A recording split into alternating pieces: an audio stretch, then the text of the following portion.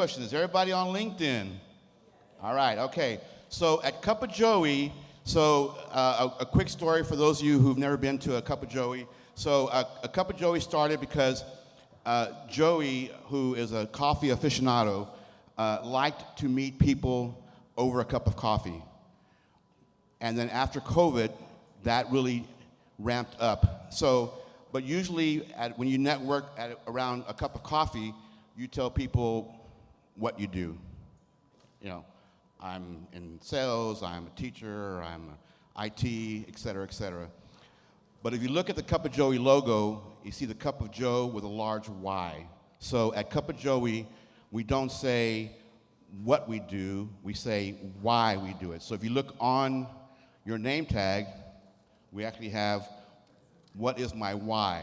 And so at Cup of Joey, and if you can follow us on LinkedIn, or you can look at cupofjoey.org. You see a lot of people who put their why, or they ask your why. So what I want everybody to do here, if you have standing next to somebody you don't know, I want you to turn to that person, and you're going to do two things. One, you're going to share what your why is. What is your passion? What drives you in the morning? What makes you energized to get up and make a difference? And so the next thing I want you to do is, if you're on LinkedIn, use the QR code and connect with each other. And then, and when you do that, by doing that, we are helping the community here in Houston grow.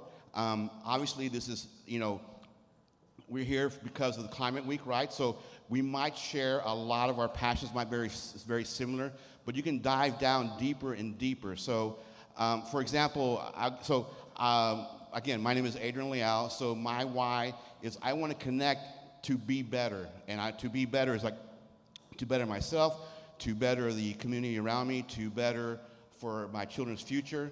And so how do I do that? Well, my full-time job, I'm a manufacturer, but my passion to be better, I volunteer with Cup of Joey. I volunteer with the local Veterans Chamber of Commerce. I volunteer with a local STEM organization called TechFest Live. So that's how I use my connections to help those organizations grow. So take a few minutes, grab your coffee, grab your phone, let's connect, let's share our why, let's share our passion, and let's kick off a great week.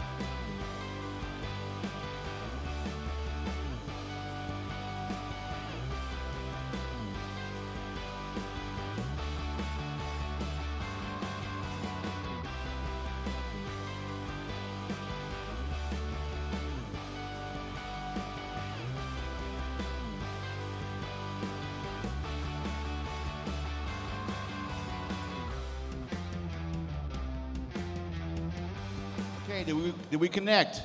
Did we connect? Did we connect? Did we connect?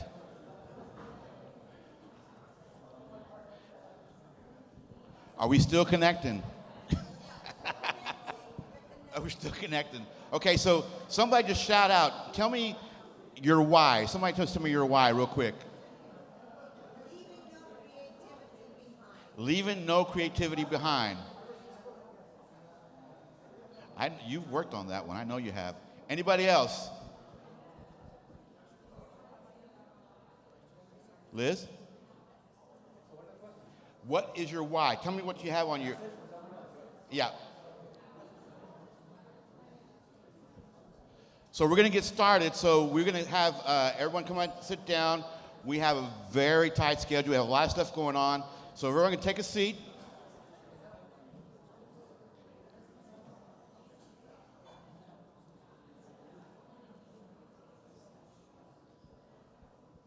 Grab your coffee, grab your drinks, grab your carbs.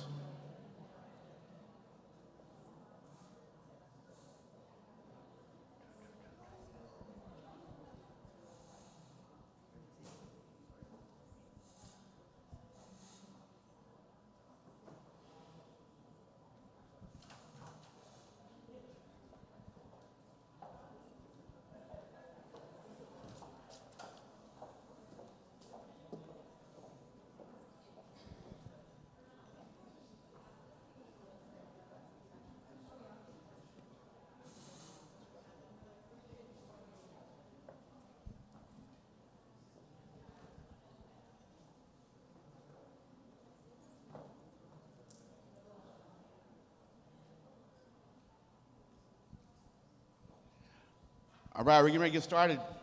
Everybody, come on in, come on in.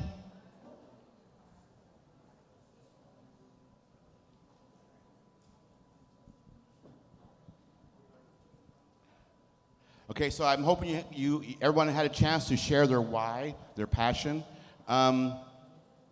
Before we get started, Ingrid, anything else? Everybody seated. So, who's excited to be here? Oh, come on. Okay, any Aggies here? We 41-40, right? Okay, so let me hear that excitement from the Aggies but transfer it to Climate Week. So who's here excited to be here? There you go. Okay, so my friends at UT, you guys won too, but I mean, you were playing UTEP, so I mean, come on, you should have won. So we're getting ready to start. So again, one more time, anybody wants to share either their passion, their why, or a passion or why that they heard? Where's Jag? Jag, I know you have one. I'm going to call on Juliana because she has a great passion and why. Go ahead.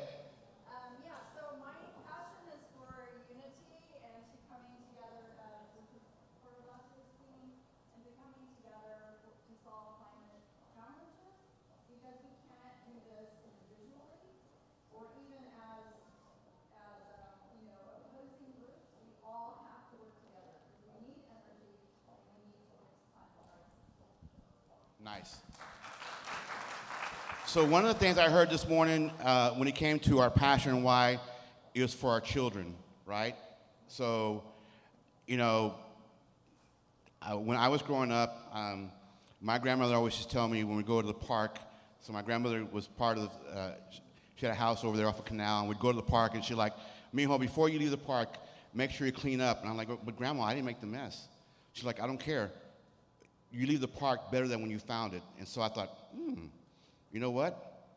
Not a bad idea. So kind of what you're, to piggyback what you're saying, so we need to do a better job no matter what the condition that we find our environment in.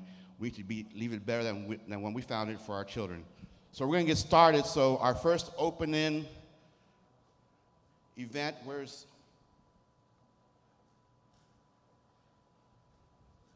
Lindsay? Where's Lindsay? I'm here. Oh, okay. There you are. Okay. Everyone, round of applause. Get started. Lindsay? Hey, good morning, good morning. Before I get started, I want to share a quick video just to give you a little bit of flavor of what we're doing here with Houston Energy and Climate Week. So let's take a look at what Gallant Culture put together for us to speak to what this week is about.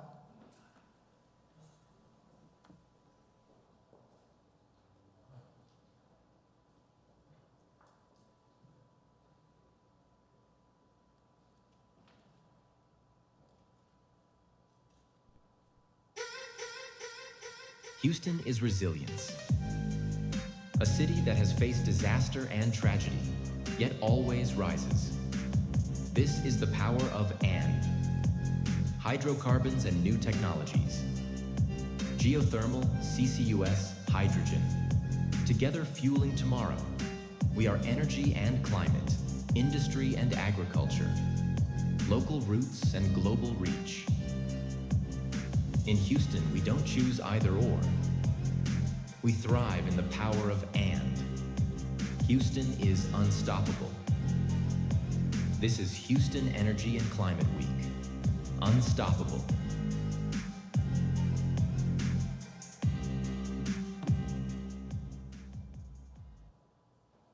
Perfect. Thank you so much for being here. Again, my name is Lindsay Rowe. I'm the president of Allies in Energy. We are a group of industry leaders, innovators, citizens, and all parts of Houston coming together to celebrate the power of and we're so happy you're here to kick off Houston Energy and Climate Week with us. So thank you for all those who are here. Thank you for those who are online. Also, thank you to our city officials that are here. We welcome the connection and the and that comes from the minds of citizens, and also with our community too. We got, my clicker isn't running for me? There we go, perfect.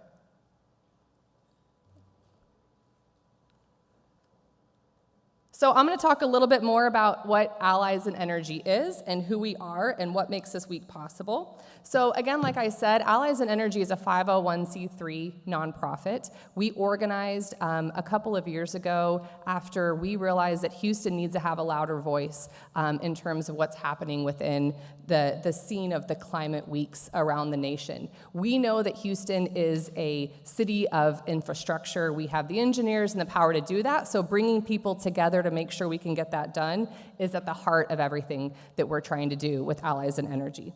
So I encourage you to learn more about what we're doing and spend some time within our booth and all of the other exhibitors today as well.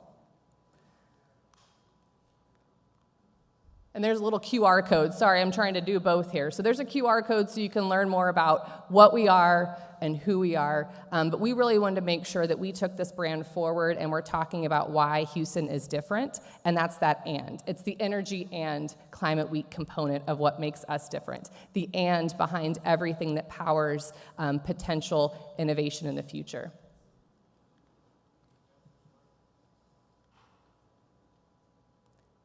So a little bit more about what we're doing as a 501c3 and our mission forward. So we focused on making sure we have engagements like this, interactions like this, bringing people together to build these networks, have the conversation, and make sure we can platform all the wonderful things going on in the city. So you know you're here today, but there's obviously 100 different events around the city. Making sure you're going to see those is a key to really experiencing the power of and. But what we're also trying to do is through the funds that we raise, make sure that we can make this sustainable in the future, but also give back. And we want to make sure we're looking at our workforce and our future workforce. So we have funds that go to powering student access to Houston Energy and Climate Week.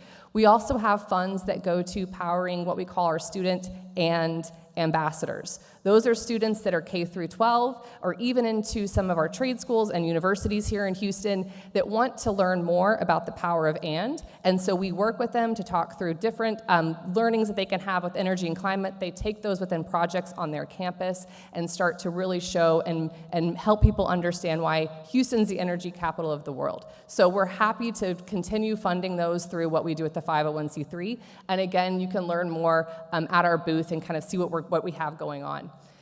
We also are, like I said, we're a network of different people that have come together. So we're all volunteers putting our time together to make sure this happens. So while I'm the president, we have a team of people that are advising and making sure we can take this forward. But the biggest power really is going to be the team of everybody else behind the scenes. So while we work on the 501c3, we have come together with tons of volunteers, 35 volunteers, hundreds of different exhibitors and innovators, and people are putting panels together, and it's not possible without the power of all of those people too. So I thank everybody who has been contributing ideas, time, and energy to what we put together for Houston Energy and Climate Week this year. We also really focused this year and took time to be intentional in how we did stuff. So we made sure that we had not just kind of the anchor events of opening and closing, but what's unique this year is that we have specific tracks. So we wanted to focus on what's unique about Houston, the space, and medicine, and all the other things that come to Houston. So make sure you look at some of those key tracks. We have a workforce track this year. We have a hackathon where those students that I mentioned before are going to be showing off some skills and solving some problems. And then we also have a variety of other components in terms of water and space and medicine that are exciting and things you need to go see. One of our key events tomorrow too is our anchor event with ETN, a pilotathon, being really able to let people showcase pilots in a meaningful way. So we're excited to have them a part of this as well. So with that, I'm going to pass the stage over to Commissioner Briones. We are so happy to have her here in our second year. She has been supportive of us from year one and takes time to shine a light on what the Harris County team is doing behind the scenes and really speaking to the power of and. So with that, I'll bring up Commissioner Briones.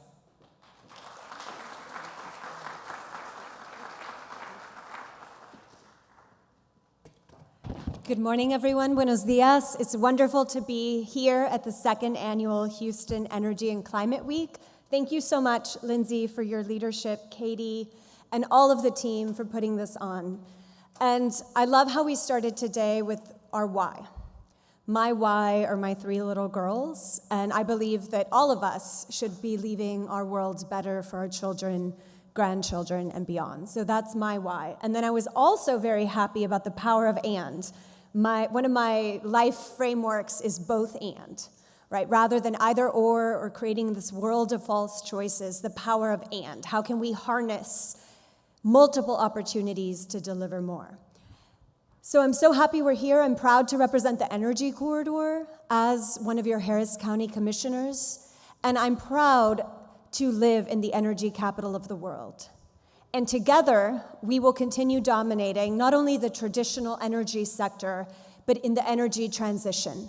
We know we have a moral imperative, an environmental imperative, and an economic imperative to make sure we're leaning into that and, because we don't want to be left behind, and we want Houston, Harris County to continue to lead.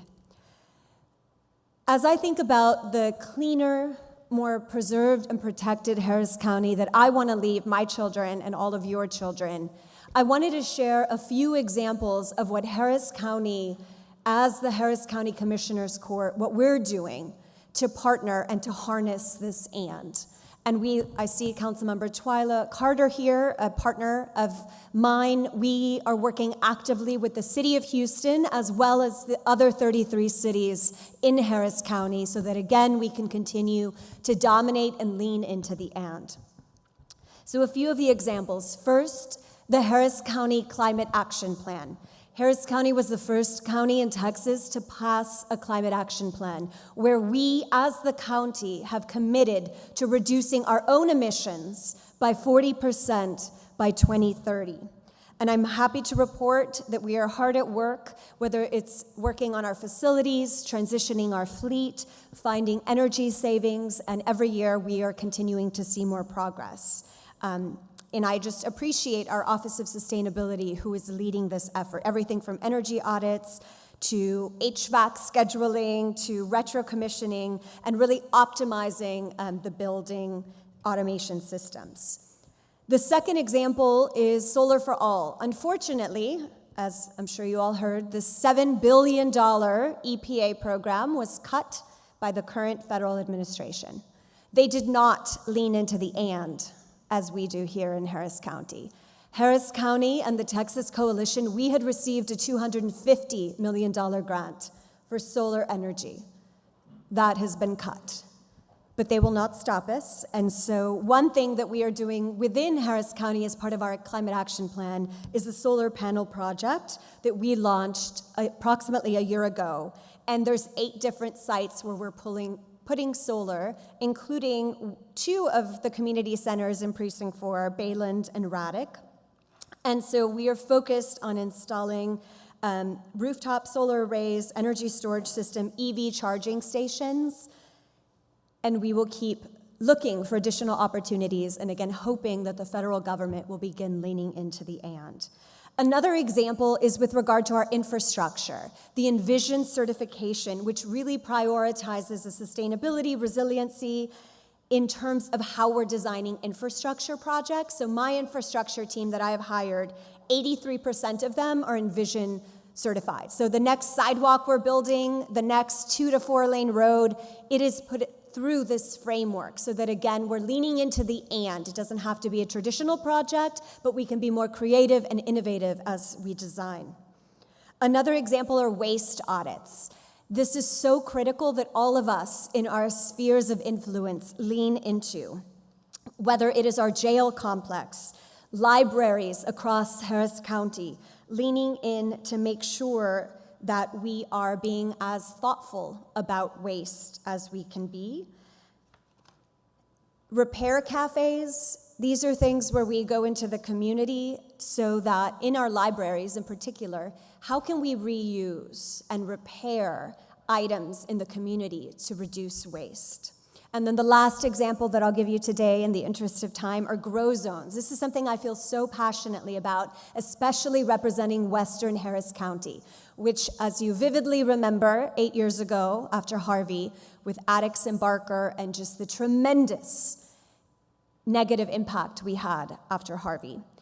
How are we not only working on the flood bond projects and improving our maintenance of our current assets, but how are we building back the nature-based infrastructure so that we have that natural absorption? So in partnership with the Coastal Prairie Conservancy and many other partners, we have identified in my precinct over 350 acres of grow zones, and we're trying to be as purposeful as possible, as well as launching a park green space study to identify additional green spaces. And this, again, leaning into the and.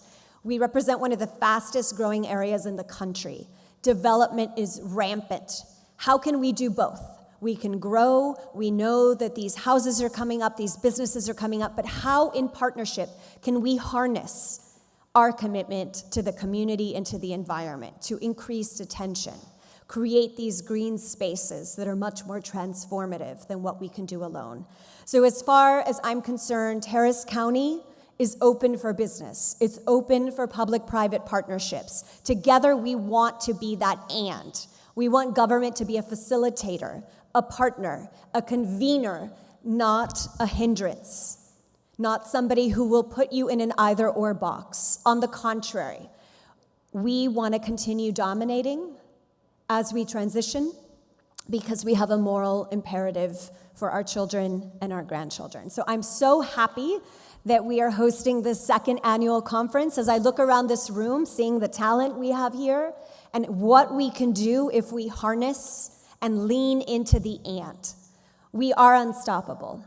And I look forward to many more years of making sure that Houston, Harris County is the energy capital of the world, the climate capital of the world, and that we are leading as stewards of our environment and as stewards of this tremendous growth. So thank you again for inviting me, and I am always here if we can partner in any way. So thank you, and here's to our unstoppable future together. Thank you.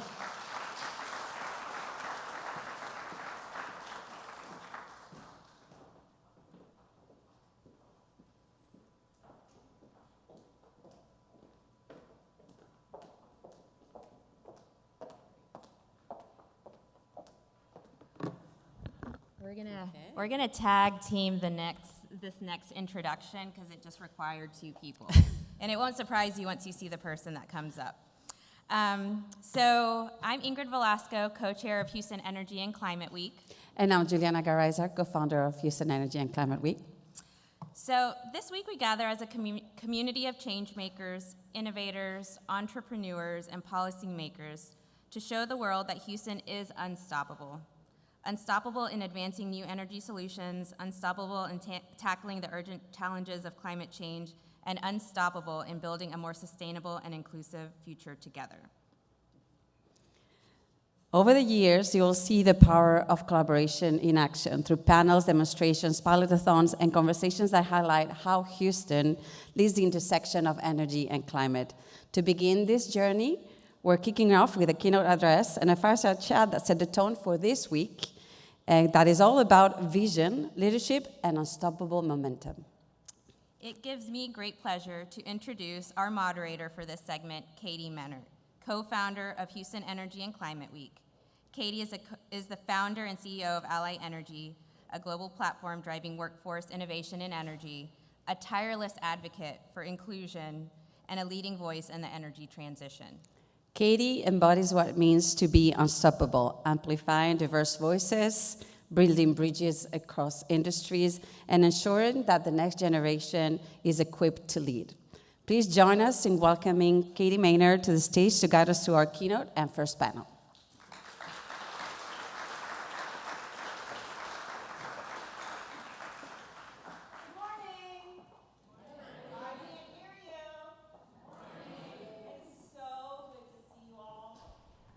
So this year's theme is unstoppable. And I cannot imagine a better theme, except that I'm going to tell you a secret. Let's see if I can adjust this. Can you hear me now? Better? All right. So a year ago, this next week, I was traveling between Houston and New Orleans. I came home early. I went straight to bed because I felt terrible. And at midnight, I woke up and my husband looked at me and said, "What's the matter?" And I said, "I feel like I'm going to die."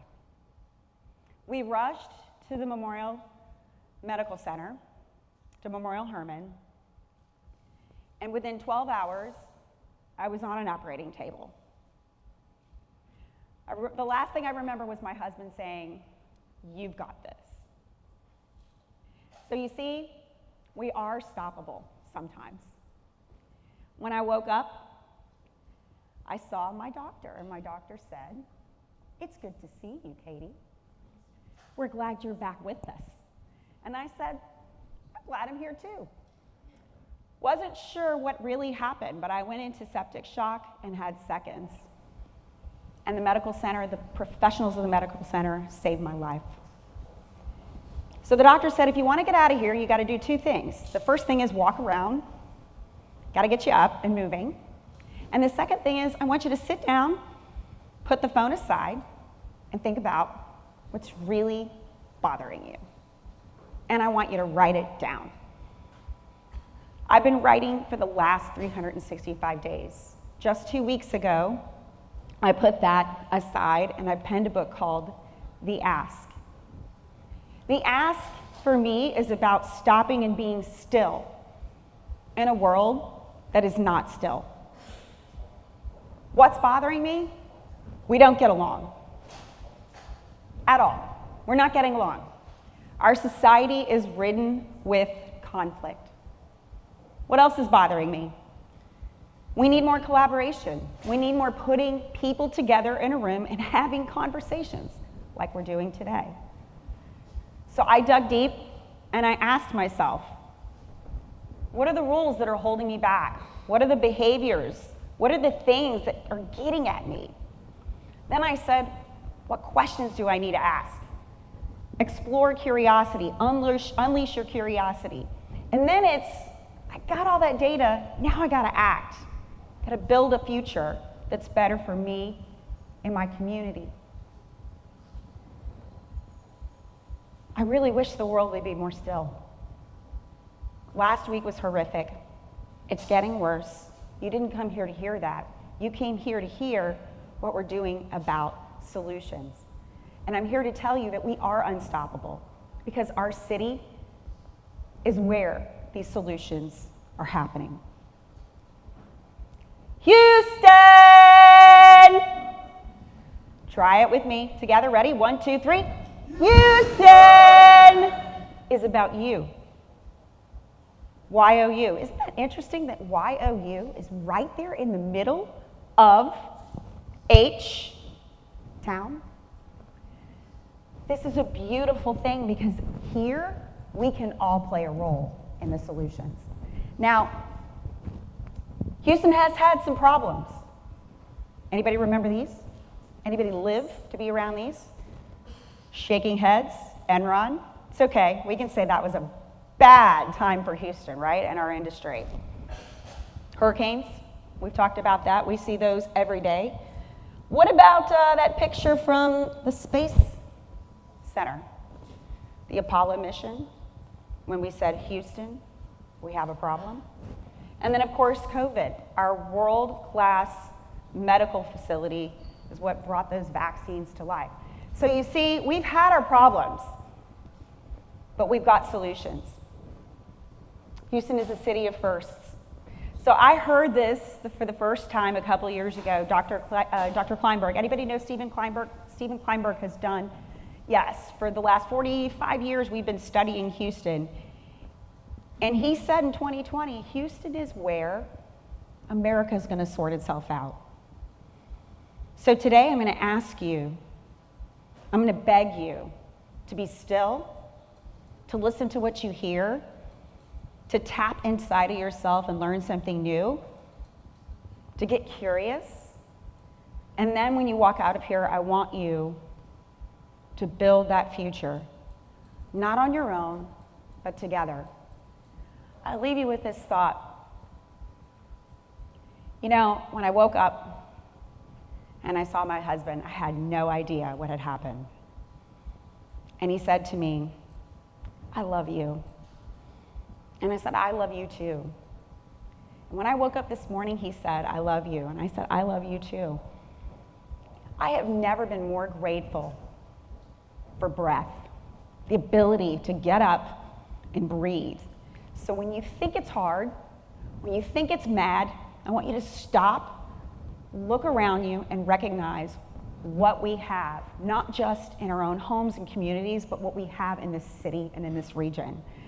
Today, we are going to have some great discussions about the brain, the heart of Houston, and how those intersect, energy and climate, and how those intersect. And the whole week is about solutions. But it gets back to Houston is about you, about us, working together to drive that new future. So at this time, I would love to welcome my dear friend David Gao up, and we're going to talk more about the Center for Houston's Future and what Houston's future looks like moving forward. David?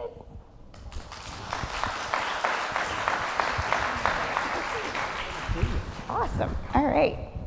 Guess we'll sit right here. So, wow, that's quite the chair. So, you know, I don't know that everybody knows much about the Center for Houston's Future. First of all, I will say congratulations on being one of the most successful entrepreneurs in Houston. David, if you're not aware, is the leader of GAL Media. So if you've heard of GAL Media is a voice for Houston, which is amazing. But he has since left GAL to step into this role at the Center for Houston's Future. Why don't you tell us a little bit more about that? And if you want to talk a little bit about GAL, please do. Sure. Well, for GAL Media, we're a multi-platform media company that includes a portfolio of different assets. We have ESPN Sports Radio in town, Culture Map. Innovation Map is probably a platform that you've read. We cover all the stories of tech innovation in the city, the goings on at the Cannon and the Ion and the Greentown, et cetera, all these places. And we have Energy Capital HTX. So that's GAL Media. But I did leave it about a year ago. In fact, I'm celebrating my 1-year anniversary this week to join the Center for Houston's Future. And the Center for Houston's Future has been around for 25 years. We have a wonderful mission. We work to enhance the long-term well-being of the greater Houston region. We're affiliated with the Greater Houston Partnership. We share resources with them. So we're up in Partnership Tower, come up and see us there. But to do that mission, to enhance the long-term well-being of the Greater Houston region, we have 3 work fronts. The first is that we have a leadership development program where we bring in rising young leaders across the region. It's a great opportunity. If you know a rising young leader who should be part of this program, it's a great opportunity because they meet other rising young leaders and they get connected to the principles of leadership and other civic matters. In fact, I'm sitting next to one of the graduates of the leadership program, Katie, a stellar student and graduate of the program. But we have a wonderful roster of alumni, about 1,400 people who have gone through the program over the last 25 years, an amazing initiative. Second, we hold lots of events where we'll have panel discussions around important strategic questions for the region. And then thirdly, we do work on some important strategic initiatives. So for instance, we're wrapping up a project called Vision 2050, which is a new long-range plan for the region. That's really exciting, and I have to tell you, it's a great program. I did it 15 years ago, which was 10 years into my journey as a Houstonian, and it gave me a great perspective for the region. One of the things I thought we would talk about though today, because I started to hear through the circles, within the alumni circles, that Center for Houston's Future is looking at something that we're calling the brain economy. The brain economy. How cool is that? So can you talk a little bit about that work and how that's advancing the region's priorities? You bet.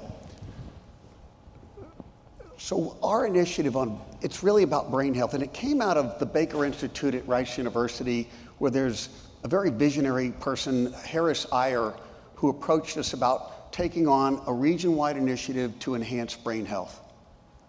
And the way we think or define the initiative is we want to take a holistic life cycle perspective on the health of the brain with 2 objectives: human flourishing and economic growth. Talk about the power of and. This is not an either-or proposition. We can do both. We can enhance human flourishing and spur economic growth by unleashing the full productivity of the brain through a whole life cycle. So that's the headline of the initiative. I might say 3 things about it.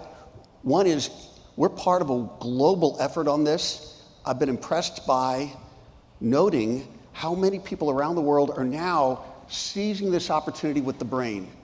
There are all these new neuroscience breakthroughs, new technologies, new means to measure brain health. It's a really, really exciting time. And we think we can position Houston, Galveston region as the leader of the global brain economy. So again, with the power of and, we don't want to just be the energy capital of the world. We aspire to be the brain capital of the world as well. Which is just phenomenal when you think about it, because the brain and the heart make up the pieces within all of us to drive all these amazing industries that we have. So let's talk about it. So how can Houston's institutions like the Medical Center and leading universities provide a foundation for this, and where do you see that going within the ecosystem we have here today? You bet. So it does require a little bit of a different mindset. I'm going to encourage people to think about where we've been and where we'd love to go. So from the medical community, I think there's long been a little bit more focus on heart health and cancer care. Now's the time for the brain. Now the brain can ascend. Brain health can be tantamount. When you think about the corporate environment, often corporations have thought of mental health as a cost they had to bear. We're shifting the mindset to say that brain health is an exciting asset. And just to round out our definitions, the way we think about brain health is when you have, well, it all starts with brain health. You have to have a healthy brain. But then you add brain skills, and the combination of brain health and brain skills gives you brain capital. And what we're encouraging companies to do is think not just about developing IP or AI capabilities, but investing in and developing and fostering brain capital.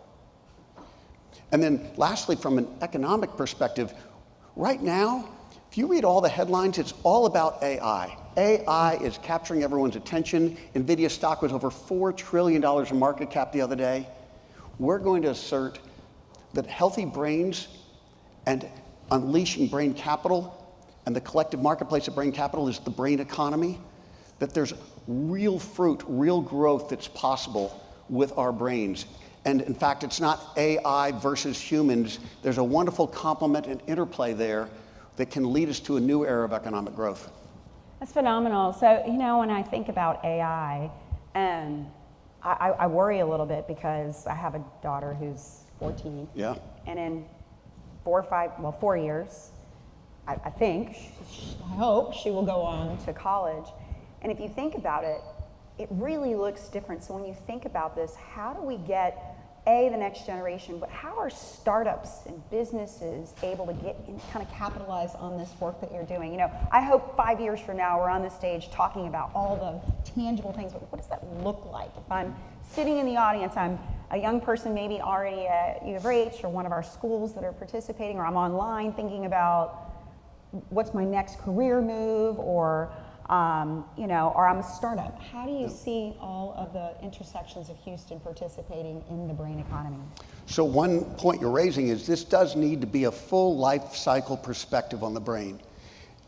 And the way we think about it, at least in this dimension, in terms of education and nurturing young brains, is we've already started to do some work on this, that the skill sets required in the future workplace are going to be different.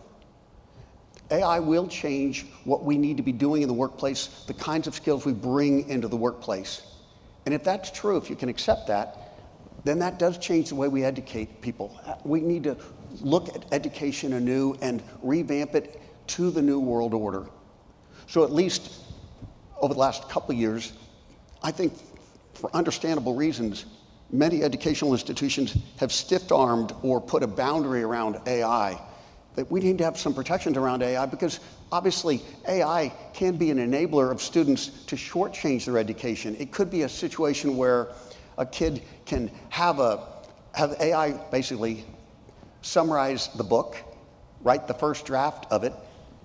If the first draft is too good, the child can say, hey, dumb that down a little bit so my teacher can't detect it, and then the paper goes in. And that's not where we want AI to go, obviously. That's a detriment to education. We think AI can be an enhancement to education and help foster the new skills for the future workplace. And so the opportunities with AI and education include things like self-paced learning, teaching in different languages, teaching with different modes. You may be more of a visual learner, I may be more of an audio learner. AI can accommodate our different learning styles. And then, of course, when you get to measurement and testing and understanding whether kids are learning, think about the possibilities here. Traditionally, there might be a test at the end of the semester and everyone crams for it, they pass the test, but after cramming, who knows what they remember. With AI, there can be ongoing perpetual testing, check-ins each day. And so we have a better way to both educate and measure the results of our education in an AI world. And so we're trying to embrace that and integrate AI in a way that does enhance the human brain. Excellent. Yeah, so today we're going to actually have a workshop on how to use our brains differently, on systems thinking. Yes. So how do you think systems thinking and this holistic concept and the brain economy, how do those kind of work together hand in hand? How do you see systems thinking playing a role in our city for how to develop the brain and really develop the economy moving forward? You bet. It's interesting, moving the economy. McKinsey Health Institute did a study that showed that if we were to get this right, if we were to enhance brain health over a full life cycle, and that of course includes staving off cognitive decline, reducing cases of mental health that undermines productivity, If we can do this well and stave off those problems, there's huge growth there. But in addition, there are new tools to enhance productivity. So we're not just playing defense, there are chances to play offense here. So new tools, if I were going to go run a mile, I might stretch my hamstring. But if I'm going to go into a creative brainstorming meeting, there are now new tools to loosen up and wire your creative elements of your brain so you can be more productive in that setting. So the possibilities are both offense and defense, staving off problems, but enhancing and stepping into new opportunities to increase mental clarity, focus, creativity, all kinds of fruit that can come out of these new solutions. And then, not to be lost, I think it's important to mention that we've been living in a world, well, imagine a world where we couldn't measure blood pressure. That's where we've been with the brain. But there are now tools, there are now abilities to measure brain health over time, and we can track it. And one of the things we'd love to get to is a brain health index for our entire community. We would measure the aggregate brain health of, say, the Houston region, and if we have a large enough sampling, and we do this over time, if we have large enough sampling, we can then break that down into different segments of the Houston region. Geographic segments, ethnicities, socioeconomic status. Just as we track employment rates or income levels, we can now track brain health for the region, and we think it's an important part. It's the old axiom, to measure is to improve. And having this ability to measure brain health over time in all of our lives. I mean, if I were to ask everybody right here, how's your brain today? Do you feel good? Wouldn't it be neat to have an objective measure that help you tune in to how your brain is experiencing life? This is what's now possible. Wow. You're laughing. This is amazing. Like, this is really amazing. So how can we get some of this brain health stuff outside of Texas? How do we ship this? How do we ship these ideas? How are you seeing the region cultivating this, but then saying, okay, America. how do we embrace this? You know, when Stephen Kleinberg said, the solutions are here, how do we take that and scale that to drive a new future for our country? You bet. I think that's really our imperative and our aspiration. So we do believe there's a whole new frontier of opportunity with the health of the brain and capturing the opportunity of the brain economy. Secondly, we can leverage our institutions. Houston has an amazing set of neurological institutions. We have great academic institutions. There's work happening at Rice, at University of Houston, and elsewhere academically. TMC, the entity, is a great resource with innovation hubs. We have the platforms. We have the opportunity to lead. I guess I should also mention DPRIT, the Dementia Research Initiative, passed by the legislature. The voters will go in November. I would encourage everyone to vote in favor of DPRIT. That's Texas state money, $3 billion that will be spent over the next 10 years on dementia. So we are poised, this region is poised, we have the resources to be a lighthouse for the rest of the world. And to answer your question, how will we do it? I think we need to do it the way we're doing it with energy transition. It's very, very similar. We need to bring together many, many leading people, resources, institutions across the city. This would include medical institutions and large corporate institutions. We need the large corporates because so much of brain health is played out in the workplace. So we need to bring in the large corporates, leading medical institutions, convene them. We've set up 5 working teams that we're going to launch in January. And the 5 working teams will each work on a piece of the whole brain health opportunity. And then our ambition here is that we would take our findings, take our work, implement them locally so that our region benefits from economic growth and human flourishing, build effectively an industry, become known for this. Just as people travel all over the world to get cancer care here, we envision a world where they come here for brain health. And then once we implement it locally and develop a new industry, we will share it globally. We intend to be that lighthouse. It's amazing. So can we give him a round of applause for this? This is great stuff. I'm going to leave it open for a question. If anyone has a question in the room, please come to the mic and you can ask your question of David. While you're thinking of that, you know, David, I think it's amazing that the Center for Houston's Future has been a part of the GHP. How do people support this work? Because I know it's a piece of the GHP, but it is a non-for-profit. That's right. It's a non-profit. So if I want to get involved, I can volunteer, I can presumably give money. How do I as an individual get involved in the work? You bet. The Center for Houston's Future, having been around 25 years, is a nonprofit. We are a legally distinct entity from the GHP, though we are co-located with them and share resources. We are a legally distinct entity, and so we do need to raise our own funds. And so one of the things we are asking for this particular project is that the corporates and the institutions who participate in it would contribute to the work.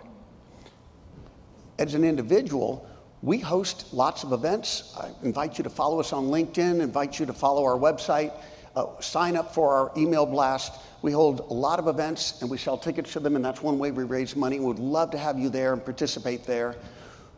We also have our wonderful Dinner and Conversation. It's an annual event. It's not really a gala because gala implies all party. This is a dinner with always an insightful, intriguing, mind-provoking conversation. This year, our Dinner and Conversation, which will be on November 13th, we invite you to come buy a ticket, come be part of it. We're going to do it at the River Oaks Country Club, and the focus of the conversation this year, the Dinner and Conversation, will be brain health. And we're going to have an extraordinary set of panelists who are on the leading edge of what is now taking place in neuroscience and share the possibilities of the way we will work and understand and enhance our brain health over time. Excellent. Anybody have a question? If not, no questions? Go ahead. Can you grab the mic for our folks that are online? Hey guys, quick question. You mentioned there might be 5 work streams that come out of this. Can you say a little bit more about those 5 work streams as far as you know now? You bet. At least 5. We may have a 6th, but the ones, we've got a straw man on it now. We would have 3 teams that are divided by where you are in your life cycle. So one team would be early life, another is the workplace years, and then the third team would be healthy aging. And then 2 teams that transcend where you are in life cycle, one team on science and the newest, latest, greatest science developments, and another team on what we're calling innovation and commercialization. Just as you all have been nurturing and incubating companies, accelerating their growth, early stage startups, we love to do that in the neuro realm, and that's what that team will develop, is the ways to incubate and scale large new neuro opportunities in Houston. So those are the 5 that we're envisioning. We may amend that, but it's really interesting. Right now, there's a whole lot of dialogue around the workplace years. Several corporations appear to be coming together to think about, what does a brain-friendly workplace look like? What are the attributes of a brain-friendly workplace? What's the environment, the built environment look like? And what's the cultural element look like? And in fact, if we can get to a checklist that are the attributes of a brain-friendly workplace, we can then almost come up with a certification. Just as you walk into a building and it'll say that this is an environmentally certified building, was built with the best environmentally friendly items, we would love to have a certification where people walk into a workplace and can see that this is a brain-friendly, brain-positive environment. Excellent. Well, thank you so much for your time, David. Thank you for the Center for Houston's Future, the work that you do. It's super important. Check it out at centerforhoustonsfuture.org. You bet. And want to thank you for being here, and can't wait to do more with the Center for Houston's Future and Houston Energy and Climate Week. Thank you so much. Thanks. Good to be here. Thanks. All right, so how is that? I feel like we need some music in here. I mean, it's a little dry this morning. We got to get this going. So, our next 2 folks that are going to join us on stage, we're going to dig a little deeper into the brain and the heart. And I cannot imagine a better person, 2 people to talk about this. We're going to be looking at how science and energy intersect with our next guests. And so our next guests are Dr. David Sandberg, pediatric neurosurgeon and author of Brain and Heart, The Triumph and Struggles of a Pediatric Neurosurgeon, and Randy Lack, President, New Business with a New Climate.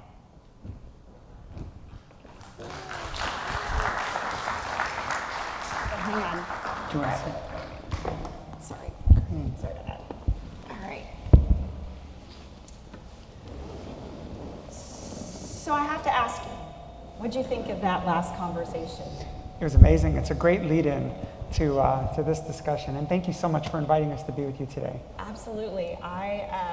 When we knew that we were going to talk about the brain economy, I said, I have to invite this guy. He wrote this book, and by the way, my brain is getting older. I'm now 50, and so I'm losing it a little bit. And I kept saying, I know this guy who wrote a book on brain. And then I remembered it was Dr. David Sandberg. So I'm excited for you to be here. If you haven't gotten the book is here, and David has signed some, and he'll be here to sign more.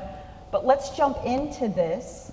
The vision when we started to plan this conference was, let's talk about brain health, let's talk about brain economy, but then let's talk to somebody who's actually on the front lines, the two of you in your respective industries, and how you see this playing role, right? Not just in the work that you've done with children, but in Houston and some of the missions that you've done around the world. So maybe you want to talk a little bit about your background, talk to us a little bit about the book, and we'll dive in.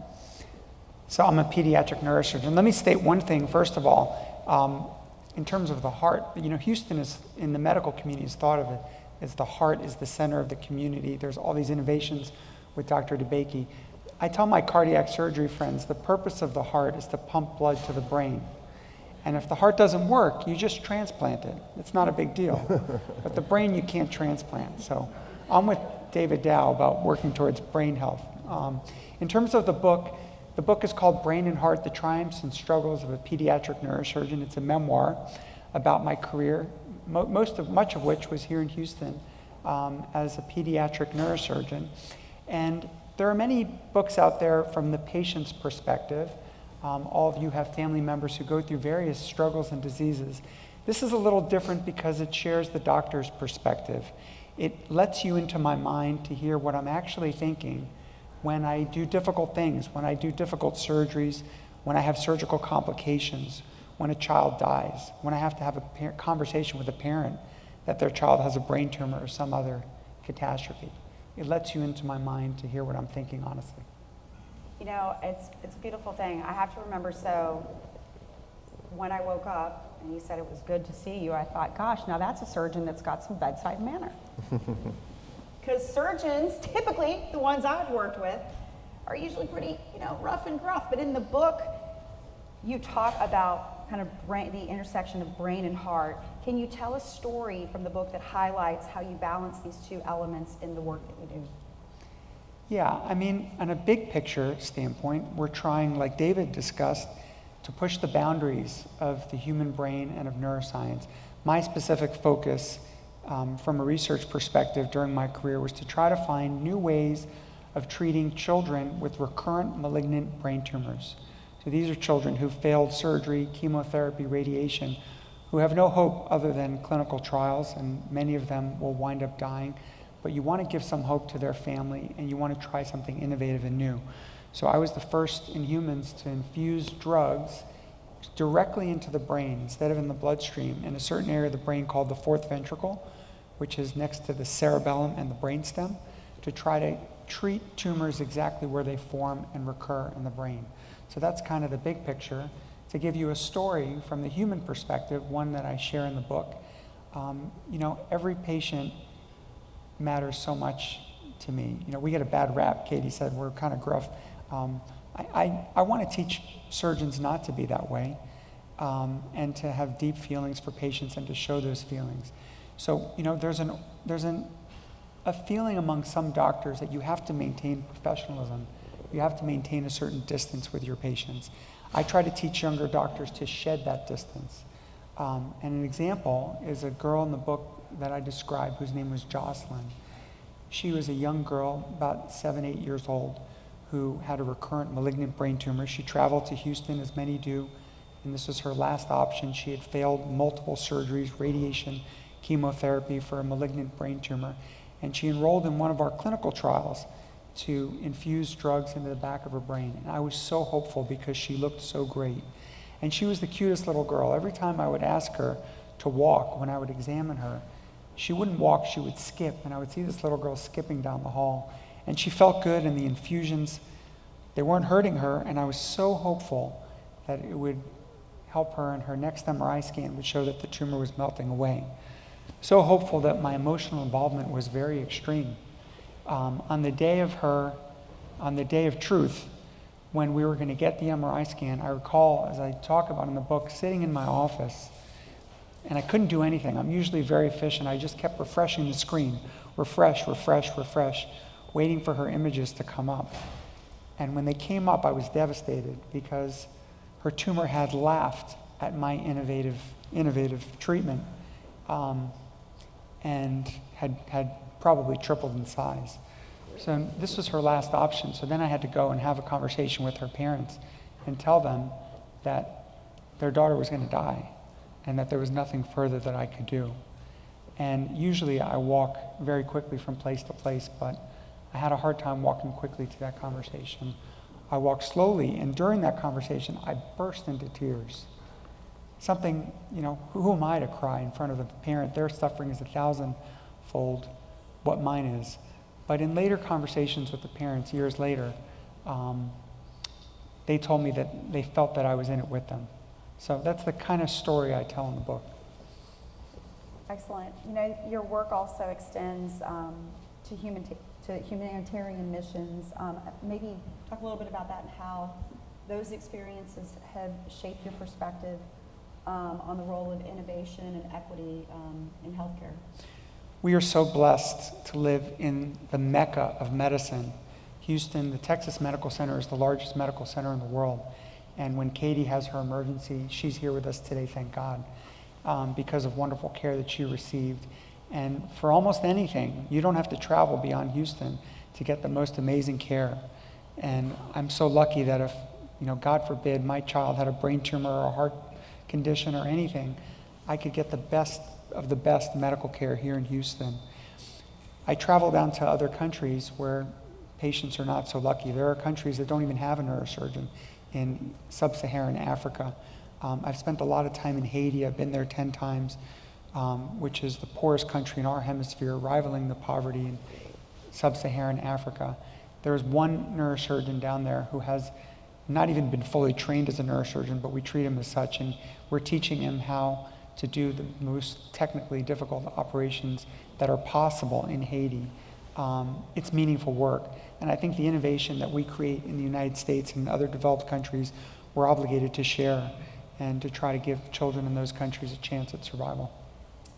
Okay, so innovation absolutely important in the field of medicine, and it is very important in the field of energy. Randy, your work at A New Climate is all about creating market-based solutions to reduce carbon emissions. And as we are the energy capital of the world, we are also becoming a leader in climate innovation. So how is your work reflecting Houston's ability to meet this challenge?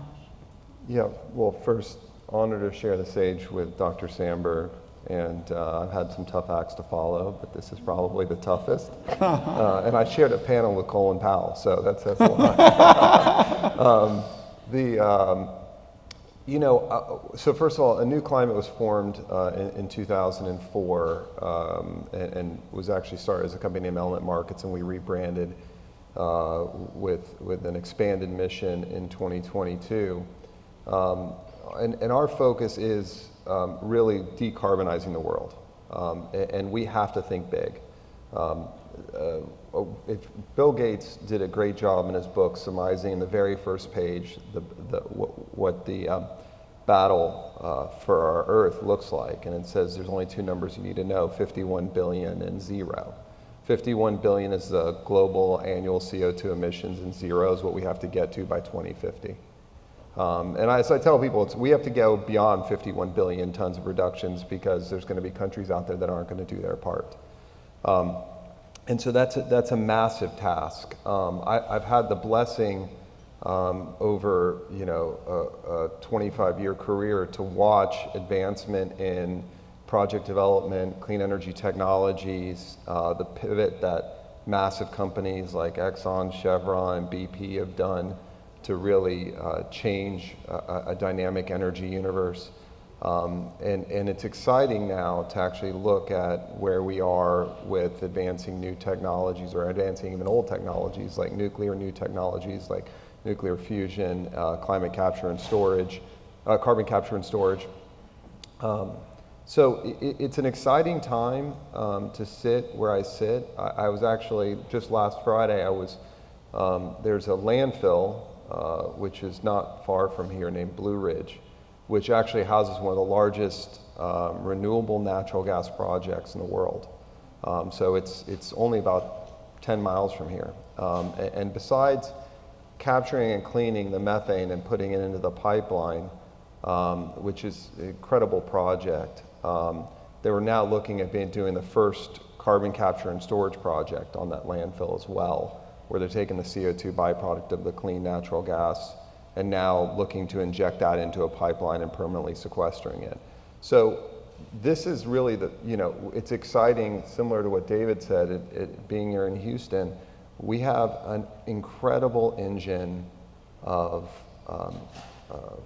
people, capital, and expertise to really be the leaders in the world of decarbonization. And for our side, we get to sit and participate in it. And at the end of the day, our job as a company is to ensure that there's a carbon price in everything. We need to be in a world where there's an elastic decision that's actually made for the betterment of the world. And it's hard because what we're telling people to do is make decisions for 2050 now. And we live in a microwave economy now, right? Everything is instant gratification. If it doesn't affect me today, I don't want to know about it. And that's what we've been taught to do, mainly by, our phones. But right now, what we have to do is we actually have to show a deep commitment to decarbonization by 2050. So, our focus is really in educating everything from governments to companies to individual constituents about the effects not only of climate change, but how elastic decisions are made on new policies and regulations and how they advance our technology and our environmental ambitions. Wow, so the two of you are navigating some of the biggest challenges of our time. Dr. Sandberg, obviously, you with the human brain, and Randy with the climate crisis. While these fields might seem worlds apart, they both require innovation, resilience, and a deep sense of humanity. How do you see the parallels between your work, and what lessons can we draw from them, seemingly different, yet they inspire innovation and leadership in Houston? You go first. I'm trying to save a few patients. Randy's going to save the planet and save all of us. I think, when I moved to Houston, it became my second home, and now it feels like home. I came here 13 years ago. What I tell people about Houston is that there are two types of people who come here. Two types of people who live in Houston. One are people who are from Houston. They're Southern, they're warm, they're friendly, they're just the nicest people in the world. The other are people who move here for one of two things, either to be in the energy industry or to be at the Texas Medical Center, which is the largest medical center in the world. What unites us is that we are trying to push forward to make the world a better place, to help individuals, to help groups, and we're at the forefront of industries here in Houston. Those are the two meccas. Yeah, the gift for both of us, and David talked about it, is the statistics behind the size and breadth of the Texas Medical Center were shocking to me, and I'm a Texas lifer, and I've lived in Houston for almost 30 years. And it's just an incredible infrastructure that underpins our medical community, and the same exists in the energy community. And what's amazing is that the energy companies and energy executives are now pivoting. Exxon has an entire division on low carbon, and it's incredible what they've done. They acquired Denbury Pipeline, and they did that with the CO2 pipeline to do a rapid expansion on carbon capture and storage, and are doing first of their kind projects across the Gulf Coast now. You have companies like Chevron heavily investing in renewable natural gas projects. BP the same, although they're stepping back from some of their climate commitments, but have done a lot to advance the world of decarbonization. But at the end of the day, we will only be successful where we have, again, a market that actually does put a price in carbon and everything, but that incentivizes technological advancement. We don't have everything we need to be successful today. We will need dramatic technological advancement, not just in energy, but it has to come in the decarbonization of really difficult to decarbonize industries like steel, cement, chemicals. This is a real tall task that leads to the world of our infrastructure and our underlying support. We talked about AI. We talked about AI with David leading up to this. And the amount of energy that's going to be needed just in the next decade, we're basically going to have to double the capacity of energy in the United States. And it's baseload power. Wind and solar is wonderful, but it's going to have to be wind, solar, and battery storage, or it's going to have to be baseload power, which is traditionally natural gas. Was traditionally coal, but now primarily natural gas. And so we're going through an entire shift in the underlying energy resource, and it's going to be competing for the same energy we use in our households. And so we have to solve that. At the same time, they're putting in massive data centers. And these data centers, you can see them from space. They are just enormous buildings. And there, again, steel and cement are going into those buildings that are high global warming emitting products. And so we have to go through a world of growing at the same time as decarbonizing. This is all mid-air fueling, and really, really tough to do. But if we're going to be successful, and I think we will, I do have a lot of hope because of some of what I've been able to see. It's really going to happen because Houston is a leader in it, and it's going to be a pivot of taking our incredible acumen and experience and pushing that towards the world of decarbonization. So, as we wrap up, I have a question. Both of you are obviously in high-stakes fields where you have to make pressure-packed decisions, as many of the people are in the room.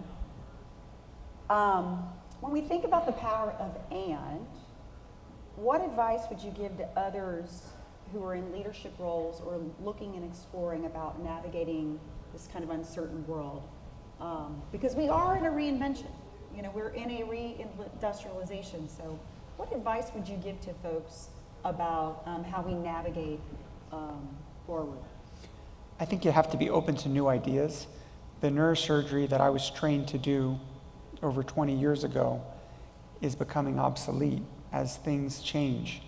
And it's hard to adopt new technologies and new techniques. And to be a little more specific, neurosurgery is becoming smaller and less invasive. What we used to have to do with a huge incision and taking off a huge piece of the skull, we can do with a tiny incision that you can't see and a little hole in the skull, and putting a needle or an electrode, or even without an incision with focused ultrasound to ablate tissue for various conditions. And things are going to change further. And it's going to create ethical dilemmas. There are going to be a lot of things to solve.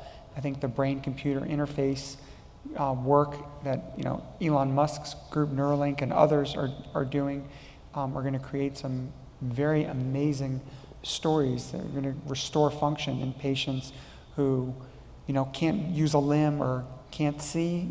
It will make blind people see, perhaps, and people who can't hear will render them having the ability to hear. Will also create some ethical dilemmas.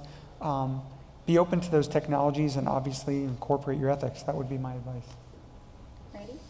Yeah, I would say be empowered by the suck, right? Like when it's really hard, that's when you're supposed to push through.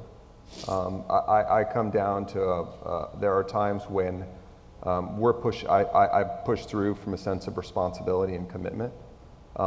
We unfortunately are in a space where what we do isn't measurable in a physical sense. And most of what we're doing is on the back end of regulatory and legislative policy. And you know, some of that being unwound now. For us, we have to push through durationally with hope and continue to commit on the really hard projects, the ones that we feel like are the ones that need to get done. And again, I went from a time when, you know, you can get beat up or you can actually find hope and inspire through. And I'm fortunately at a point in my career where I've seen enough, I've gone through enough, and I've gone through some very, very difficult things on projects where I've seen them come out the other side, and they were amazing demonstration projects or amazing projects that really created durational impact and inspired others. So that's really a gift. Awesome. Well, thanks guys for being here. Appreciate you joining us at Houston Energy and Climate Week. A round of applause for our guests. Thank you so much. Thank you so much. What's that? Oh, thank you. Thank you. Awesome. All right. So, we're going to do this all day until it's ingrained in your head. So I want you to ask in the last 30 minutes, 45 minutes, what did I learn? How can I use this? And what will I do with it? On the table, we should have, and if not, we'll be passing those out, some worksheets where you can write this down. But I want you to write this down if you don't have that in front of you. What did I learn? How can I use this? And what will I do with this? And then in the corner, because it just wouldn't be an ask without a double ask, that's the raffle we're doing. We probably talked a little bit earlier today. We want to make sure that you participate in that, so we would ask that you check that out.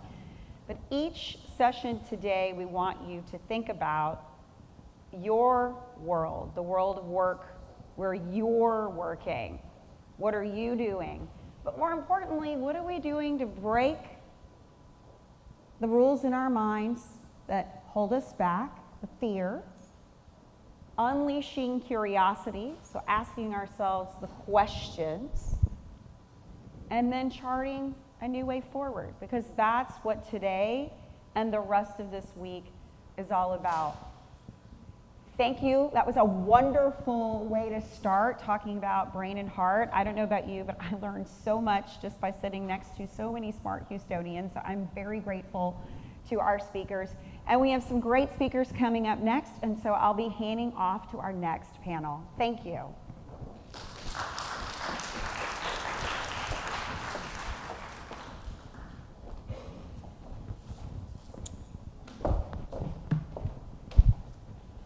All right. So I am honored to introduce our next moderator, which is Julie Rush. Julie is an educator, administrator, and foresight strategist based here in Houston. She brings a unique lens to complex challenges, connecting the future of systems and communities with perspectives in resilience, change, and equity. She serves as an adjunct faculty in the University of Houston's Foresight program and also teaches futures and systems thinking to middle school students, preparing the next generation to thrive in an uncertain world. In addition to her academic and strategic work, she is also a certified death doula, using her training in grief and transition to guide individuals and communities through periods of transformation. Please join me in welcoming Julie Rush to moderate our panel, Intersections of Climate and Energy.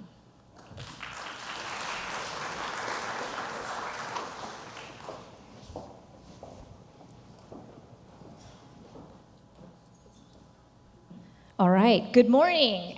As Ingrid said, I'll be your moderator this morning. We've got a beautiful panel that I'm going to go ahead and invite up to come up to the stage. Come on up.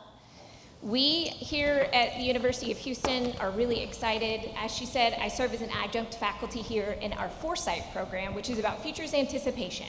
So it's getting people to think strategically, thinking longer term. But like she said, I also teach middle schoolers. And I'll tell you, teaching graduate students is very similar to teaching middle school students. It's the same story. Do your homework, show up to class, right? So I do both of those, but today I'm lucky to get to work with a beautiful panel here today. So we're doing the intersections panel. So this will be the bookends. We'll do it here at the opening, and then we'll do another panel on Friday at the end. And part of doing the intersections is the idea that we're bringing together people from all different diverse backgrounds. In order to attack some of these big issues, we have to be systems thinkers. The best way to be systems thinkers is to get the people in the room. So we've got the right folks here for us today. So I'm gonna ask our panel to introduce themselves, just go down the line, but beyond just introducing themselves, share a little bit of their why. Why are you here? All right, Debelina, do you wanna start? Can everyone hear me? It's always a hit and miss with these mics. So Debelina Sengupta, I'm with the University of Houston's Energy Transition Institute. I serve as the Chief Operating Officer for the Institute. We started the Institute about 3.5 years ago with the focus on energy transition. So one of the things that, Julie, you want to talk about intersections. Transition is about how we change from what we are currently in into what we want to do. So that's probably why I'm here, is to educate the public and our Houston ecosystem on the hows, how to do system thinking in that energy space, and then how does it intersect with climate, water, and a lot of other areas. And I think I'll have a phrase to end the panel when we have that time. Perfect. Yes, Debelina, your beautiful history lives at the nexus of so much of this. We're glad to have you. Yes, let's go ahead. Aaron. Yeah, thanks for having me, and happy Monday, everyone. Good morning. I'm Aaron Fitzgerald, CEO and co-founder of Mars Materials. We are a carbon transformation company working to turn everyday products into carbon sinks. We're doing that by scaling up a chemical building block that's a $14 billion market today that's responsible for fresh water production, as well as materials that relate to transportation and energy. As of late, we're based here in Houston, Texas. We actually migrated from California to Houston about 2.5 years ago. And because of that, we've been able to accelerate our piloting by about 3 years with partnerships with the likes of Shell. That has enabled us to achieve a industry-first product validation, where we overcame a 3-decade-long incumbent barrier for our product with a global company focused on freshwater treatment. In terms of my why, it really gets to the work that we're doing at Mars. I care a lot about protecting habitats, particularly animals, and at the core of it, to prevent tipping points, we need to utilize legacy emissions that are in the air to really combat and stop and achieve climate action. So for me, my focus is on doing what we can to utilize those legacy emissions and then leverage them in our supply chains, that we're able to really build the things that we all love and keep our modern life, while also making it so that it's less environmentally impactful. Beautiful. Thank you, Aaron. We're glad you're here. Jolene. Hi, everyone. I'm Jolene Gervich. I'm the Director of Fellowship Experience at Breakthrough Energy. If you aren't familiar with Breakthrough Energy, we were founded in 2015 by Bill Gates in order to develop a platform of programs designed to support climate tech innovation from discovery through development and all the way through full-scale deployment. The Fellows program is specifically a 1-year program for innovators who are commercializing breakthrough climate technologies out of universities and national labs.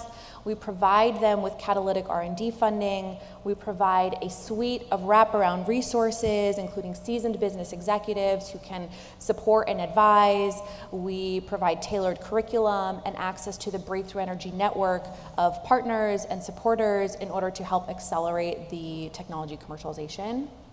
And my role on that team is to specifically develop that suite of resources and curriculum and kind of wraparound support for our fellows. My why is that much of the innovation that we need in order to reach net zero emissions by 2050 has not actually been developed yet. So when it comes to the industrial sector, we need so much more new innovation that can help us make that transition. And commercializing climate tech kind of sits at the intersection of so many things, which is why it's so difficult. A successful founder needs to have a killer technology. They need to know about venture capital. They need to know about project finance. They need to know about technology scale up. They need to know about regulatory issues and permitting. And they need to know how to go to market, amongst so many other things. And so I think this panel is so important because climate tech really sits at the intersection of so many different disciplines. And I know that we're all excited in this room to help try to catalyze progress for that. So thank you for having me. Yes, thank you, Jolene. And then last but certainly not least, Kyle. Thanks so much. Kyle Wiley. So I help lead global government affairs at ServiceNow. So we're an AI tech company, 27,000 employees globally, have a very big interest in emissions coming from data centers, AI-powered data streams, things that are going to require a lot more energy to come on the grid and keep things powered. Previously, I also served in the first Trump administration. I was senior advisor at the Department of Energy over all the national labs, their public-private partnerships, how they connect with industry. So making sure that folks are able to access the crown jewels, the resources that we have to grow your ecosystem, grow your tech company, your startup through national labs or public-private partnerships. And I think probably my why is I'm a big believer in a rising tide lifts all boats. So I like being able to connect innovation, policy, and people so that if you have a great idea, that you can go to the Department of Energy, one of the national labs, get that feedback and see if there is a path to commercialization. And by doing that, that helps out the country in general, but it also helps progress technology and innovation, which I think is very key for the growing demand we're seeing in the energy industry, and of course, to reduce carbon emissions as well. Perfect. So as you can imagine, being a moderator, each one of these folks could get up here and speak at great length about what they're passionate about and what their industry, where they sit in this space. And so I'm going to do my best to try to keep us all together. So why don't we start? I love that you finished, Kyle, talking about startups. Why don't we start with Aaron? Aaron, as someone who has lived in the startup space, what are some things that you're watching? What are either some trends, some of the market needs that drove your startup? Speak to us a little bit about that. Yeah, absolutely. So I think this whole panel is about sitting at the nexus of things. So Mars sits at the nexus of carbon dioxide removal and industrial decarbonization. So the big market that we seek to tap into and to help drive demand for is that $1 trillion anticipated demand for captured CO2. Our technology is able to utilize a big portion of that and really help to drive the economics for that market forward. In addition to that, the products that we make have co-benefits that are tapping into trends like material substitution, as well as reshoring policies that are really being driven here in the US, but then overseas we're also seeing other activities that are moving industrial decarbonization forward. Thinking of Europe, for example, where you have the carbon border adjustment mechanism, which is effectively a tax law that penalizes high carbon intensive products. So there's a lot of macro geopolitical trends that are really driving a material transition and transformation of industry. In addition to that, there are startups who are seeing that there's value to capture here. And with partnerships like Breakthrough, and we're a cohort 2 fellow alumni there, you're able to really get the resources that you need to scale up and really prove out your early piloting, which then can set you up for the additional capital that you need to move forward. So those are a lot of the trends that are playing out. A lot of the market demands are coming from the top of the funnel, and then downstream, companies like ours are working to create that downstream demand so that we're able to really grow this market and make it be competitive with the incumbents. That's perfect, thank you, what a great answer. Jolene, as someone who helps these startups or works with these fellows, what are some trends that you see sitting, working with all of these different fellows in the fellowship program? Yeah, that's a great question. So at Breakthrough Energy, everything we do is driven by our commitment to reducing emissions across the 5 grand challenges. And the 5 grand challenges sort of encompass everything that we do as humans. So it's producing and using electricity, transportation, buildings, agriculture, and I'm forgetting one, manufacturing. So those are the 5 grand challenges, and companies that we invest in and support at Breakthrough Energy need to be able to mitigate 0.5 gigaton of CO2 emissions per year at scale. So that's kind of our threshold, right? Every company that we support meets that threshold. But then beyond that, what we've been seeing is that just being able to mitigate emissions and do that for your customers is not enough anymore. Now you need to be able to have some other value propositions, some other, reason why you're making your customers' life easier, you're helping them make their supply chain more resilient, you're helping them reduce costs, you're helping them, make some trade-off that's beneficial to them. And so I think that has been something that we've been seeing kind of across our entire portfolio, and just the way that we think about companies and innovation now is that, the carbon emissions, that is really important, but it's not enough. You're not going to get someone to sign a multi-year, $1 million contract with you just because you're going to do the same thing but green. You need to have some other value proposition. Yes, diversification for sure. Thank you, Jolene, for sharing that with us. So policy, Kyle, talk to us a little bit about policy. How can it drive or hinder some of this growth that we're talking about? Yeah, absolutely. So I think with the Trump administration, quite a change, obviously, from Trump 2.0, from the Biden administration. Secretary Wright is a very big fan of things like geothermal and nuclear, and DOE has traditionally functioned as a market indicator, right? So you're seeing a lot of projects getting pulled back, like offshore wind, onshore wind, which can be debated both ways. But I will say stopping a project 80% of the way through is not always the best. And it really does kind of distort the market in different areas. You're starting to see more baseload power being required because of demand from AI. Like we were talking about, I just saw today that, or a few days ago, Mitsubishi announced, they're going to double their production of natural gas turbines. Whereas about 3 or 4 months ago, they said that they couldn't produce that much. But because the demand is coming and the Department of Energy is supporting that demand, they're looking for ways to increase more of that baseload power. I think on the renewable side, you're going to really see policy pushing on permitting reform, which is key to getting these technologies off the ground.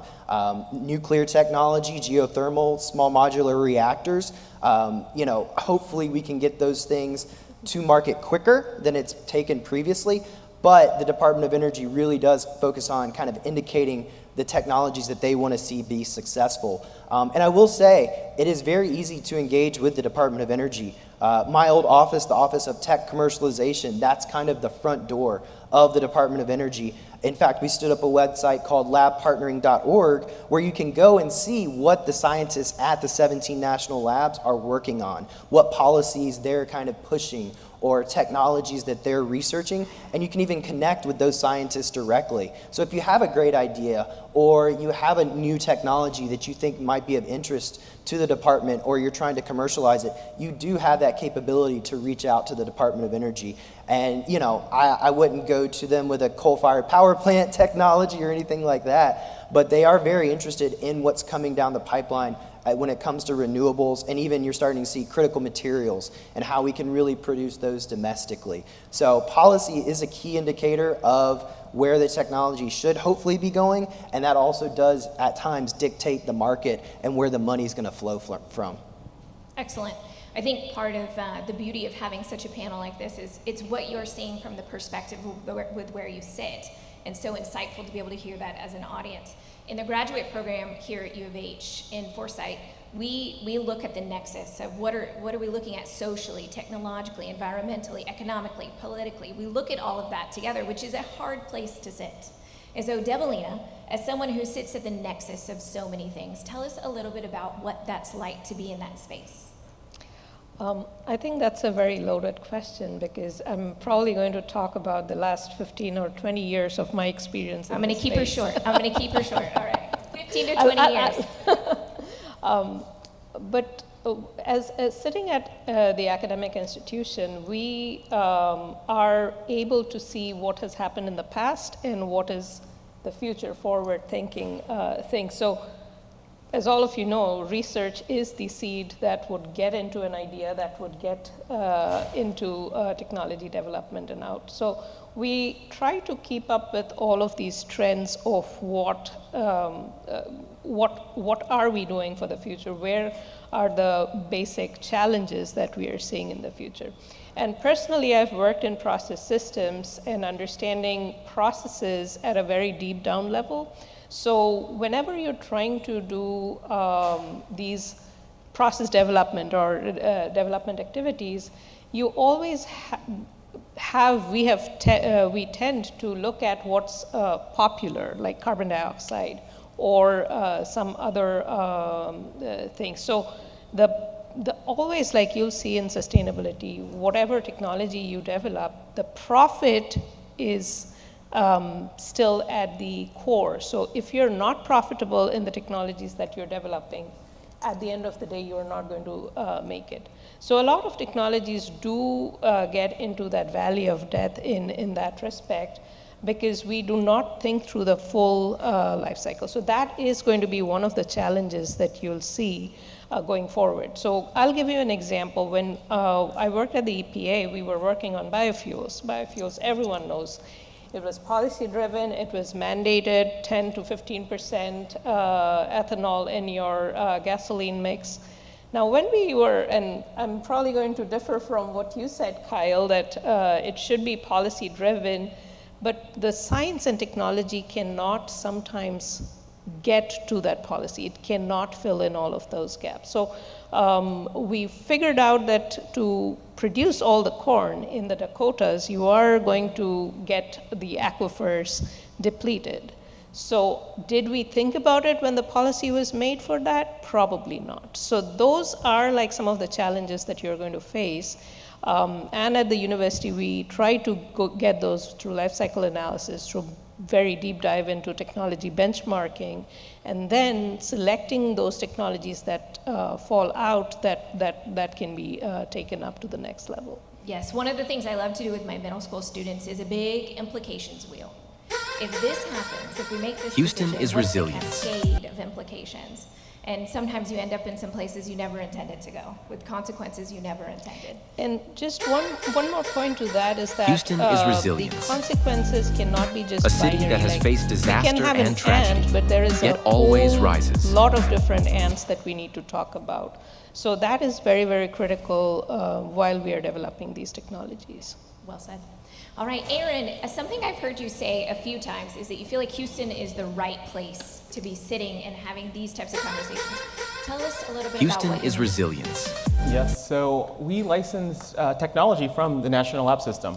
We partnered with the National Renewable Energy Laboratory to do a full spin out of their flagship technology, process technology called nitrylation. Now, if you know about the US National Lab System, when they're developing technologies, they're meant to be transformational in scope, really at the system-wide. So you think about that, that's high capital intensity, that requires infrastructure, that requires the right partnerships.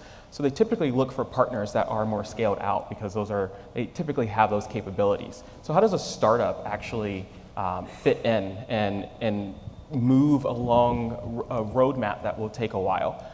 That's where Houston really came in for us. After being able to develop our narrative and our message and early de-risking in California, we recognized that we needed to do our piloting in a new location to really meet the speed and the scale that we wanted to move at, in addition to what our funding supporters were kind of demanding in terms of the timelines that we had to achieve some pretty incredible first-of-a-kind opportunities and milestones. So Houston really became the place for us. And I narrow it down to 3 reasons. The right people. So you have all of the talent that you need to build a high capex and long industrial tech process here. The right place. So that looks like the infrastructure. Early on, we got a strategic partnership with Shell where we are collaborating with them, and we co-located our pilot plant at their R&D campus, the Shell Technology Center here in Houston. That has accelerated, as I mentioned, our progress by about 3 years.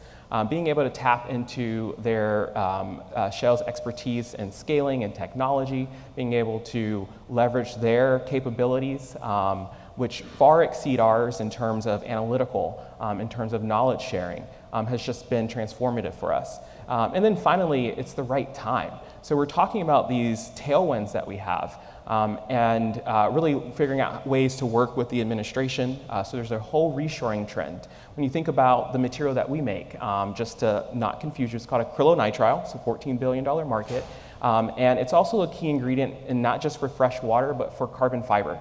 Carbon fiber is a critical material for the Department of Defense. They need to be able to source it locally, and right now it's coming from China. So when you think about that, there are a lot of tailwinds that are moving our technology and our company forward, but that's not just, that's a small example for, I think, what's happening overall in the overall ecosystem, and why we're seeing even some other breakthrough companies make the relocation to Houston. Perfect. So it's right people, right place, right time. Yes. Did I get that right? Okay. Yes. I like that. We may take that. It might be a new slogan. I like it a lot. So Jolene and Kyle, a little bit now that we've been moved into the opportunity space. So not just what you're watching, what trends you're keeping track of, what you're seeing, but what are some opportunities that folks like in our audience might want to hear about? Either one of you, Jolene or Kyle, some opportunities. Please. Yeah, so we sort of piggybacking on what Aaron was saying. So in the Breakthrough Energy Fellows program, we have 168 fellows spread across 19 countries, and our companies have raised over $475 million. This program has been around for, we just announced our 5th cohort last week. So the program has been around for 5 years, and kind of in that time frame, we've been able to support companies making tremendous progress all around the world. And I think what's really interesting is the fact that we have companies from across the US and from sort of across the pond in Europe and in Asia that want to come to Texas to build their pilot plants. And I think that speaks to the incredible opportunity here and the incredible way that this community can come and sort of support startups and rally around startups to provide them with financing, to provide them with space, to provide them with services and talent that Houston is so primed to be able to offer. We actually had another company called Hertha Metals that relocated to Conroe, Texas, just outside of Houston, a few years ago from Florida. And the founder, Dr. Laureen Merriway, has built a 1 ton per day steel making plant just north of Houston in the last several years. And she was able to move so much faster than her competitors because of the incredible talent that she was able to kind of bring to her team that was based in Houston, and also the super quick permitting and the availability of space and power. And so I think those are huge opportunities. I think the Houston ecosystem maybe is not as, obviously Houston is known for the oil and gas and energy and sort of like large scale infrastructure, and bringing that same talent to work on startups might be a little bit of a shift, but I think there's a huge opportunity, and the folks in Houston are the ones to do it. Thank you, Jolene. And then Kyle, you spoke a little bit about national labs on the national level. Anything you want to add to that? Yeah. I think the best thing you can do, if you want to, I mean, everyone's always concerned about funding, right? Especially if you're a startup, where's the money going to come from? Putting yourself in a position so that you can be ready to accept that funding. So if you're working on a bioenergy technology, you want to be getting email updates and be connected to the BEDO office at DOE, the Bioenergy Technology Office.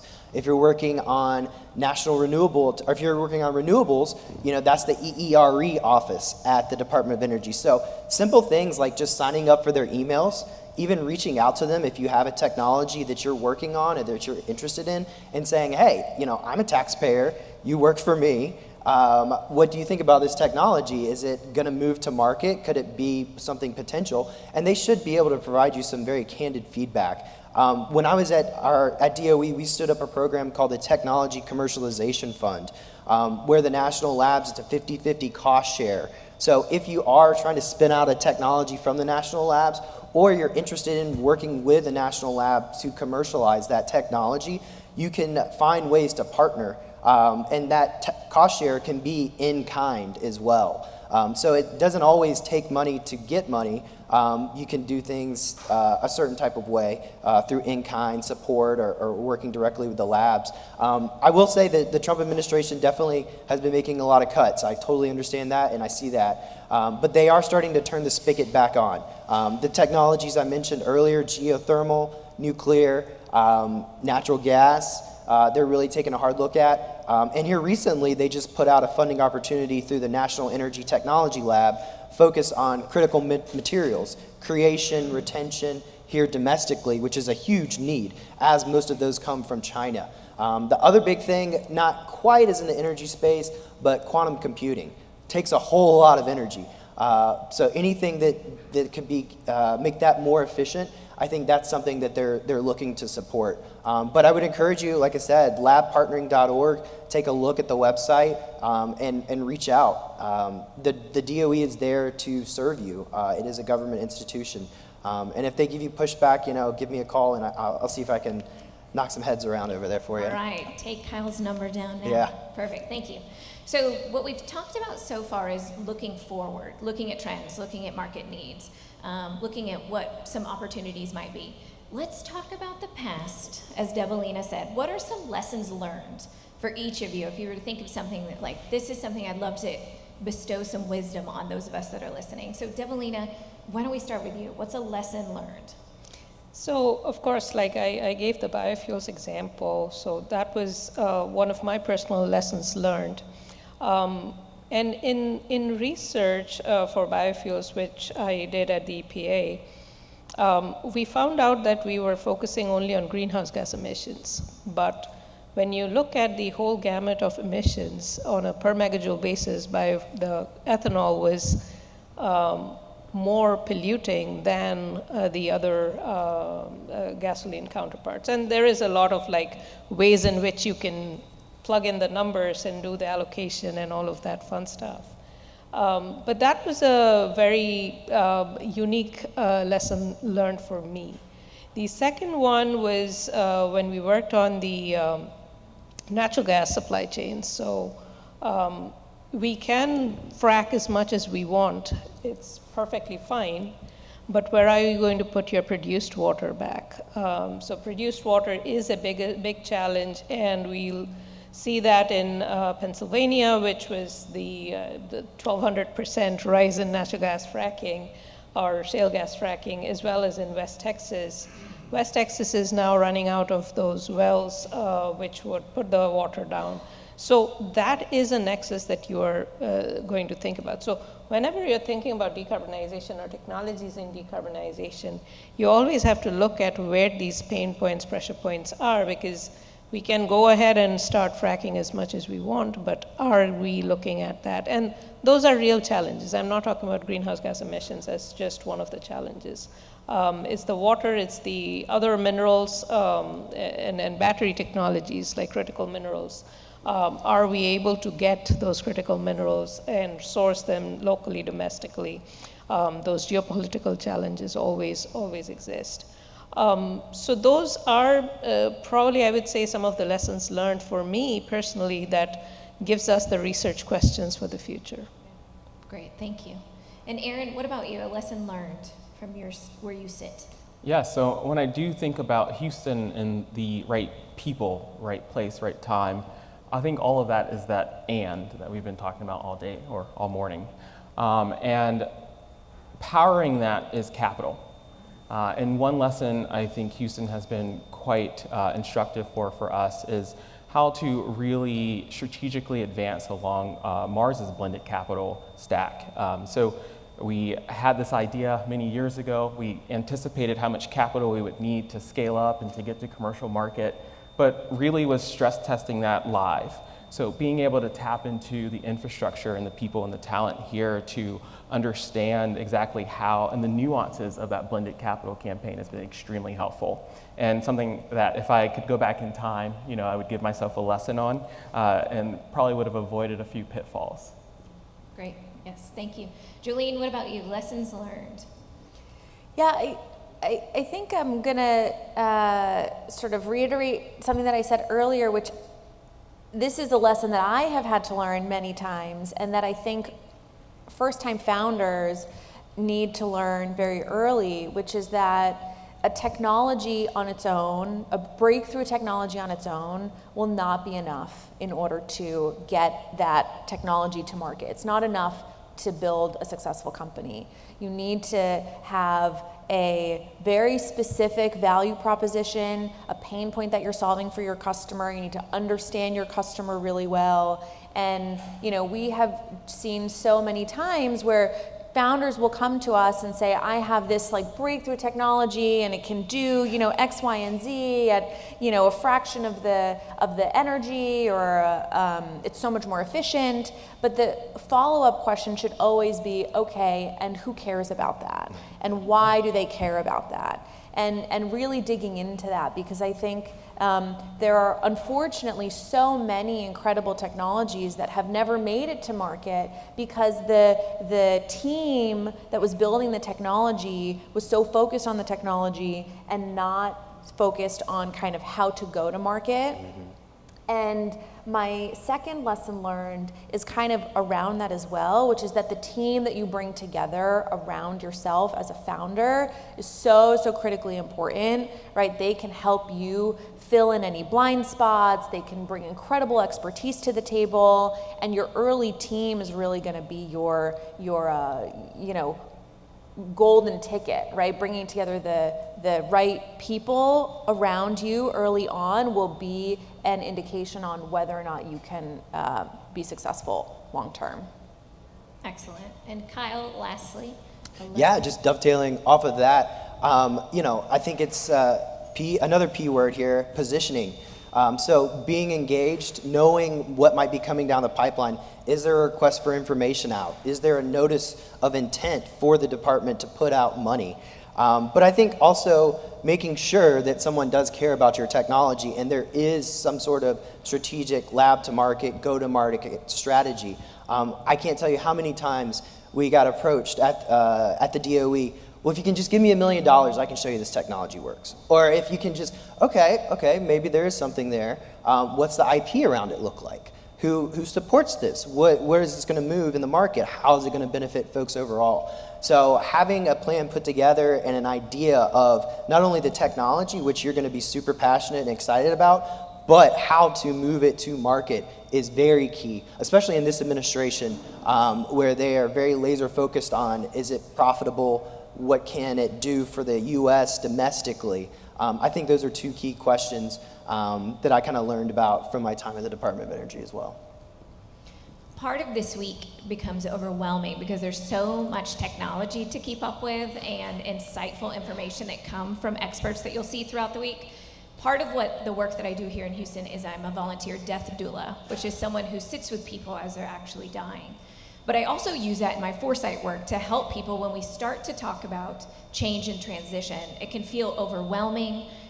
We can feel like we're paralyzed, left feeling like we don't have the agency to move something forward. And so kind of a last minute question. What is something that gives you a lot of hope when you're feeling this kind of overwhelm or anxiety that comes with these big conversations like we're having this week? Anybody, any of you? Something that gives you a little bit of hope in the midst of all of this?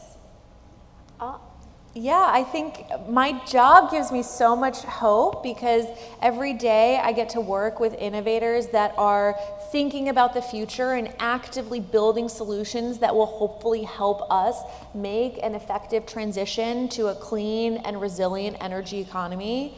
And it's, you know, the news can sometimes be overwhelming, but kind of on a day-to-day, talking to founders who are working so hard to accomplish their goals, I think is incredibly inspiring. And I will just say on that note, applications for our 6th cohort of Breakthrough Energy Fellows are open right now. And so if you know of anyone who's interested in applying, or if you yourself are interested in applying, we have innovator fellows who are scientists who come in with the technology. We have business fellows who are business experts who have helped scale technologies or invested in climate as venture capitalists before.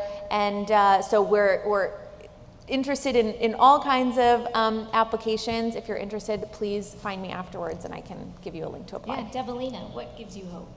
So I have applied twice in Breakthrough Energy and we didn't make it, so maybe I'll take up on that. Wink, wink, Joe. But we get to work at the university and we are at those young minds. We are preparing those young minds. So I'll say that our Wolf Center for Entrepreneurship is the #1 in the country for undergraduate entrepreneurship programs. That is a pride that we have, and that is also giving us the hope that our next generation is going out and finding these new technologies, venturing out from the University of Houston for solutions. So that's definitely something that gives us hope. Go Cougs. Definitely, Develina. Aaron or Kyle, anything that in the midst of all this overwhelm that gives you a little bit of hope? Yeah, I don't think I can not have hope as an entrepreneur. I'm always optimistic about Mars's future and the work that we're doing to transform industry. With that said, I think specific things that really drive me forward are the fact that we have a very wide group of stakeholders, everything from upstream to us to downstream, and the enthusiasm that we get when we introduce folks to our idea or we make a new milestone with a global buyer. That's very exciting. There's nothing, I think, more exciting than that for an entrepreneur to just see your work come to life. In addition to that, this ecosystem, I don't know what time you all got here. I got here at 8 a.m., right? And there were so many people here. In the midst of all the chaos that has happened over this year, we're all here still committed to seeing this transition move forward. And that gives me hope. Yeah, I would say passion and people. I think we're just finding all the different P words we can use here. But when you meet a founder, when you meet someone that's done it or is trying to do it, you see the passion and you know how excited they are about nanotechnology and biomaterials and whatever else they're working on. So I think that kind of, if it doesn't ignite passion in you when you're working with someone that's that passionate, I don't know why you get out of bed in the morning. So yeah, I really appreciate that about folks that are in this industry and they're really trying to move things along. So that's what helps excite me about it. Those were all beautiful answers. I think all of us in the room, it helps to know you're not in this alone, right? You have folks with you that are wanting to partner, wanting to build, wanting to inspire. And so Kyle, Jolene, Aaron, Develina, we're so grateful for you being here today, taking the time out to come and chat. Hopefully you reach out to these folks if you want to be connected. They have lots of opportunities and resources that they would love to connect you with. I'll invite Ingrid back up, and she's going to give us a little bit about the afternoon, but a round of applause for our panelists.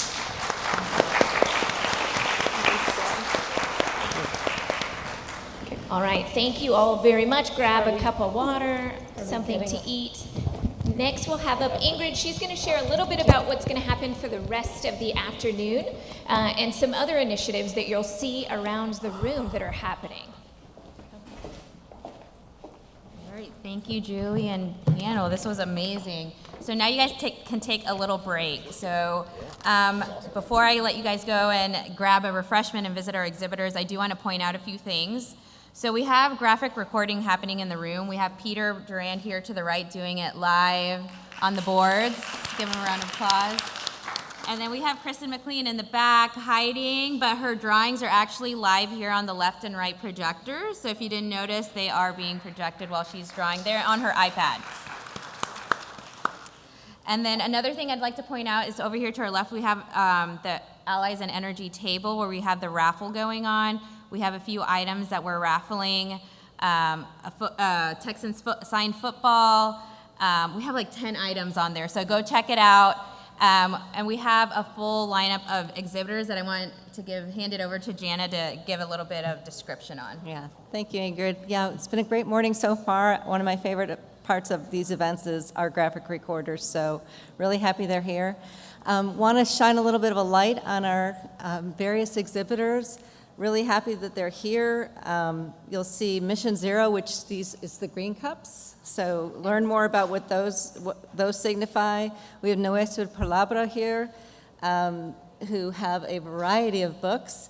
And we have Evolve, which I had never heard of before, but it's getting around downtown in a sustainable way, so definitely learn about that. Citizens Environmental Coalition is here. We're featuring Monday notebooks at the Allies and Energy table. They'll be here at closing too, so come and learn more about that. Let's see, Harris County Public Library.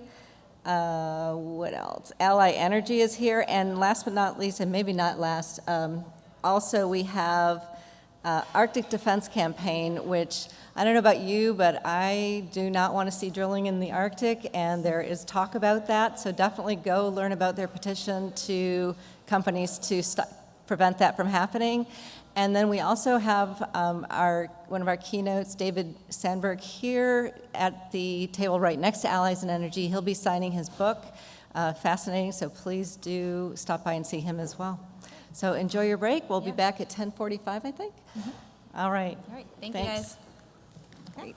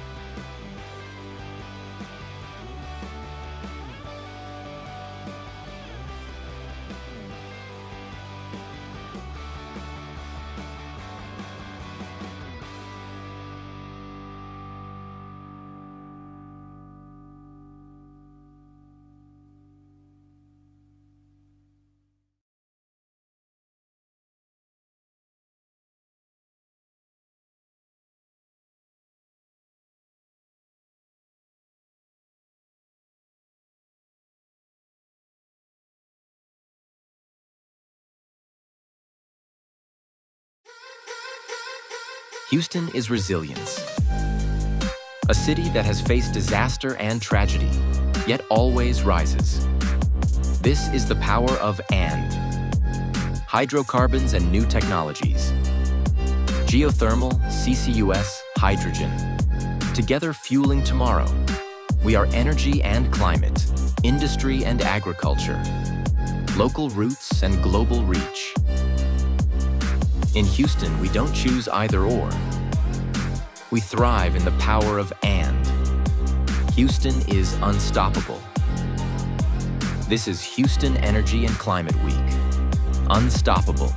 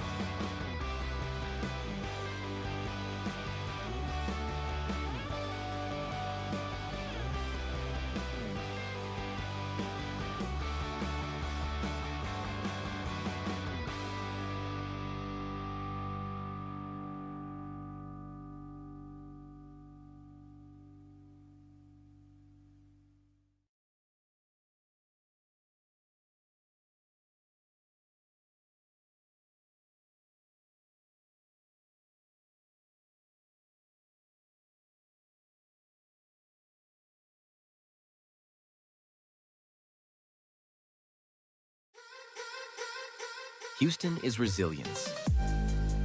A city that has faced disaster and tragedy, yet always rises. This is the power of "and." Hydrocarbons and new technologies. Geothermal, CCUS, hydrogen. Together fueling tomorrow. We are energy and climate, industry and agriculture, local roots and global reach. In Houston, we don't choose either or. We thrive in the power of "and." Houston is unstoppable. This is Houston Energy and Climate Week. Unstoppable.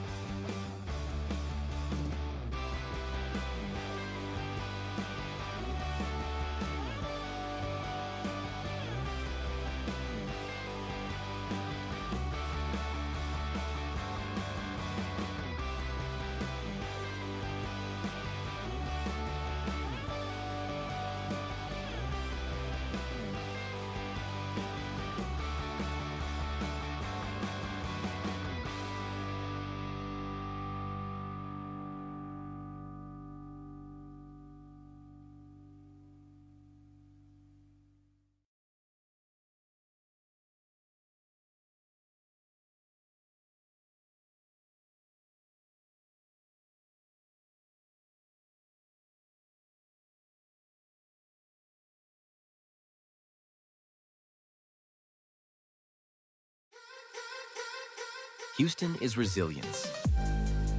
A city that has faced disaster and tragedy, yet always rises.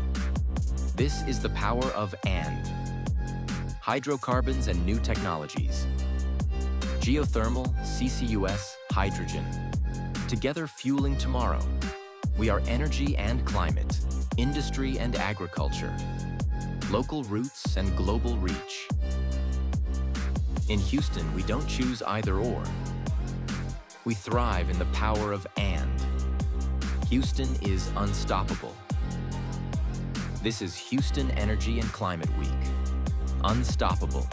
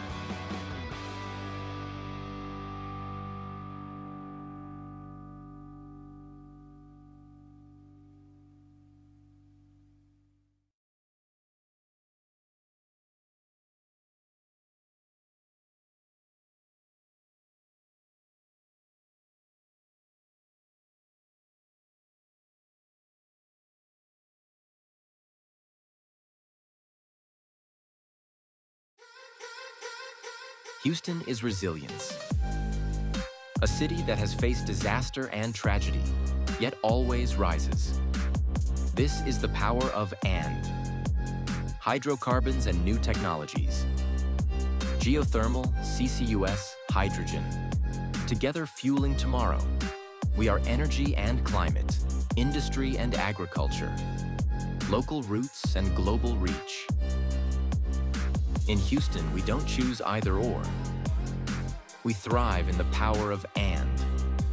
Houston is unstoppable. This is Houston Energy and Climate Week. Unstoppable.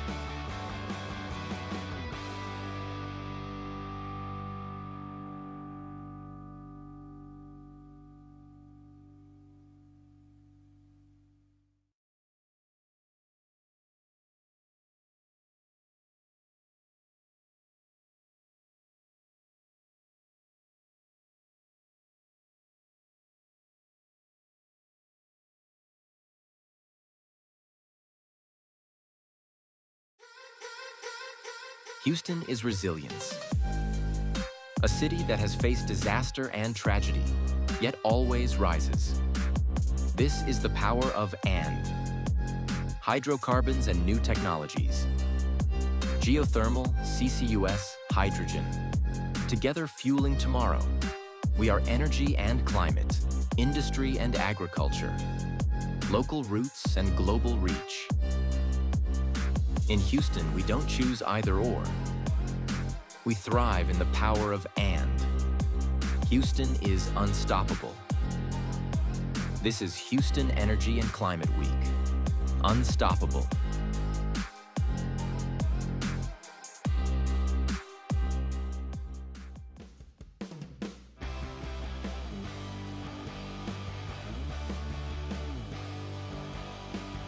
The tables.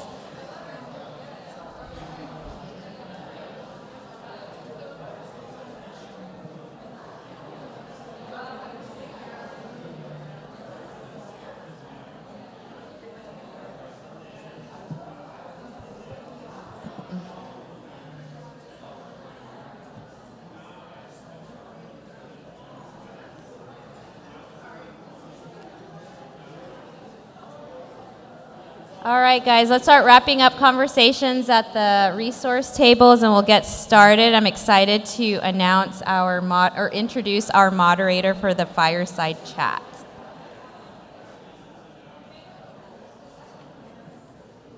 Okay. I know. They can't hear you? Yeah. If you can help, that would be great. Thank you. They can't hear the music. Okay. I'll go up there and prompt music for the next session. Oh, there we go.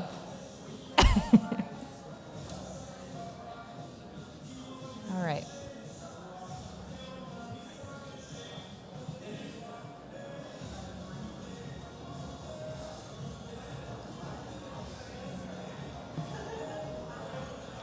All right, I think most of you guys have sat down, so we'll go ahead and get started.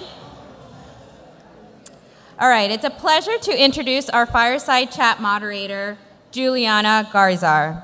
Juliana is a founding partner of Energy Tech Nexus and is a recognized leader in Houston's innovation ecosystem, devoted in bridging startups, investors, and corporations to accelerate the energy transition. Her passion goes beyond investments. Juliana is truly energized by seeing promising pilot projects gain the traction they need to become real, scalable solutions for climate and energy challenges. She's known for championing innovators, building strong communities, and making sure the next wave of energy technology breaks through the barriers between ideas and impact. Please join me in welcoming Juliana Garzar, who will be leading a dynamic conversation with Sharita Humphrey.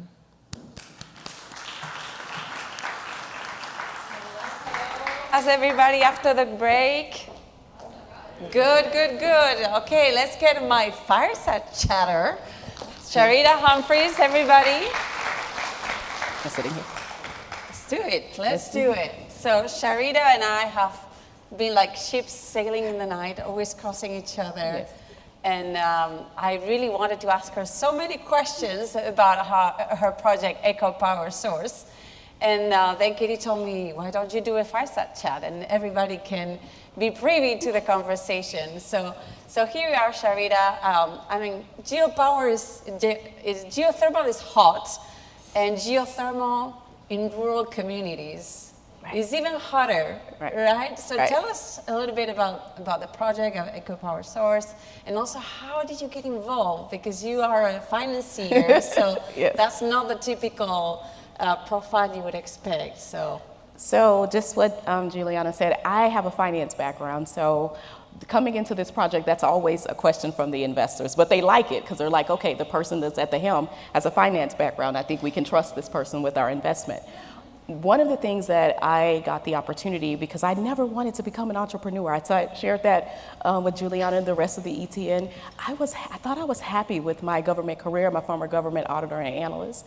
And so for me, just being able to see business in from a mom and pop, your rural, all the way to your global business, one of the things that I saw was that they needed help. There was a lot of, they wanted help, they wanted to grow, but didn't know how to do it. They had innovative ideas, but no real way to be able to execute them. And so I got the opportunity, and so I decided on a bold thing to call my mom, who passed away last year from cancer. I told her, I said, Mom, I'm gonna leave my job in 6 months. And she said, you know what? You've always been a rebel. And I said, no, Mom, I'm a trailblazer. And there you go. And I did that, and I just started to work within rural communities, helping them to understand and strategically use my skill set and my education to help them to identify opportunities from an economic development standpoint. I loved rural communities. I'm from a rural, my family's from rural. So it's like, I use that hashtag rooted in rural because that's my background. My family's from rural communities. So really being able to kind of just take it back home and help them to understand that they can become, they don't have to be the metropolitan city that they're connected to, but they can be innovative in their own way. They can create economic growth, but they had to figure out what was that thing, what was their quirky.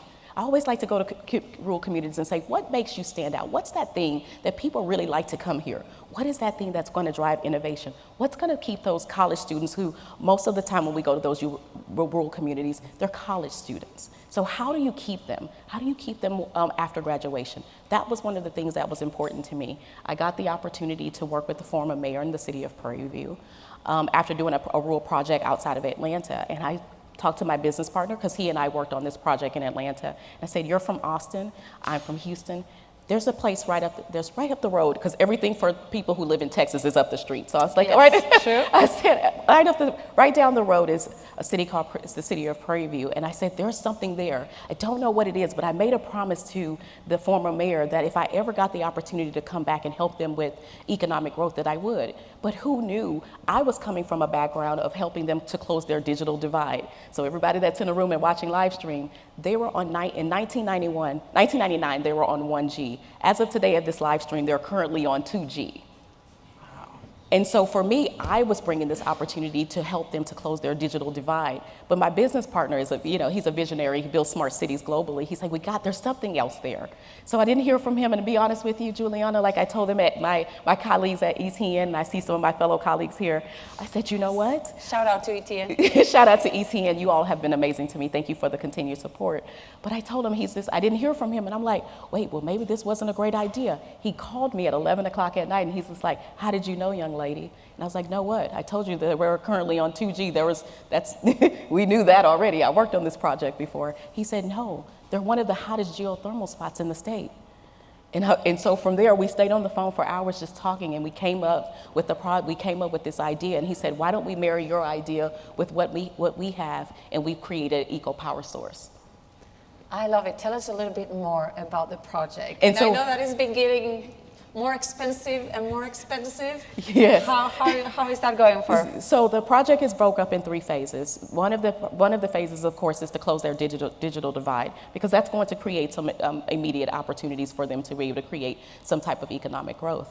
But for me, being someone who is very important, yes, I love finance, but I also social impact is important to me. So I told my business partner, I said, we have to layer this by layering it with involving the students, because they're going to be the ones who are going to take our vision and really be able to reimagine it over the next 30 to 50 years. So I created the Earn While You Learn. So whether they're whether they're at the university level, they're in the high school level, or everyone's not going to go to college. We want to be able to make sure that we support the trades. So any of those that I've identified will be able to get an opportunity for us to be able to, while they're learning a skill to be able to work on this project, they'll also be able to we'll be able to pay them, and they'll be able to eventually, if they choose to become and be hired on by Eco Power Source. That was phase 1 of this, to close that digital divide. But phase 2 of it is to be able to make sure that we build data centers that are powered by geothermal, that are AI focused, because it's important.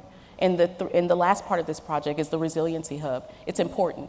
We're in a great city. I believe I'm a native Houstonian, but we need some type of resiliency here. We need to be able to make sure that we can offload a lot of the people that are moving here. Yes, we want to see all the people to be able to move here, but they need somewhere close. And let's just be honest, we're stacked on top of each other. So being able to offer this at a more affordable place, which is about 45 minutes outside of Houston, and to give an extension, because many of these rural communities, they don't have what we have here, and that's quality health care. So those are things that's going to make them resilient over 30 to 50 years. I told them at ETN that this project started at about $700 million when we were putting all the things together, because it takes about 7 to 10 years to complete this project. Of course, we have those contingencies because we're dealing with climate change, and so we had that contingency to pull this out in about 10 to 12 years. But my goal, and maybe just because my mom said I'm a rebel, I want to get this done within 7 to 10 years. So that's my goal as the CEO.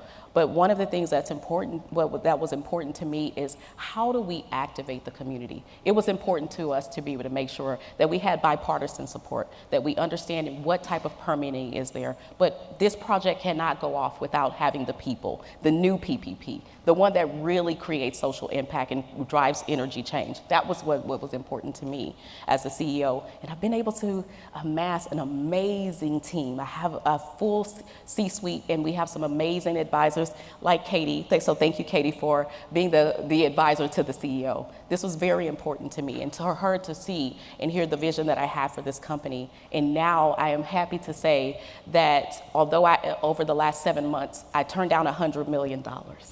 That is amazing. How do you turn down $100 million in this environment? In this where climate, everybody is not fundraising because there's not enough dry powder. Not only you get money, but then an offer for money, but then you turn it down. And it came into, so that $100 million was not all together, it was two $50 million opportunities. It just wasn't the right opportunity for the company. And as the visionary, I just wanted to make sure it was the right investors. And last night I heard something very important for my colleagues who are also raising funds. You have to be able to be willing to walk away. You have to be able to really stick to the vision that you saw, and not saying that we were not open to it. And I even talked to the investors and I let them know that you may not be on this stage of the project, but let's circle back, because it doesn't mean that they can't be a part of this project. It just wasn't the right fit at that time, but we can definitely do this. And I'm glad that I did, because I decided right after that, I saw a post and I saw ETN, and I said, you know what, it was the last day, and I said, I'm gonna submit it. And it's been life-changing,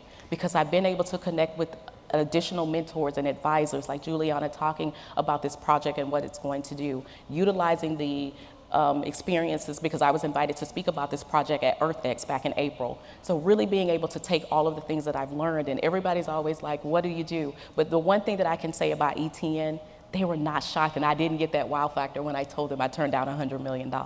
Jason said to me, if you're the CEO, you know what's right for this project and for this business. So stand on that, and I'm glad to say that I did, because of course what went from 700 million went to 4.3 billion, because of course with all of the things, and we're building data centers that are level 4, empowering about geothermal, of course, drives those costs up. So by the time we got to ETN and I was accepted into the programming, it was at $5 billion. This project for this completion. But it didn't scare the future investors that came to the table, because I'm happy to tell you, and I shared last night, that we have 4 investors at the table, including a humanitarian fund who is excited about this project. So we talk about alignment. What does alignment mean for you? Because it's about mission alignment. Is it about impact alignment? I think it's all of the above. Mission, I think it's vision, mission. But it's important to me to be able to make sure that I understand that I don't know it all. Most of the people who look here, they're like a finance person that's running an energy and sustainability company, yes. I said the one thing that I am bringing to the table is that my background is in finance. But one of the things that I knew was important was to make sure that I assembled a team who took where I didn't have that experience and the education that I did. So I'm happy to say that I have a team with over 50 years of experience, from everything from geothermal, energy, data storage. And the CEO of the company was brought to the table, and he heard about this project, and he was on the infrastructure team to rebuild the Twin Towers after 9/11. So being able to work and sit at the table with such amazing individuals who believed in my vision is always something that's important. And I'm continuing to learn. That's why I'm here. That's why I'm connected to the ETN. And this is why this conversation, and of course we were supposed to have this conversation months ago, but it's so nice to be able to share our coffee side chat with all of the people here in this room and watching it live. Totally. So what are the next milestones? You mentioned you have some investors line up. Is it only for the first phase, or? So no, I'm excited because the reason why I'm excited about it, of course, when I shared with the ETN and my fellow colleagues with ETN, I was like, what did I do? I sat with that for about 2 weeks, y'all. I kept going back. Did I make the right decision? Did I do this? But it was only for phase one, that $100 million. But now we have close to $1 billion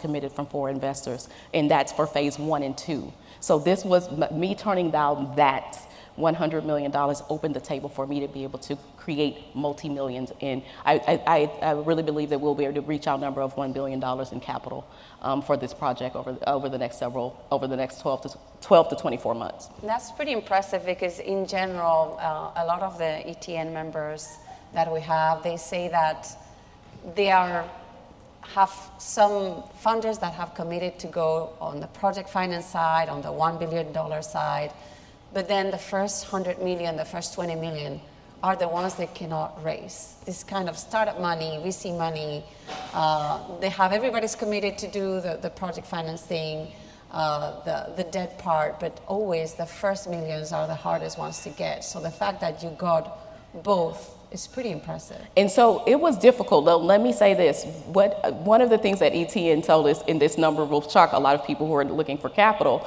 when they said, you've probably talked to 250 people before you got your first. And so I was just like, you know what? Did I? But it goes so fast, you don't realize that, yes, that's an easy number, because when you hear 250 people, you're like, there's no way I didn't talk to. But when I went back and as we worked through, most of us have, and some of my colleagues are in the room. We're like, oh, I'm well past 250. I'm probably at 350 at this point. But really being able to identify who can support the project. And one of the things that was important to me, and especially that I walked away with from ETN, is knowing how important social capital is. Yes, we want the financial capital, but a lot of the opportunities that we've been able to be afforded here have come from that social capital, so that human relations. Tell us more. Is it a lot of people, when we talk about impact capital, social capital, they think, at least many financiers think that there's a trade-off, that there's always a part of the ROI that needs to suffer if there's a positive social impact. And I don't think so. I think that is one of the hurdles that we had to in the very beginning, but this is why it was important to surround yourself with a team. It was a commitment from all of us in our C-suite to make sure that we utilize our own networks. So that 250, even when I told them they're like 250, I was just like, if we all divide this, that's about 50 people that we just need to talk to. It's not a lot of people, especially if you're in the right networks. And so I think that a lot of times when we talk about impact and financier, they don't see it. And so that was what was important to me. And so being able to really be able to articulate what that's going to show and how to be able to do that. And one of the things that we were able to do is that we partnered with another company out of San Francisco, and their thing is research. They want an SBIR, and they used a portion to be able to say how many lives and how will the quality of life in this rural community, how will it change using that. And so showing that alongside within our pitch deck was always a surprise. That was the conversation piece, because that's how we kind of just got over that hump of being, oh, this is a social impact project, how does this work? But we were able to transfer that those numbers into dollars and cents, and how being a part of this project is going to take them from here to 6 other cities who are that we've already identified and who would like to be able to see this project go further than this. So being able to show them that this is not a one and done project. We have 6 other cities who want to be able to see this project come there to their particular city. So your investment goes very far. That's pretty impressive. So you talk about partners. Tell us more about how they've changed the way you've approached the project, your legal partners, you mentioned research partners. How has everything changed? I think having the right partners, that's key. And you might have some hiccups. I'm gonna just be honest with you. Being able to figure out who's the right partner, I think it's just as important who's going to be the right investor. So for us, we have about 28 MOUs and LOIs from committed partners who really value this, and they are not in every phase of the project. And I think that especially if your project is built over time, figuring out where they plug and play. And how did you diligence them? That's where our whole team, and of course me being a former government auditor and analyst, I know how to ask the right questions, but making sure that my team is there as well. But it was important for me, and I know this is going to sound a little bit crazy, is because we work with a lot of interns, because ultimately we hire them, we want to bring them inside of the company. Yeah. And so especially for those who want to be front facing, we even allowed them to be able to sit in some of our key stakeholder meetings, just because we wanted to get an outside view, because they're like, wait, we're here as an intern. So their feedback to us was very key. What did you take away from this? What did you do to be able to see? What did you hear, or what did you think that we did here? What questions did I not ask as the CEO, the CFO, and the COO? Those were things, because they are partners too. Our interns are our partners as well. They provided us valuable feedback that went well past what their assignments or their tasks that they signed up to work for the company. I want to give a shout out to interns and volunteers. Big shout out. I really believe that many of the organizations I've been a part of wouldn't have succeeded without them. And now I can see a lot of my interns at great positions at Rise, creating their funds, and it's amazing. So if you want to be an entrepreneur, or you want to get a great job, volunteering and being an intern I've done it, it works wonders. So thank you all for making it happen, and I know that Allies in Energy is going to bring a lot more interns and volunteers to the Climate Week over the years, so I'm very excited about that. So what keeps you out at night, before we open the floor to the audience to get more questions? What are the next hurdles, challenges, and what are you most excited about? So both the yin and the yang. Okay, so what keeps me up at night when it comes to talking about challenges is now being able to talk about this project, because of course we were like the geothermal. We were the heat under our feet. We were underneath, just trying to make sure that we stood the company up. I think making sure that we understand, taking this company and starting a C Corp, but of course my background's in finance, but understanding like all of the legal things that come from that.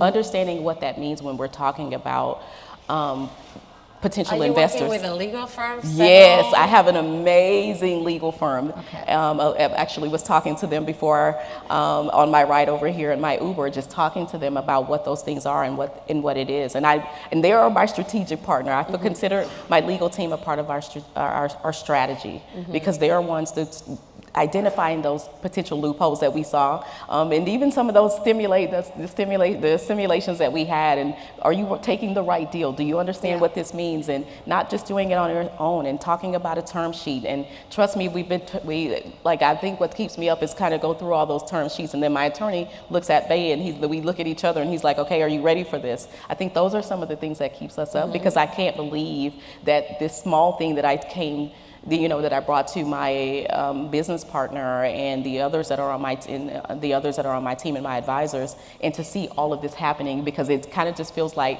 when you go from idea to implementation, and now we're talking about strategy. We went from $100 million in an ask, and then now we're talking to a humanitarian fund, and they're wanting to give $500 to $600 million, and then another investor at the table on another $100 million. It's a lot to deal with. I'm not going to lie. I think a lot of times we don't talk about what are the things after when we're talking about, and you have these people at the table. It's a lot of, I think that's the most stressful thing for me right now. So has the political environment impacted you in a positive, negative? I will have to say geothermal is a bipartisan. Yeah. So, that House Bill 3778 passing was really great, especially for those who are in Texas. I think that this has been, celebrated, and I think that just being able to see that we need another energy source has been great. Being able to really understand why it's important, but we do everything big in Texas. So of course, Yep. we definitely have to be the industry leaders when it comes to this. And one of the most positive things that have happened is that I've met so many amazing people. I have stayed in contact, and it feels like ETN just opened up the pathway for me to be able to meet some amazing people that I'm looking at right now. I promise I haven't. No, she did not know. We were supposed to have this conversation. I was supposed to let her know. So you all are, like I said, it's just a part of this coffee, our coffee chat that we're going to have at Starbucks. But one of the things is it's important.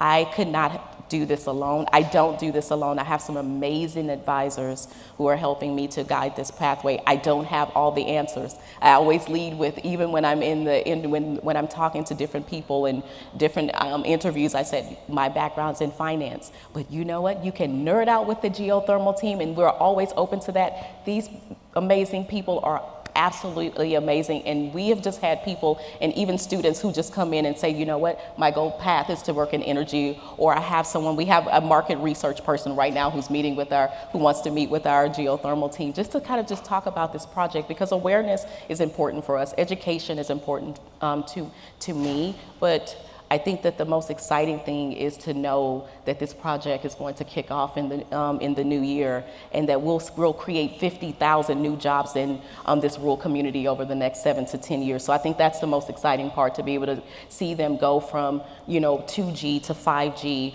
and to be able to create 50,000 new jobs that our future leaders in energy, climate, and resiliency will be able to take on. So there's a thing that I realize now that we have in common, that is that my background is in finance too, and everybody thinks that I'm, a PhD, or that I need a PhD, or, but investing is a team sport. Yes. And that's why I think what I love the most is that I can nerd out about geothermal and any other great technology out there, because I know who the experts are. Right. And I can, because I've been with the experts and I've been, working with them a lot, I get to, that rubs in kind of thing. Mm-hmm. But I also don't want to be an expert at anything. I think being a generalist is a great thing, right, and sometimes is underrated. Yes. To be a good investor, you need to have a very good network of the experts that are going to help you with the technical due diligence. So I agree. I'm happy you're that person also for EcoPower Source, so that you can get all the experts you needed in. Yes, and I can just tell you, I was just learning from so much, from, just figuring out, even from global things, just working with my business partner who I said, build smart cities. They just finished up a smart city in Nepal. Really being able to see that, Mm-hmm. And him sharing with me that they're doing projects where between 6 and 9G, those are a dream to be able to just talk about and realize that, man, there's so much more ahead for us, especially in this country, but especially for the state. So being able to sit in the room and learn from the experts who are now working for me, just to have someone who has over 30 years of energy experience, and he's, sitting on, as the COO of this company, is absolutely mind-blowing to me many times. Amazing. Okay, well, we have 5 minutes before the end of this fireside chat, and I would like to open it for questions from the audience. Anybody wants to ask any question? Come on, don't be shy. Geothermal is hot. It's the heat. It's the heat under our feet. Laffy, you have some questions. You're our geothermal expert.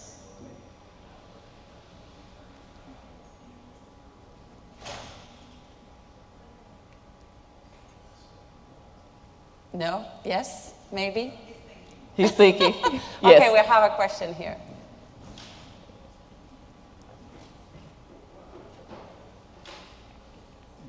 Geothermal is relatively new in the States. What is your greatest fear as you start to bring this technology on board? Thank you. I think my greatest fear when it comes to this, and you said the geothermal, it's just the unknown. being able to figure out how far do we have to drill down. I think that's one of the things that's one of our, our greatest fears, because of course, the farther we drill down, the cost is going to rise. And of course, with those costs, and of course, with our current economic whirlwind in this country, and tariffs, that's one of the things that our challenges is of course cost and figuring out how far we have to drill. Of course, we're trying, as the CEO and as a person with a finance background, I want to keep those costs as low as possible, but really understanding that I want to be able to make sure that we're doing our due diligence and we are meeting the goals that we laid out, because everything is fully transparent, whether we're talking from the people, from the political support that we have, and even in the city of Prairie View, we're very transparent on what's happening and where the things are going. So that is one of the things, I think that's a great thing, but it's also a challenge when you're opening up and being able to figure out, well, let's go deeper. How far can we go? So that's a challenge that I'm definitely worried about. But what you say, we'll see. And I think that we have the right experts, and we'll continue to be able to work and garner the right experts to help us along this pathway, even when we run through challenges. Okay, one more question here. Yes, one last one. So just, if you don't mind, tell me how you determine the right projects for the right funding, because sometimes you want to connect the right resources to the right people, because you also want to make sure that the monies will go to the right places, helping these communities and all of this. So please do you have a process with which you do this? Yes, we have a great process on how we do our due diligence, and so especially when people come to us, because thanks to ET, and again, and this is not a paid sponsorship, but I feel like we're being inundated with opportunities because other cities are looking at asking us, can we come there, especially rural communities. So I'll start there. Is looking at, and we have like what we call an internal checklist that we look at, and to make sure that where do they fit? Because the Geo-Eco Hub is a solution, but every part of the solution may not be applicable to that rural community. So some of the rural communities, we may just go in and close that digital divide that they have. Some, we may bring those data centers powered by geothermal, but those are some things that we have to be able to identify. So really understanding in our own internal processes and having great advisors like Katie as well, is to making sure that we have our own inside SOPs that we have laid out. We have a full-scale data room, and everybody doesn't get access to that data room. First, one of the things is when we're building out that full-scale data room is there's even checklists that our investors have to go through to be able to get to the unlocked portion of what our proprietary information is. So we would love to be able to support, and one of the things is, if it's not an opportunity that is applicable for Eco Power Source to be able to come in and work with this rural community, this is why it's important for us to work with ET and to be able to look at our other strategic graduates and fellows and alumni who can come in and be able to be a resource and an asset to them. So being able to break that down, and our checklist is very simple. It's probably, people think because we're both finance people, they'll probably think we went down a rabbit hole. But as the CEO, I had to learn to pull myself out of the rabbit hole, because most finance people in accounting, we like the rabbit hole. That's where we live. We like to be able to check. That's probably why we went for this particular field. But we have a really simple checklist to be able to see it. I don't mind making that public for those who are working in rural communities, so that way they can see if this opportunity is applicable to them. But like I said, they have an opportunity to identify what phases is applicable to where they're trying to go, because they may have their own innovation and ideas that we want to be to make sure that we can align to help them grow. So we are at time. I don't know if we need one more, only because I want to be mindful of time and not derail the agenda. Very calm. I think we actually do have a couple minutes. So I wanted to follow on to the last two questions, which is lots of stakeholders in this kind of a project or in any project. How do you enroll the community, that community engagement piece? So I know there's the officials and everything like that, but geothermal is still relatively new to most people, even though it's not new overall. And I'm sure there are questions and concerns, so I wonder how you address that. Yes, so one of the things is that we have some really great people on our advisor role, so they help us to be able to go out. I am a boots on the ground CEO, and so is my team, our C-suite. So one of those things is I want them to be able to hear it from me. Yes, the videos and the educational things in the website is great, but I want them to be able to sit and scheduling town halls, meeting with and going to their city meetings and their economic development. Those are things that are really, really important to us. Before we even go to the people, we want to make sure that we have the people who are the decision makers there, because they help us to be able to educate the people, the public. They help them to be able to bring awareness. And then, of course, marketing is important to us. So working with a very strong marketing team to be able to help out and deploy. But we also have some great lobbyists that we work with. So that way we all come together to let them know that this is a team effort. But lastly, one of the things that I want to be able to say, we let them know that this project is for them. It's by them. We're just the people who are bringing the project in. This is our vision, but this is their project. And we want them to be involved all in each step of the phase. And we even invite the public who wants to be able to come out to our strategic planning, because they're a part of the plan. We don't want to plan without them. So Sharita will be at the Pilotathon tomorrow at Green Street. If you want to talk to her more, you want to ask her more questions, she will be showcasing there. Anybody in this room, pilotathon.com. We have free tickets if you put the code ThunderLaser. So no excuse for you not to be there, okay? Thank you so much, Sharita. Thank you. Congratulations. A big round of applause. Thank you.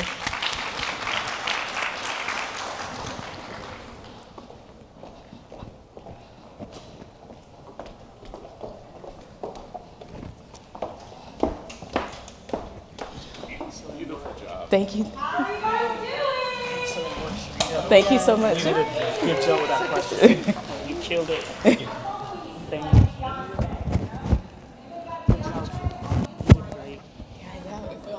Like we were at Starbucks, literally.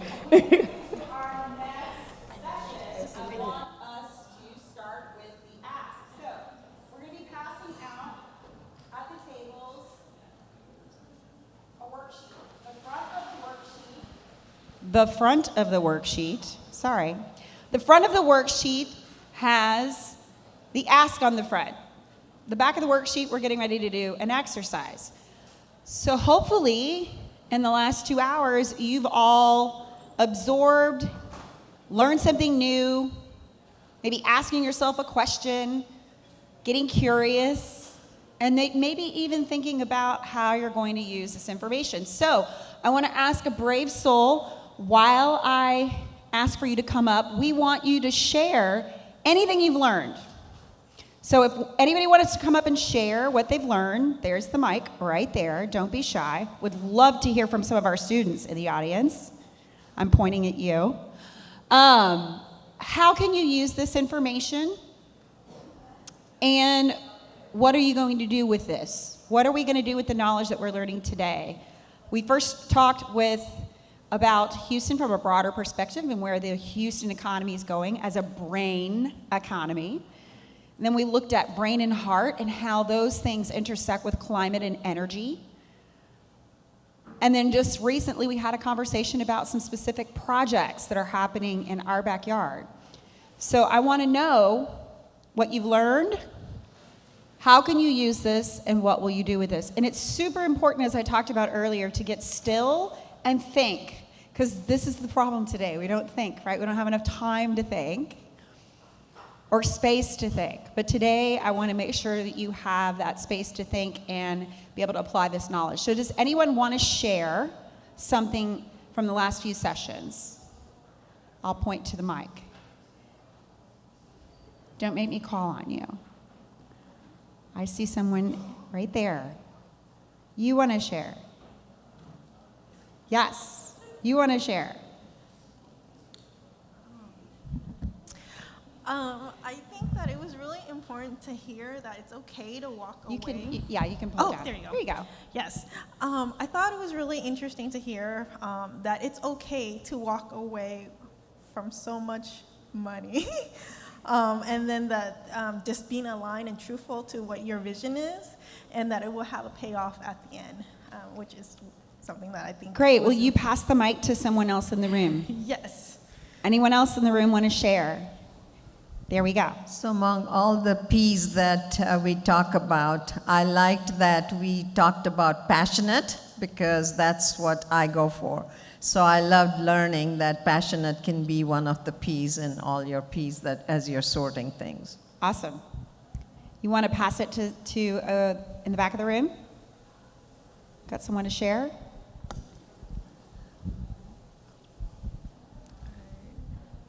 Well, in general, I learned about geothermal. I come from a solar renewable background, an EPC company, and I was really inspired by Sharita because she has a background in finance and changed her complete industry and field. So it's definitely put into perspective that it's never too late to change the route in which you're going towards. So, yeah. Absolutely. Anyone want to share from the back tables? See in the back there. I'm Charlie, and I learned something by being here, and I always love to support you, Katie. But with geothermal, there is a lot that we're talking about in water, and so that I'm curious to dive into that, to learn more, to know that we are talking to the people who care about water as well, and how we're working together, because that's how that's going to work. So I know y'all bring people together for valuing the world, honestly. And so being able to see that and meet so many different cultures here, different cross industries, it's just so great. But what I wanted to say is, and make sure wherever she went, that she is thinking about that water play, because it's important that we reuse that water, we take care of that water. Yeah, anyway, I love it. You're doing a great job. Just wanted to say that.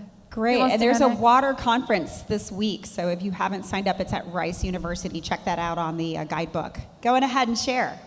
Yeah, I think probably the most important thing I've learned this morning, or not so much learned, but reminded, is time.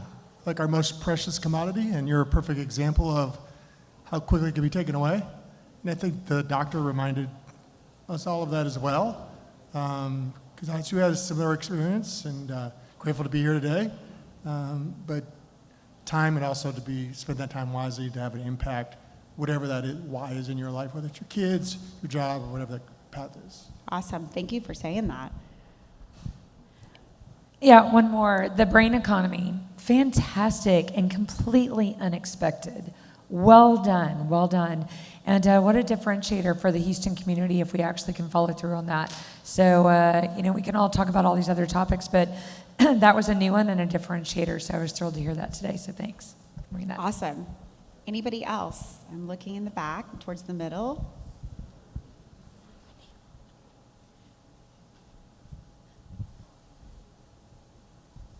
I am just so excited to hear the word geothermal 100 times today. It is absolutely magnificent. And just a quick plug, Sharita will be leading a session on geothermal in rural communities on Wednesday at the Post, so we would absolutely love to have you join us. So I would like to invite you all on behalf of Geothermal Rising to join. Awesome. The back? Just looking. Over here in the back. Okay. No, something that I really enjoyed was the whole conversation around intersection of very critical functions, climate, energy, but I would say that we are in the energy capital of the world, I think, right? We're still, and how we are going to be intersecting the talent and the people coming from that energy transition. And I'm also excited to see here geothermal all throughout. But it's just looking forward to see how we including legacy energy folks into this whole conversation. So, thank you. Awesome. Over on this side of the room. Looking. Any of our students? Okay. All right. So, yeah, I just need to get the mic over here if you got a chance. You can just. So what are we going to do with all of this?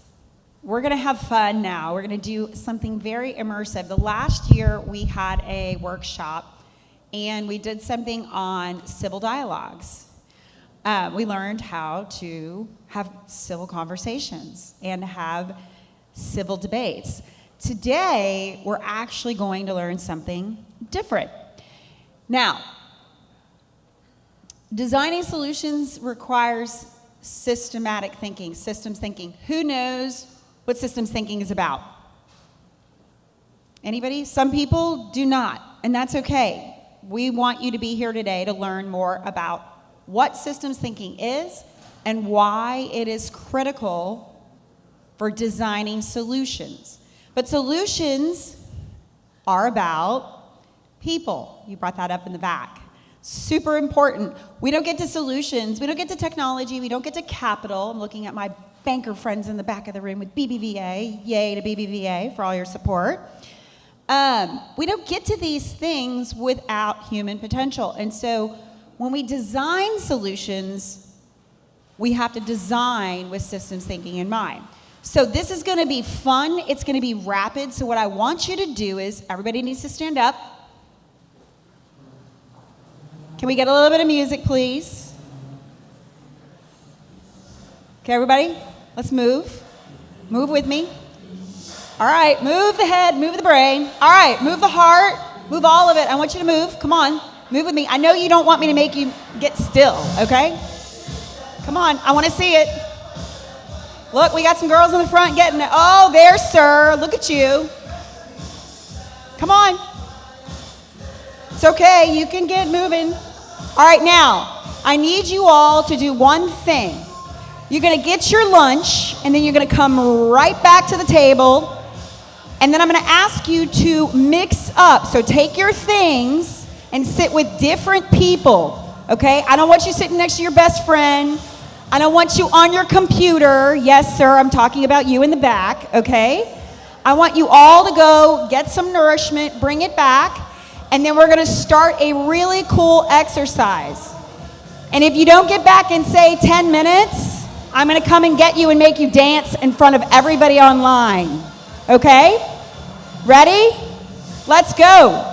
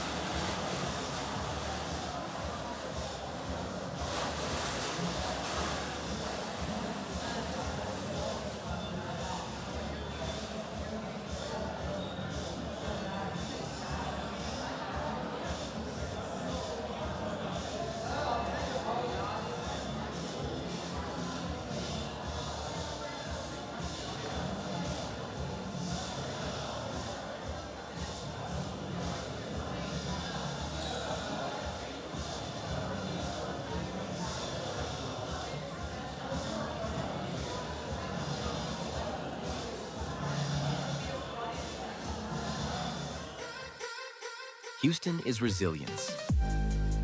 A city that has faced disaster and tragedy, yet always rises. This is the power of "and." hydrocarbons and new technologies. Geothermal, CCUS, hydrogen. Together fueling tomorrow. We are energy and climate, industry and agriculture, local roots and global reach. In Houston, we don't choose either or. We thrive in the power of and. Houston is unstoppable. This is Houston Energy and Climate Week. Unstoppable.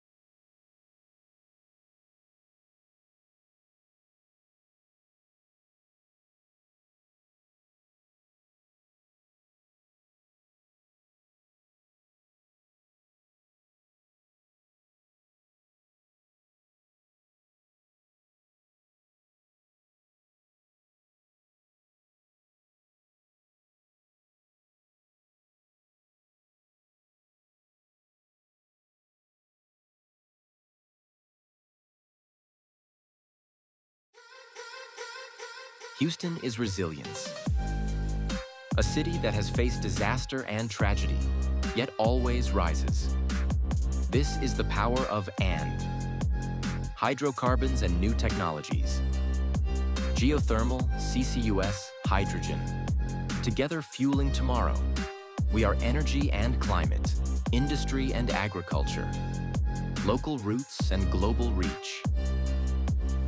In Houston, we don't choose either or. We thrive in the power of and. Houston is unstoppable. This is Houston Energy and Climate Week. Unstoppable.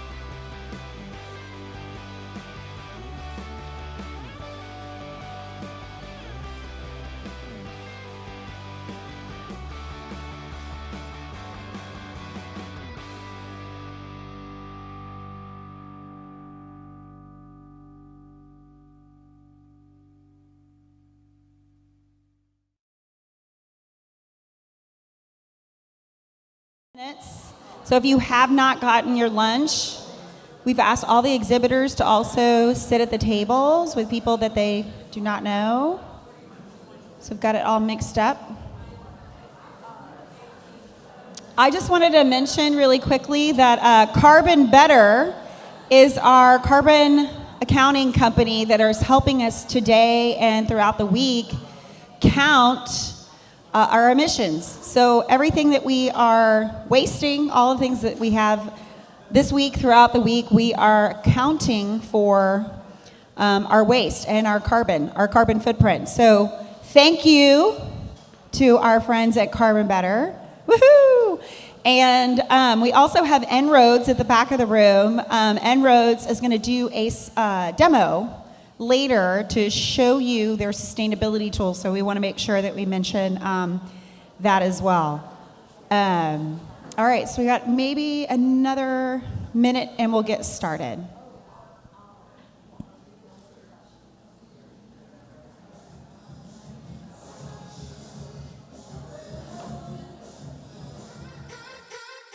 Houston is resilience. A city that has faced disaster and tragedy, yet always rises. This is the power of "and." Hydrocarbons and new technologies. Geothermal, CCUS, hydrogen. Together fueling tomorrow. We are energy and climate, industry and agriculture, local roots and global reach. In Houston, we don't choose either or. We thrive in the power of "and." Houston is unstoppable. This is Houston Energy and Climate Week. Unstoppable.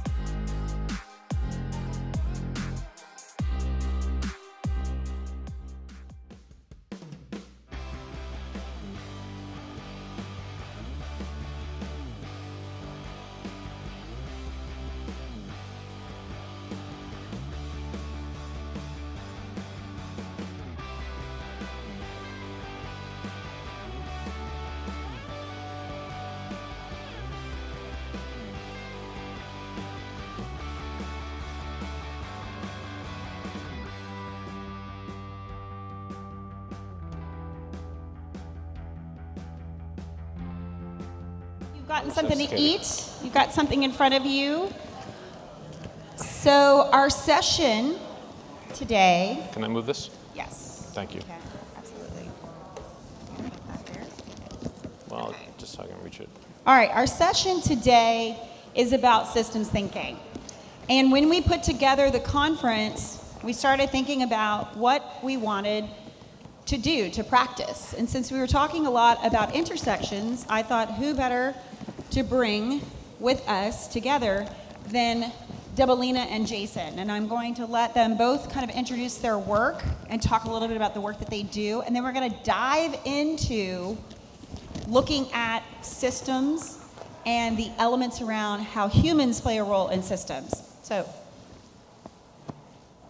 thank you for being here. Thank you to University of Houston for all you guys do. You are the Chief Operating Officer of the Energy Transition Institute at U of H. Tell us a little bit about the work that you do and why systems are important. And I'm gonna show, there we go, show one of your systems in action.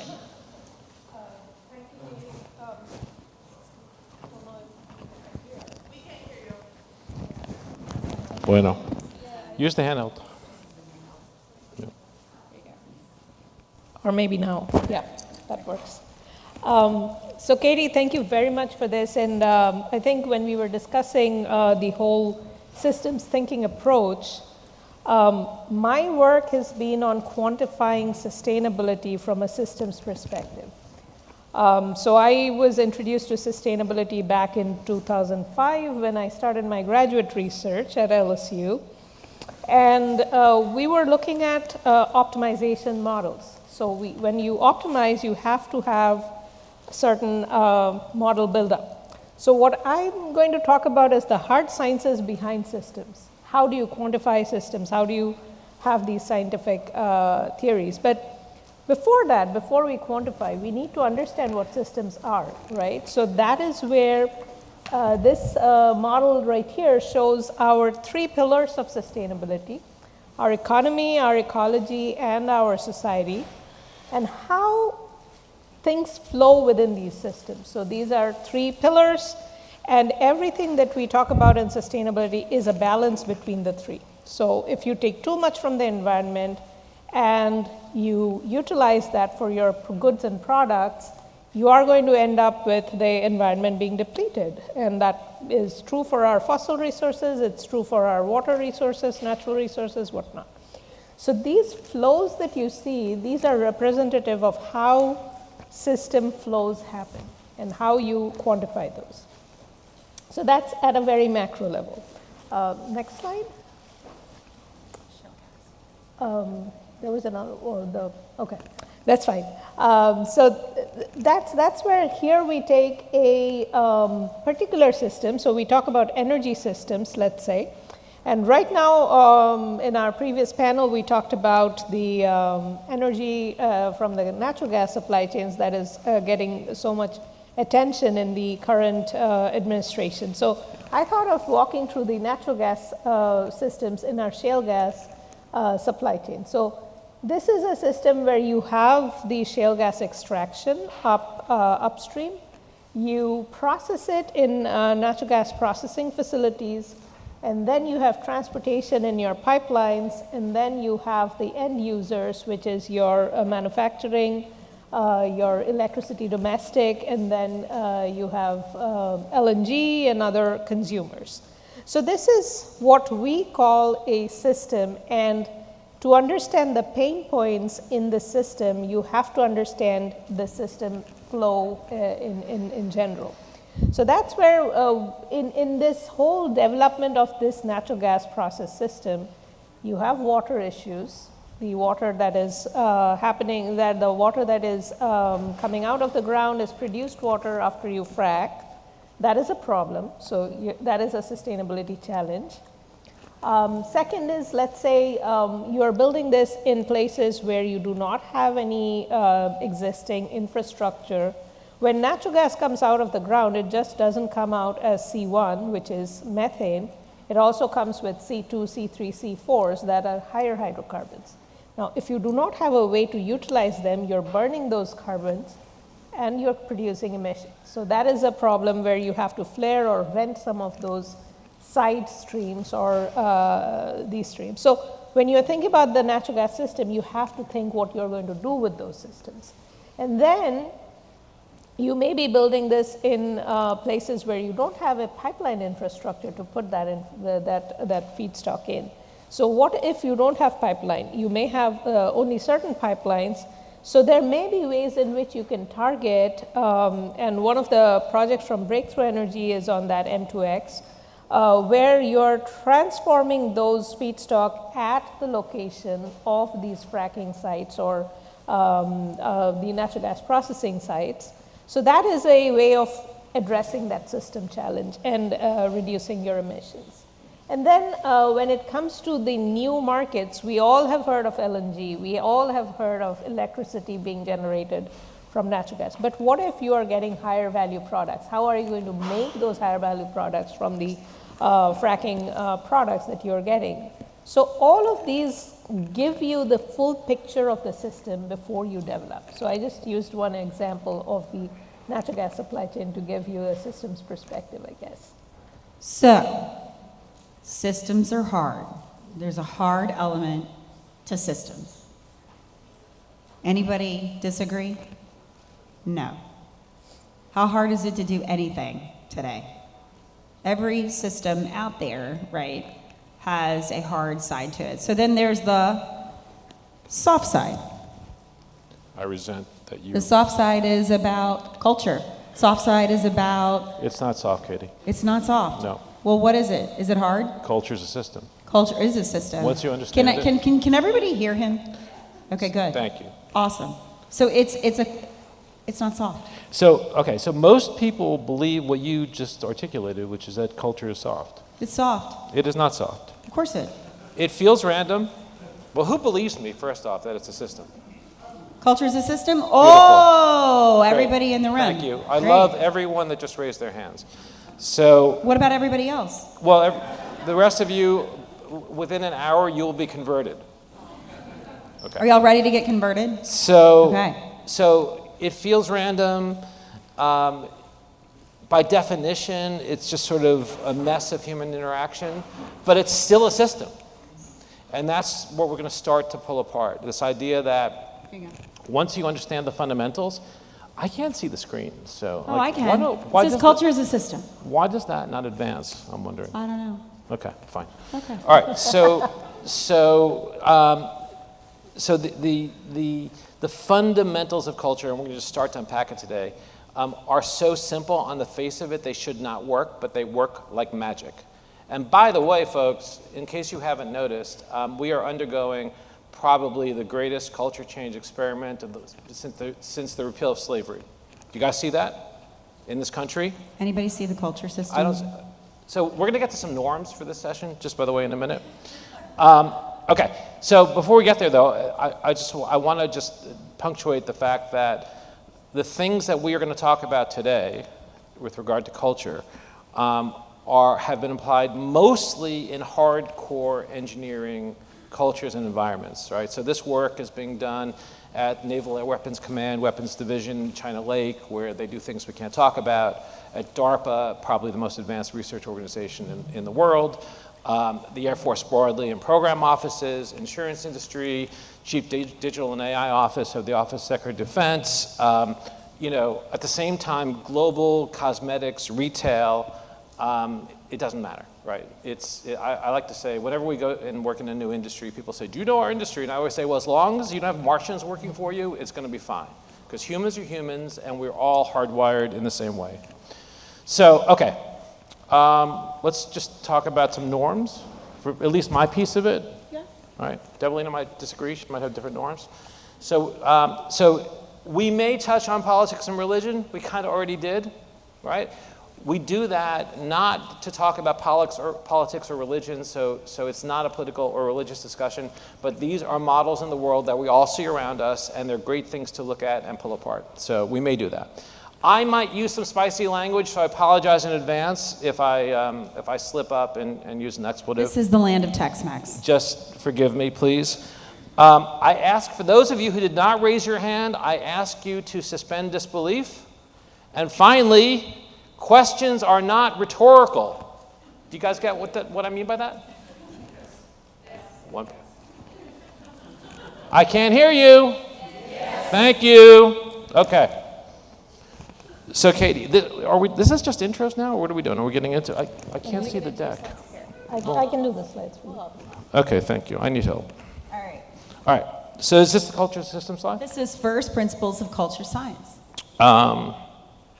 Okay. I'm just looking at my notes. Design. I may have missed something. Okay. So we have about 20 first principles, and because we didn't have all day here, I've reduced it just to a few highlights, right? As we ease into things, there's a sort of principle, I believe, around the world, around things in the world, which is sometimes you see something and it's explained in a different way, and your perspective on that thing is forever changed. Has anybody ever had that experience? Yes. Thank you. Okay. That's what I'm hoping we get to today, at least for some of you. All right.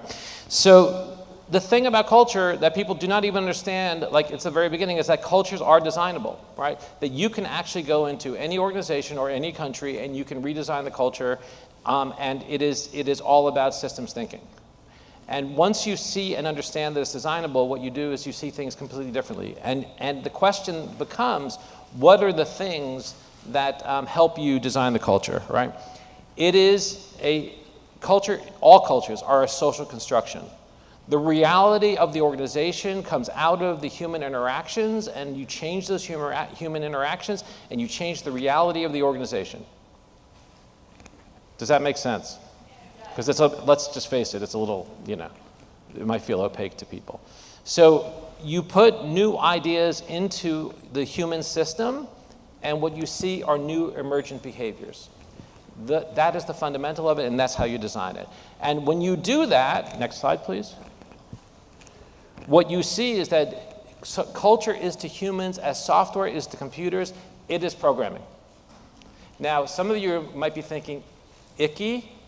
Not icky, just the truth. We're all being programmed, and we all don't even know it. Any questions? That's creepy.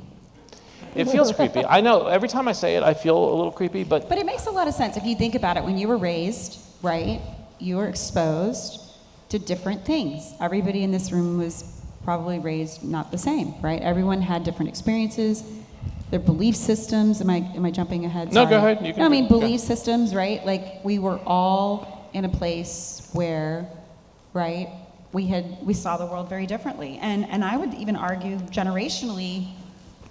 We've all been through different, world events. Who in this room was around for 9/11? Okay, who wasn't? Who was just a few, weeks old, or maybe a few? Okay, we've got some youngins in the room, right?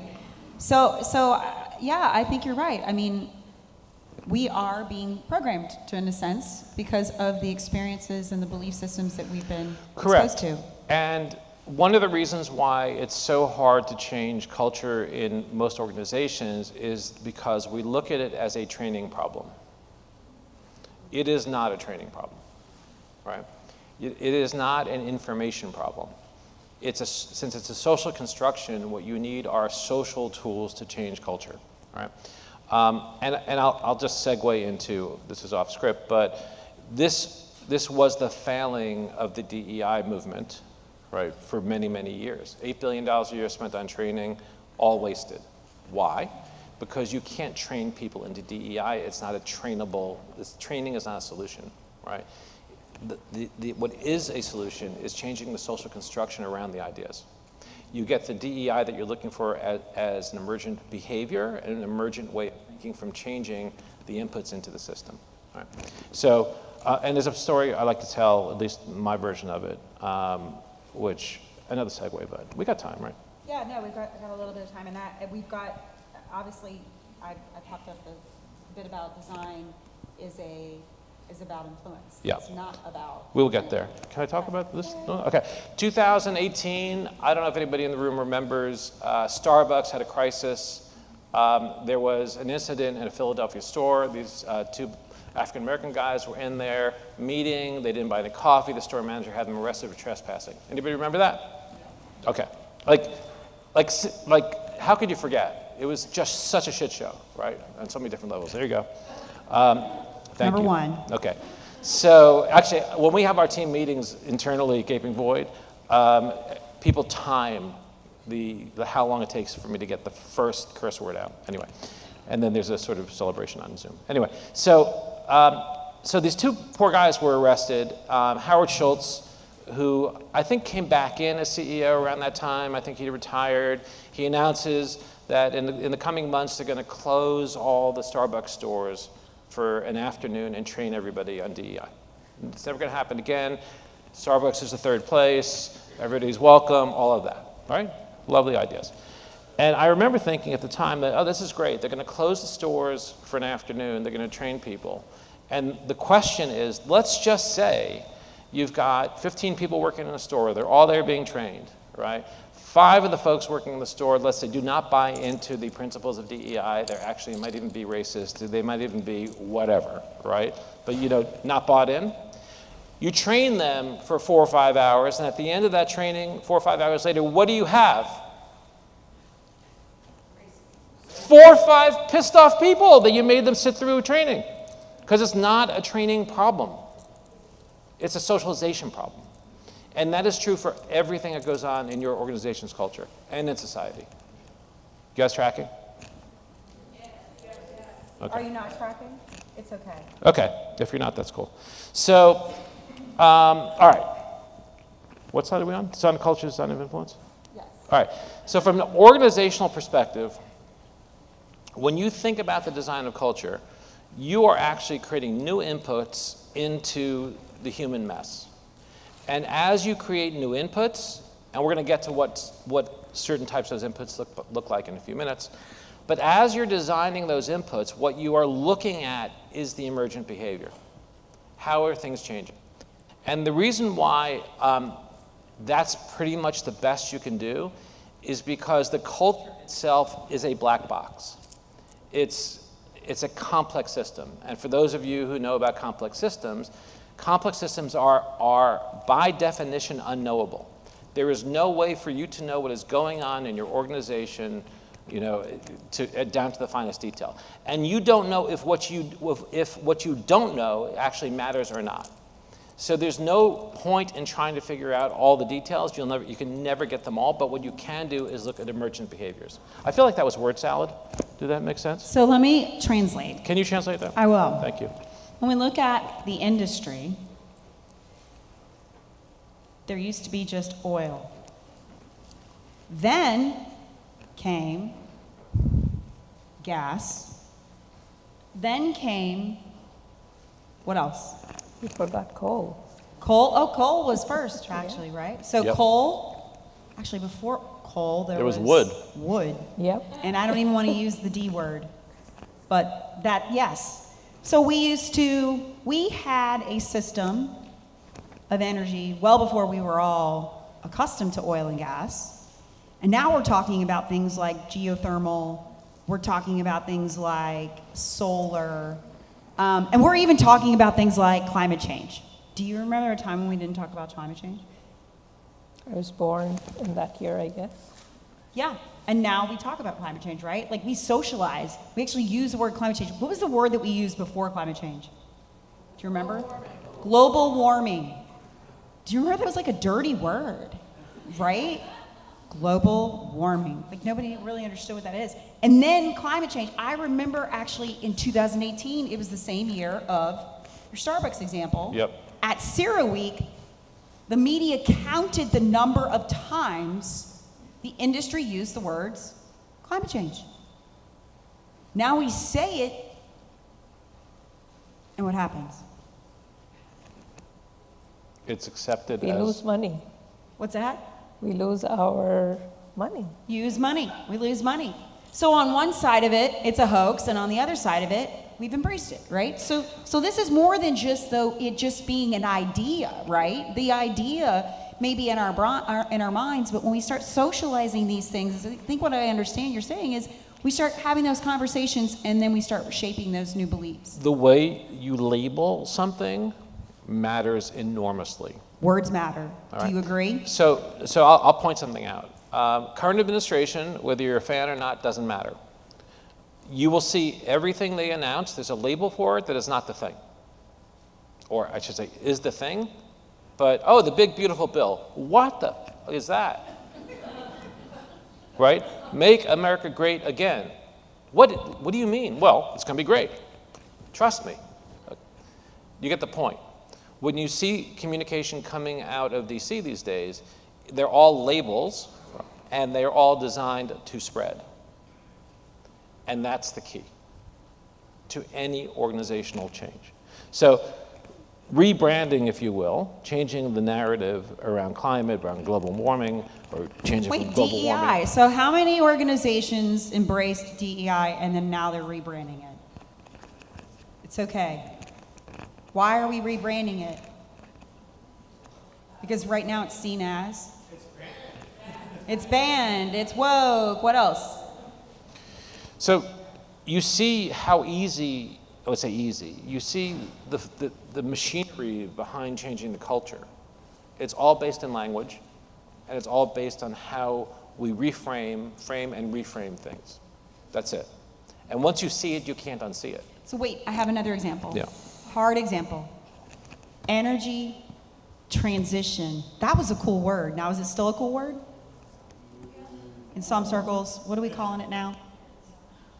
Energy abundance. Okay, and then energy dominance. Dominance. So are you guys going to change the Transition Institute to the Energy Dominance Institute? Not yet. Not yet. Not yet. We don't have a winner on that one yet. We are more on expansion of energy. Okay, Energy Expansion Institute. Sounds good to me, right?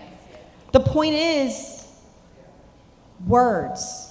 I think that's what I heard you say. Yeah. Words. So on the soft side, it's about words, okay? And words matter. So it's not simply that words matter. If we go back to the last slide, right, when we say cultures to humans as softwares to computers, we all accept that computers run on code, right? Humans run on language. That is it. It's a religious model, it's a social change model, and it's an organizational model. Okay, And so, I have a very practical example. Yeah, of course. My name is Kate, but everybody calls me Katie. And my mom, when she wanted me to do something, she'd say Kate Elizabeth, right? Like I knew with those words. I'm just saying, like I think it's interesting for everyone to think about this because it's a challenge, but think about it from a personal perspective. When you hear certain ways and words, they mean things, is what you're saying. Correct. Okay. And it's not just the meaning, it's not just the words, it's the narrative that attaches to the words. Right? So the best encapsulation of an idea, right, as a collection of words, and I wasn't planning on getting there, but we'll talk about how you do that in a sec. It always brings along with it a narrative. So it's the development of the words, and it's the narrative that attaches to it. And then it's repetition. That's it. There's your model. You can go change the world now. Yay, we're done. No. Okay, I'm going to bring this now I'm going to give a practical example. Who's been around since Pink Petro? What did Pink Petro become? Ally Energy. What is Ally Energy becoming? Allies in Energy. What's it gonna sound like tomorrow? What have we been talking about for the last 11 years? The energy workforce of the future. It has changed so that we can stay current, because you can't use the same words, right? We can't use the same words for the same things. We have to keep telling people a story over and over and over again in order to socialize it. I think that's what I understand you said. Yeah, yes, and there's two things you can do. One is you can change the meme. And we'll talk about memes in a second. Okay, let's talk about memes in a minute. Okay. Or you can change the narrative that attaches to it, and you can make a choice, right? Meaning, if the meme feels like it's old, stale, not relevant, not spreading, then you can just change the meme. But otherwise, you can just change the narrative that's attached to it. So the story stays the same, but we are shaping the story through words. Yeah. So let's talk about memes for a minute. Richard Dawkins, a biologist in the UK, wrote a book in 1976 called The Selfish Gene. And long book, just read the last chapter. Sorry, I buy used books because they're already highlighted for me, and then I just go through the highlights. That's a good idea. Yeah, I mean, honestly, it saves you so much time. Anyway, okay, so sorry for that. So Richard Dawkins, Selfish Gene, he basically said humans are created to do two things. One, make more humans. Do we all know how that happens? Yes. Okay. And the second thing we do is we spread our knowledge. And we spread our knowledge so that future generations can easily access it and build off of it. He invented the word meme, fashioned after gene, and memetic, fashioned after genetic, right? It wasn't an internet thing. The internet co-opted it. No, he's the guy that invented the concept. So gene to meme and genetic to memetic? Memetic. Correct. Okay. So here's the thing about a well-crafted meme. And I'm going to paraphrase him because I don't remember the exact quote, but a well-crafted meme spreads from brain to brain involuntarily, parasitizing the host mechanism parasitizing the brain like a virus takes over the host mechanism of a cell. His point is that good, well-crafted, thoughtful memes spread like mad. Right? Okay. So when you're thinking about designing culture, what you need to do is come up with tight language that spreads, and along with it will spread your philosophy. This is it. You guys are going to be able to go back and do whatever you want to do. You're going to own the world. Okay? So the point of this, right, is that culture is probably the most powerful tool you have to influence an organization and society, of course, but we're really not talking about society today, we're talking about organizations. And the people who are designing the culture are the most powerful people in the organization, whether it's title or otherwise. And so if you get a CEO or a head of an organization who understands this and they want to do it and they're going to lead it, it is all about their influence. And that's the power of designing culture. You literally reprogram people's thinking to get new outcomes. Great. All right. Are we going to go through the rest of the slides now? Yeah, no. I want to make sure you get through the wheel, and then I think we want to go through some examples. Okay. Because we think that examples are going to be important to reinforcing the behaviors. And I'm kind of sitting between the two because there's the hard side and the soft side. And so I want to make sure, too, that we make this absolutely relevant to energy, and we're going to do that in the exercises coming up. Okay, we're going to move into what design looks like. But before we do that, I'm wondering, are there any questions? Are people thinking, I'm sure there are folks in the room who have not suspended disbelief and probably have some burning questions. Anybody? Yes, sir. All right, so love the topic, absolutely love the idea. I can Yes, please. So folks on the line can hear you. So we're watching online. And feel free to take the mic with you so we can pass it around. I'll pass it on to some whoever comes after me. But love the idea of how culture is influencing how we're behaving. At the same time, I want to challenge a little bit on the whole concept that just the words themselves are the way to do that, because to me, a lot of behaviors are reinforced by the consequences that follow. So it's not just the word carries a certain meaning, and Katie, to your example, when your mom was calling you with a middle name, you know that that was typically followed by some kind of consequence that if you didn't behave, and that's what triggered in your brain as a bit of a, that's a red flag. So that's where I'm trying to understand and would be really curious to hear from a system perspective, how do we ensure not only the right language that people use, but also the whole system of consequences that will trigger and move the system in a way that we want, as opposed to the unpredictable, and I love that black box idea too. I think go ahead. Go for it. Yeah, so I'll go at it from the hard science perspective first. So I'll give you the example when we didn't talk about sustainability before. Sustainability is a term that's been around since the 2000s, I would say, since the Millennium Development Goals were proposed by the United Nations.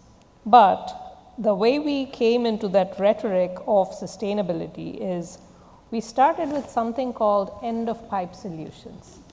So when you have a process and you have waste generated from the process, that is end-of-pipe. So we started with end-of-pipe. That had the consequence of the end-of-pipe, we are treating it, and then we are getting things out. But once we started doing end-of-pipe, we realized that there is something called pollution prevention. So you prevent that end-of-pipe from happening. So that is pollution prevention. That was a rhetoric that went back to preventing the pollution from happening in the first place. Third came, I would say, global warming and all of these things. So that's when you're looking at the emissions in individual, and global warming, by the way, is not the only emission or not the only problem in climate. We also have acidification, eutrophication, and all of them come from certain chemicals that are getting out into the environment. So that is where we are looking at those terminologies and tying it back to the consequences. Now, another thing that we have done is midpoint versus endpoint. So midpoint is you go up to global warming potential, that is a midpoint impact, and then the number of people dying or the number of fish dying, that's an endpoint. And there is a lot of gray area in this. So these are, like I would say, from the hard science perspective, you have to have the systems thinking to identify these terminologies so that you can prevent the consequences from happening. So do you want to talk about the No. Can we answer that question? Yeah. Okay. So first, I'm just going to quote, I think his name is Edward Box, all models are wrong, some are useful, right? I mean, there's no perfect model for anything, right? And by definition, models are reductive. They take complex ideas, they reduce it down, okay. So here's the thing. When you start reprogramming a language, you reprogram thinking. The thinking changes, and you get different behaviors. And what I said earlier, it's so simple it shouldn't work, but it works like magic. Clearly, Kate was, shall we say, a difficult child. We can tell that, just from this little snippet she told us, right? I mean, non-compliant, I shouldn't say difficult, non-compliant, right? So her mother's reaction, you know, sort of, she knew her chickens, and she dealt accordingly. And I would just suggest to you that the same thing happens in organizations. And what winds up happening after you start to do this work is incentives align, policy aligns, but those are lagging indicators, right? So I'm sure that was a not completely satisfying response, but that's the best I can do right here. Thank you. You're welcome.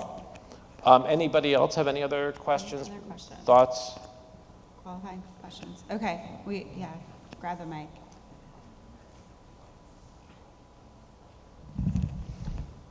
Oh, thank you. Sorry. Thanks for the talk. I think it's very interesting. My question is with respect to the design part.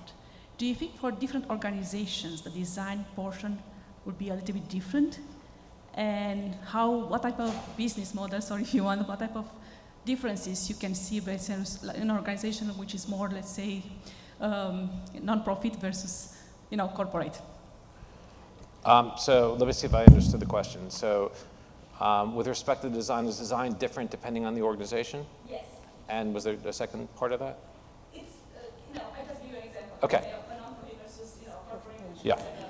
So every organization is different, and here's the thing: we're talking about the high-end, sort of sharp edge of the design piece. The execution of it's always gnarly. See, the theory of it is not hard. The execution of it is a nightmare, right? Always. And when I say a nightmare, it's not like, oh, you just create the language and it goes. No, it doesn't. Right? That's not how it works. You've got to, what you're building is a social movement within the organization effectively, right? And the building of that movement has to be done painstakingly over time, right? And I think that's the thing that people don't get very often. So can we go back to the prior slide, please? Yeah. Thank you. You're pushing me. Which one? Am I going too slow? No. Which one? Cultures organized as a belief system. Oh, sorry. That's okay. So, okay. Who has heard that the phrase, or some derivative of this phrase, that culture are values and behavior? It is values and behaviors. Anybody? Okay. That is the common discussion in organizations. Decide what your core values are and tell people how to behave. Right? Okay. So I have a question for you. Who in the room has a kid? All right. How does it go when you tell them how to behave, Katie?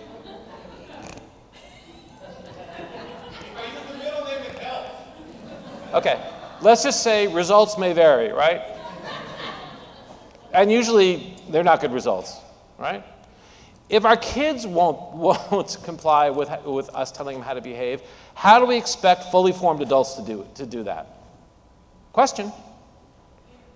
People hate being told how to behave, yet in organizations it's totally illogical. We're just going to tell everybody how to behave, and of course they're going to comply, right? Except it doesn't work, right? And we don't have enough time today to get into the values discussion, but I'll just say this. We're not talking about personal values. They are different than organizational values. But values, by definition, are always reductive. They are complex outcomes that are reduced to a phrase or a paragraph, right? And we just say, oh, everybody can go figure this shit out. And this is why, a company like Boeing has integrity as one of their core values. It's core value number one, and yet they ship planes where the software doesn't quite work and they fall out of the sky. Okay? Now, what was the question? The question is, it's always the gray area, right? It's always the gray area, meaning finance says you got to ship the plane, and the engineers, or some of them, know it doesn't work quite right. Who's making the decision? That's the hard part. You can't just say integrity and expect everybody to know how to do it, because that's not how the world works. You guys copying? Okay, great, thank you. All right, so how is culture organized? And it's organized as a belief system. And remember, all models are wrong, some are useful. This is just a useful mental model for us to be able to understand culture, right? And a belief system is the collection of beliefs, mindsets, you can go ahead now, mental models, principles, and worldviews, and you'll see values is grayed out, that inform the behaviors that give you your organizational outcomes. If you want to change a culture, you need to actually redesign the belief system. Simple, right? And I know there's confusion, like what's the difference between a belief and a mindset, and all I want you to think about when you look at the model is these are just frames. That's all they are, right? So there's an old saying that beliefs are what we have in the absence of facts. Right? We go through life just deciding what we believe, right? And we don't actually care if they're true or not. Can anybody see about the beliefs that you have in the world? That's just things you decided, right? Oh, and by the way, your phone pushes more of that shit to you every day because you decided it, because it knows what you want, right? And those beliefs get further and further embedded into your brain. Mindsets, I think lots of people are familiar with Carol Dweck's work on fixed versus growth mindsets, right? Mindset is a way of looking at things that actually fundamentally changes how you show up in the world, right? And we go around mental models, how we solve certain problems, principles, fundamentally, why are we here, and worldviews and principles are very similar things. What's our place in the world? But what I'm suggesting is that by designing these concepts, you actually, and then relentlessly socializing them, you actually create new thinking that results in new behaviors. And you reprogram the thinking of your organization. Now I'm going to give you a very hard example, I think. Who remembers Piper Alpha? Okay. Who remembers Deepwater Horizon? Who remembers Texas City? So actually Texas City happened the day that Terry Schiavo was taken off of life support. And Texas City didn't get as much attention, media-wise, because of that other story. It actually got buried. Now, our industry knows these things because these were things that were bad that happened. And what did we do? We started setting the standard for goal 0. 0 spills, zero harm, right? We moved from pushing the pipeline and turning the pipeline on to we better be ready to start up the pipeline and not have an issue. So it takes time, right? This took time in our industry. Except today, I would argue that it moves much faster than we've ever seen. The concept of beliefs, right? This whole system. Correct. Because of social media, Correct. the constant language being put in front of us. Okay, so there was a news article this morning that the federal government is coming to some kind of conclusion on what to do with TikTok. This is why TikTok. Yes, TikTok. This is why people who know that TikTok is quite dangerous as a tool. Okay, and I know there's a few of you in the room, maybe most of you are thinking, what? Right? The ability to push ideas to millions and millions, hundreds of millions of people, like that, to capture their attention generation, right? And to nudge them down a path to a different belief system is an incredibly powerful thing. This is the thing that's not being discussed openly about TikTok, but this is why the federal government's apoplectic about the power of that tool, in Chinese hands. Because there's a whole bunch of changes, and I am not a conspiracy theorist. We can pull it apart at some later date. Whole bunch of things happening in this country, which are a net negative to us being competitive and maintaining our status as global power. And it's being fed slowly, drip by drip, drip by drip. All right. And so the ability of a foreign-owned organization to do that is a huge problem. Okay, I've now been branded by a bunch of people in the room. That's fine, I accept that, but that's the truth. Because this tracks directly back to the conversation we're having. Do you see that? Question.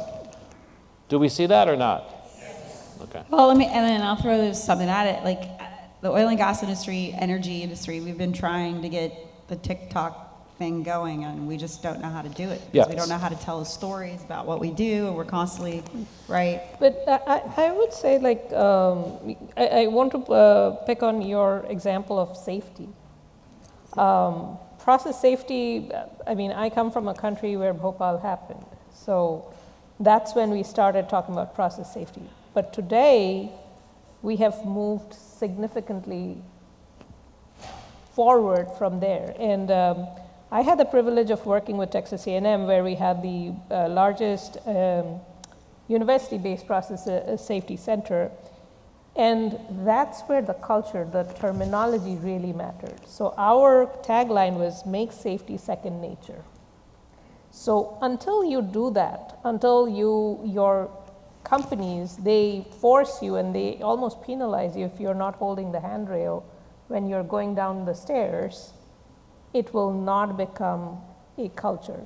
It is something that needs, and that is, I think, Katie, that is one of the biggest examples how we have the hard sciences and soft culture merge together in that space. Beautiful. In the safety space. No, absolutely. Safety is a great example. Hearts and minds are really important. And I remember someone at Shell once saying, this was after there was a massive helicopter crash.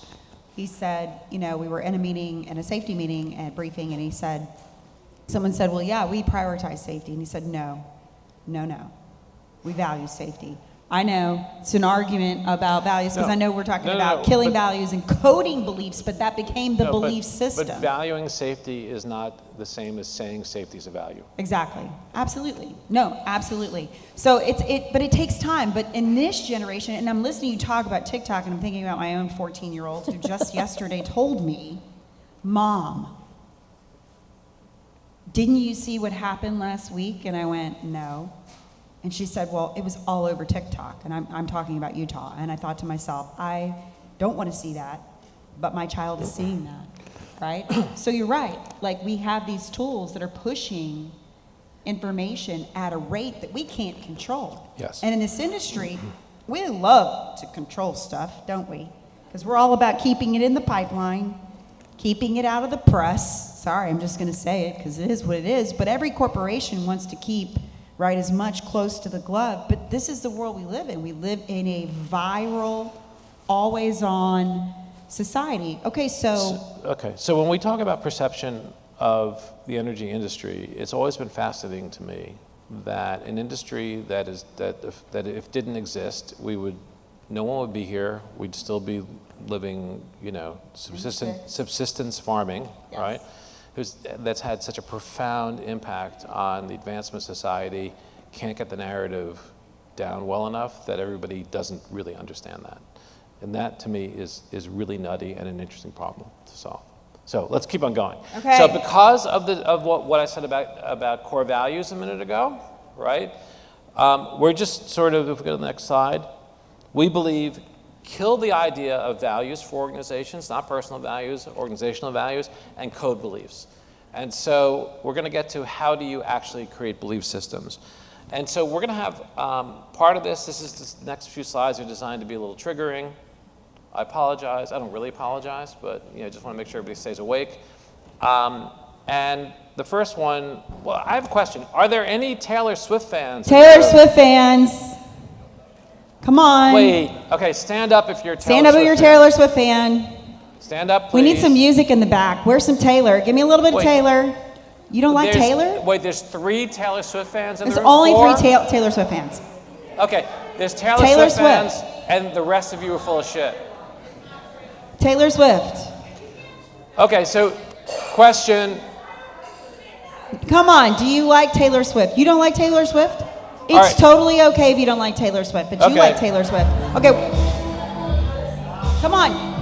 You like Taylor? All right, all the Taylor Swift fans, all the Swifties, come together. All right. You don't like Taylor Swift, sir? So, Katie, okay. So I have a question then. Who in the room really dislikes Taylor Swift? Who dislikes Taylor Swift? Show of hands. It's okay. Okay. Who in the room doesn't give a shit? Okay. Beautiful. Good. Okay. All right. So kill the music. So given Taylor's notoriety and the fact that she grossed $3 billion on her $3 billion. Yeah, on her last tour, right? On her last tour? Yeah. I didn't know that. Yeah, insane. Okay. Right? That's like how much oil and gas companies. Well, this shows you where society's heading. I'm just saying, right? Okay. So there's a great podcast, Acquired. They did actually an episode on the sort of Taylor Swift business. Really interesting. I think they calculated the real worth of her business is like $10 billion. But anyway, okay, neither here nor there. So if we were going to ask a question in the room, right? Would you spend $1,000 on a Taylor Swift ticket to a concert, right? Whether you would or would not would be dictated by your belief system around Taylor. Do you guys see what I mean? Right? Your beliefs and mindsets and mental models and principles and worldviews. And so what we have is what I'll just refer to as a pro and anti Taylor Swift belief system. And on the left side of this chart is basically the pro Taylor Swift. I'll go through it with you just so you guys start to get the joke.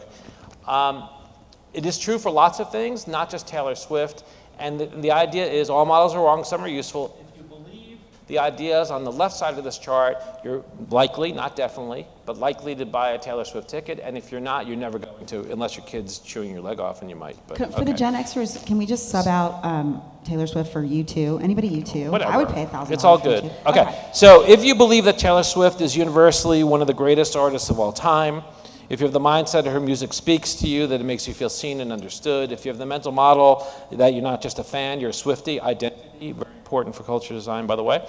Principle, the more I know about Taylor Swift, the more I feel like I belong in the Swiftie community, and the worldview that seeing Taylor Swift in concert is not entertainment, it's a life-changing experience. Can we all agree that you would be more likely to buy a Taylor Swift ticket? Yes? Thank you. Now, the opposite side, which it feels like it's most of the people here, you believe Taylor Swift is overhyped and manufactured by the music industry for teenagers. You have the mindset that her music panders to naive audiences. It all sounds the same. You have the mental model that those who idolize Taylor Swift are easily influenced by mainstream media. You have the principle that everything Taylor Swift does is for publicity. She's using the NFL for personal gain. And finally, you had the worldview that Taylor Swift could perform live from my bathroom and I still wouldn't go. Right? We can see that. Right? And could we maybe construct these worldviews and perspectives depending on what outcome we wanted from, say, an organization? Right? Okay. Let's go to something maybe a little bit more triggering and talk about belief system of remote work. Right? Okay. Now, can we agree, like we all have our perspectives on working remotely, working from home, we've had the experience and all that. And I would say that the entire belief system around remote working is actually just beliefs, right? It's like, oh, this is what I decided I believe in. But same idea, so pro-remote, people are most productive when they own their space. I shouldn't have to leave home to work. The mindset that autonomy brings creativity and productivity. If I'm not trusted, it's not my problem. Working from the office is a cluster. The mental model, work-life integration is promoted through remote work. I will structure my time. I'm an adult. Principle, I'm a whole person. I can make the best decisions for my balance of work and life. I am disciplined. The laundry, kids, the dog, the mailman does not interrupt my day. We know that's bullshit. The worldview, people will do their best work when they're trusted and empowered, and presumably working from home. You guys get it? All right, is it becoming clearer? Okay. And we'll just do the anti-remote because it's fun. People are most productive when they're physically present in shared space. Chance collisions are a necessity to be collaborative. If you have the mindset, in-person is the only way to build community, 70% of human communication is nonverbal. If you had the mental model, connection only really happens in person. Remotely present is actually absent. Principle, that's a meme, by the way. Principle, unsupervised people will not work to the top of their ability. Remote workers are disconnected from reality. Remote and camera offers is a sign of being checked out. By the way, if you're on Teams or Zoom and you don't have people with their cameras on, you need to change the norms of the meeting. Just saying. Who attends meetings with people who don't have cameras on? Okay. That should not be a thing. Can you see why? All right. You wouldn't show up to an in-person meeting and be working on your laptop or on the phone, would you? Right? Okay, just saying. Okay, fine. Worldview, people are lazy and wired to find the easiest way. Am I supposed to believe the laundry isn't being done? Okay, so you get the idea. So I have a question. Can you be somewhere in the middle?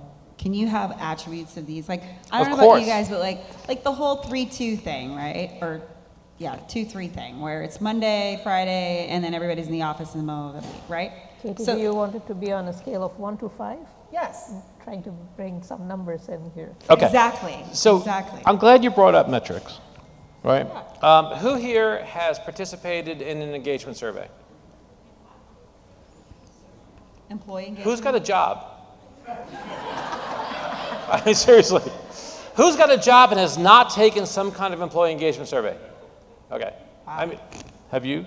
No. You've never taken? No, I've taken plenty of engagement. Of course. I Okay. get them. So what are engagement surveys? They're supposed to measure engagement. Anybody know what engagement is, what the definitions of engagement are? And I'm not going to go through all the definitions because I don't remember them, but I'll give you the TLDR on it. All right? Engagement is basically 4 factors that measure your feelings about work. Feelings. So here's the idea. The consulting firms sell you this concept, which I refer to as a false proxy, or AKA bullshit, which is, I can take your feelings and convert it to a number and give you a number for your whole organization, and you know exactly what's going on. It's ridiculous. Honestly, it is a joke. Because the question I'd love to ask, Katie, I'll ask you. Sure. How do you feel about your daughter today? 1 to 10. Oh, 1 to 5. How do you feel about her last week? Okay. Do we all know? She's 14. Do we all It goes minute to minute. I feel different. Okay, exactly. Minute to minute, I feel different. Can we all accept that there's things that we love in life that we occasionally hate? Yes. Do you want to put a number to these things? That includes work. So the next time HR sends you an engagement survey, just know it's ticking the box for somebody up high. All right. So let's go down the path of being a bit more triggering. Are you guys up for that? I don't want anybody spiraling out. Go for it. Thank you. Did we advance the slide? I can't see. Vaccination. All right. It's kind of old though, isn't it? It's like 2020. It is old. It is old, like but 2020, not 2025, but okay. But everything old is new again. That's right. Okay. So I'm just going to say, I won't go through this because you're getting the joke. You see, right? There's a collection of feelings, of ideas we have on a subject, right? And those ideas and feelings essentially are predictive of behavior, right? And so when we talk about culture design, we're talking about redesigning some of the perspectives, the beliefs and mindsets we have about what we do, why we do it. It's a shift of identity, a bunch of other issues, right? Now, before we get into an example that we're going to walk through, that'll be very practical to energy, I have a question of the audience. Who remembers 3 stations on TV? Y'all are old. We are. What were they? ABC, NBC, and okay, PBS. And then what came along after ABC, CBS, NBC? Fox, that was cool. And then, or maybe not, depending on what you think today. But what came after that? PBS, and then what else? Cable. Somebody just said that old school word. Cable, and then after cable? Streaming. Like, how many channels do we have now? And yeah, actually, we're all channels, aren't we? We all have a channel. Everybody has a Facebook or a LinkedIn or whatever. And so, can you understand why there's a proliferation of information and belief systems, right? Because we have multiple channels. That this has made this a pretty complex challenge to be able to shape. Yeah. Right. So here's the difference. So for the psychologists that study memes, right? They will say that basically memes are propagated, they peak, they die. And there's a lot of recurring memes, by the way. So for example, the current meme on AI taking jobs, right, was a meme when computers were originally invented. It was a meme when tractors were invented for farm work. You know, it's been a recurring meme. There's a guy named Robert Schiller who wrote a book called Narrative Economics, and Schiller basically says there's memes throughout history that actually change the macroeconomic outcomes, and the macro economy is actually driven not by all the things economists say, but actually stories and narratives. Interesting. Yeah. We'll just put a period there, and because it gets boring quickly. So I just want us all in the room to understand that the memes, the narratives, the belief systems actually spread from human to human. Over time, they change ideas. So the difference between an organizational change effort and, say, memes in the wild that peak and die off and may recur, but you don't know when, is that in organizations, you get to control the narrative if you're part of the senior sort of, if it's the C-suite running the change, which means the ideas don't have to die off. they just get steadily propagated, right? Part of the strategy. And talking about strategy, because we skipped over it quickly earlier. We've all been through reorgs, right? Don't you love reorgs? They're fucking amazing, aren't they? They're just the best, right? And so, sorry, I wasn't supposed to use the F word, huh? Yeah. No? Okay, sorry. We have children in the room. Oh, okay. So the thing about reorgs is you can redesign the org chart, you can put people into new organizations, categories, and all that. If you're not changing the culture to adhere to the new thinking that will drive the transformation, it will fail. Who's been part of a strategy change that failed? Like most of them, right? Okay. You can't leave the people behind. I'm just saying that. Let's keep on going. So let's talk about carbon capture as a belief system. Well, I think what we're going to do is you had an example where we're going to walk through. Yeah. Okay. So we chose, and I think you chose EV, this. yeah. Okay. So you want to talk about the choice we made? Yep. Maybe I can. It's pro and anti EVs. Yep. There we go. Okay. Sorry. Katie, we need your help right there. Right there. Right there. Right You're there. losing. I have another one. Okay. Got it. Sorry. Okay. So we chose a very simple example. We had two examples from Jason's slide deck, which was hydrogen or carbon capture. And I said, no, let's go EVs. So EVs, you have these papers on your table. So we'll walk you through pro EVs versus anti EVs. And we want you to either put a pro or an anti, or if you have ideas for both, please put them up here. Thank you. So, all right, so at the table, you can work individually or with your table. It might be more fun to do it collectively with the folks at your table, right? And what we want you to do is two things. Come up with a pro-EV belief system and an anti-EV belief system, and then we're going to go around the room. We'll give you, say, 7-8 minutes to do it. Okay? Yeah. 10 minutes to do it. Okay, so a couple things about this. Don't think too hard, right? And here's the thing. And in an environment full of engineers, engineering mindsets, right? Remember, emotions matter more than facts. And if your key belief as either pro or anti, like I did one here, I'll just share it with you. On the pro side, my first belief is Elon is a god. On the anti-EV side, Elon is a horrible human being, right? Now, my point is, and this is where the engineers' brains melt. The fact that you like or dislike Elon Musk, right, should have nothing to do with whether you buy a Tesla, but it has everything to do with it. How could that be? The car didn't change, did it? All right. So very often, not very often, always, emotions are stronger than facts. So go do your belief system. Yeah. Ready? And we need a little bit of Taylor, just a little bit.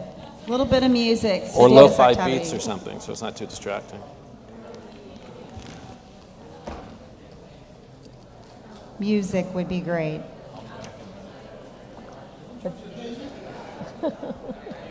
Just a little bit of music, please. Thank you.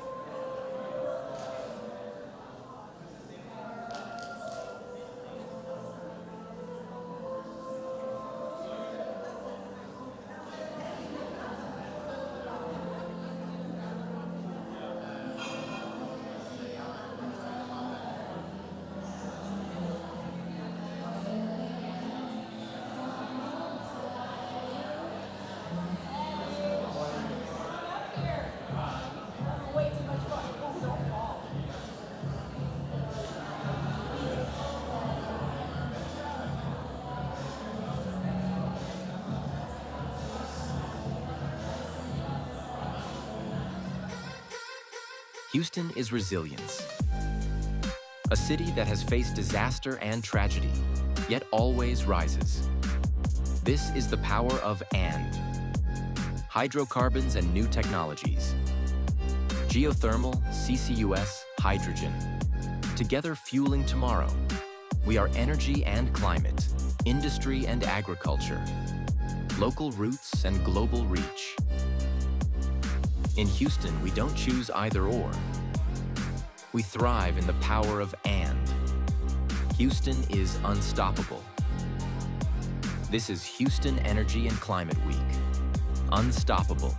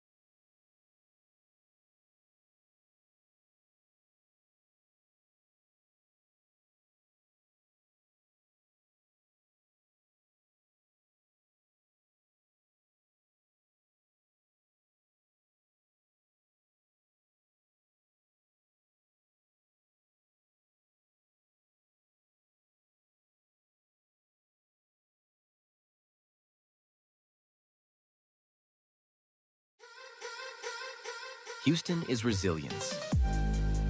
A city that has faced disaster and tragedy, yet always rises. This is the power of "and." Hydrocarbons and new technologies. Geothermal, CCUS, hydrogen. Together fueling tomorrow. We are energy and climate, industry and agriculture. Local roots and global reach. In Houston, we don't choose either or. We thrive in the power of "and." Houston is unstoppable. This is Houston Energy and Climate Week. Unstoppable.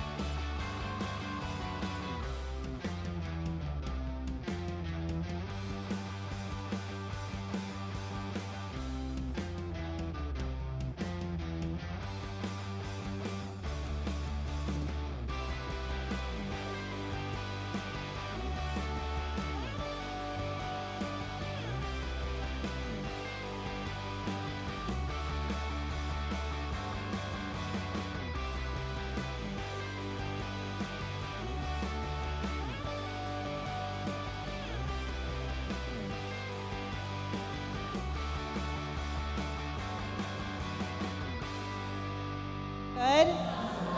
Brandy, can you help and grab the mic? And we're going to start sharing. What everyone learned. And we can cut the music.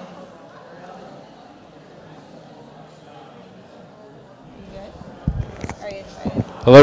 Oh, good. Okay. So, really great conversations. All right, so who's beginning to feel like how you do this? Question is not rhetorical? Okay, I see a few hands. All right.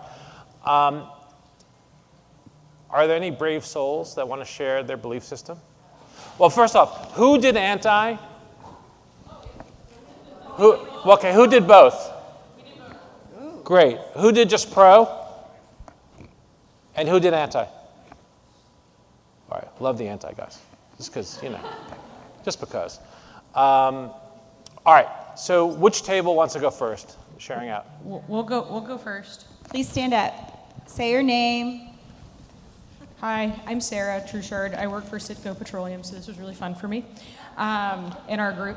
So we did both sides, pro-EV and anti-EV. So our belief for pro-EVs is that zero emissions, runs on renewable energy, good for the planet, and convenient to fuel from home. Yes. Our anti, I'm going to go side to side to make this fun.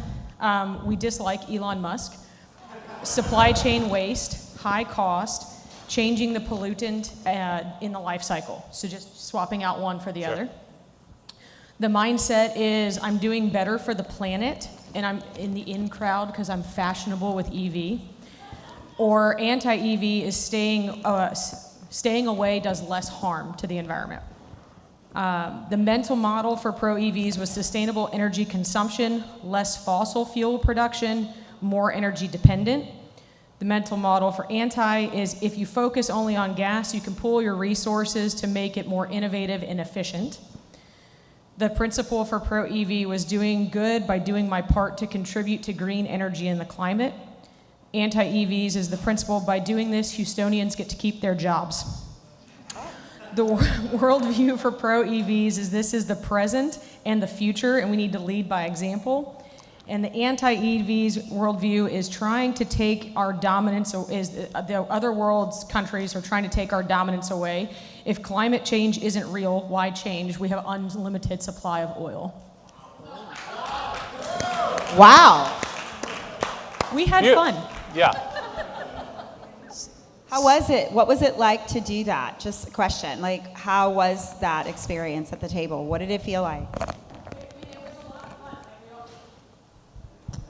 It really was a lot of fun because some of us are kind of in the middle. So it really felt fun to play the devil's advocate on both sides because majority of the table kind of falls, we like some things but not others. And so trying to kind of go really far one way and really far the other way made it a really fun exercise. Yeah, so we see that, you know, when you start to unpack this, a lot of the decision making itself is non-fact based sort of social signaling in a way, right? Or you wedded to the past. Do you want to signal to your neighbors that you're the cool kid, the new cool kid on the block? There's a lot of that going on. So great, thank you. Who wants to go next? I'll call on you if you don't volunteer. So you might as well volunteer. All right, so Please stand and say your name. All right. Hi, I'm Elizabeth, and we built a model more about identities because that's what I listen to. So on the pro-EV side, again, we focused on the futurism, the trend setting, and the progressivism of the individual that would want to be pro-EV. So again, yes, Elon is a factor, but Elon is not the only factor. Pro-EVs, again, you want to have the new, the thrill of the new. You want to have less time wasting in terms of seeing a forward future. You want to reach the immediate goal a lot faster. You want to be safe in reaching that goal. So you're very focused on, what is progressive and what is the next trend. And then again, you're very, very innovative. You love the idea of a forward-thinking solution. On the anti-EVs, we visualize more of a classic person, okay? So they are focused on the safety of the traditional car. They're focused on the cheapness of the traditional car. They're focused on the fuel being a little bit safer than, say, a battery. They're focused on the vulnerability of the EVs. They're worried that if they commit to something a little bit too soon, that they will regret it.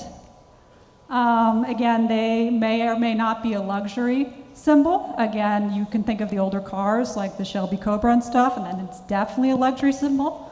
But you can also look at, say on the Tesla side that it can also be a status symbol. And then again, there's the associations with strength, masculinity, speed, authority. They're very associated with the EVs, anti-EVs. And then again, the worldview on both sides. Either the world needs to change and go forward, or the world is good as it is. Beautiful, great job. So So in that sort of, the construction of those two belief systems, you're really thinking about psychographs, right? Like how are people viewing the world as opposed to very specific sort of either fact-based or deliberate mindsets that are based on the product. So that was interesting. Who would like to go next?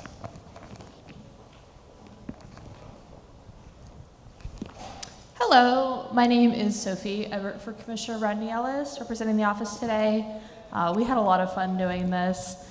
We did both sides. So on the Pro EV, the belief we said was that it was better for the environment, safer technology, and then on the flip side, the minerals and materials required to build EVs are harmful to the environment and sourced from other countries. Our mindset for the Pro EVs was that it gave you independence. There's been videos of Teslas being able to drive through water during flooding, which is obviously something that happens often here in Houston. But on the flip side, it is restrictive. You have to think about where you're going to charge your EV, and you're not able to drive as far in some cases.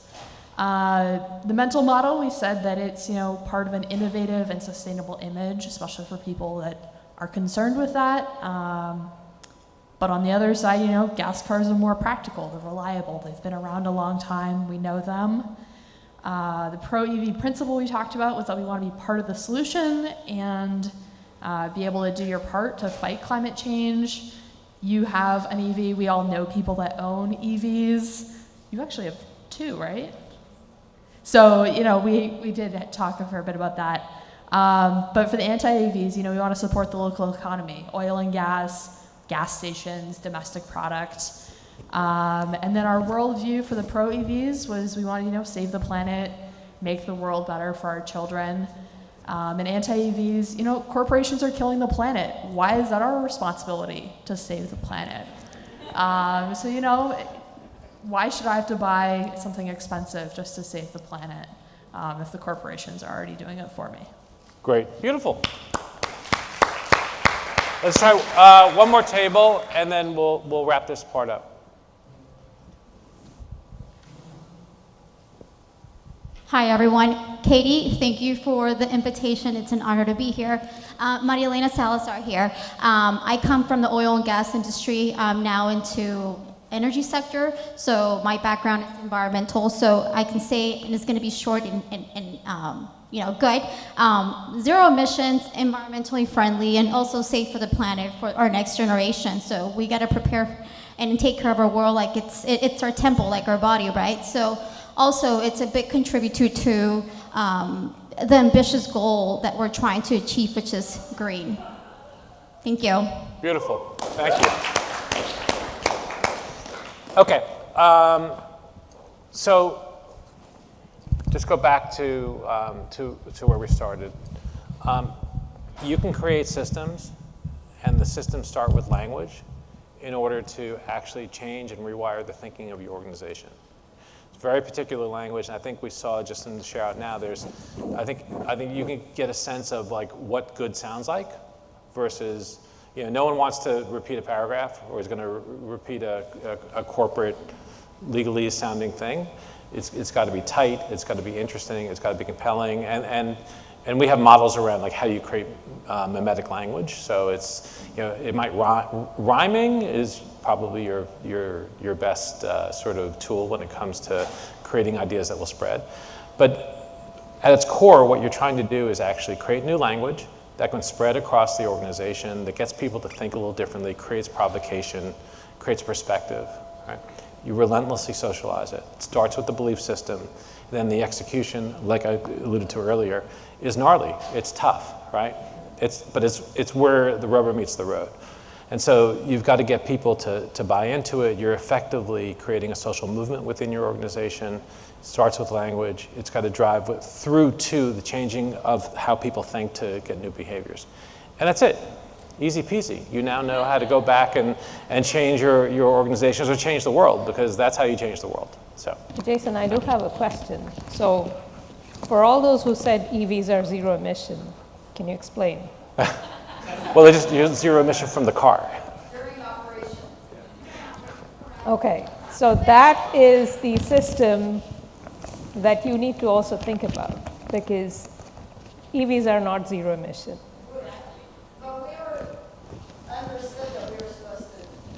Yeah, but that's the thing, like EVs are also emitting greenhouse gases at the electricity generation station.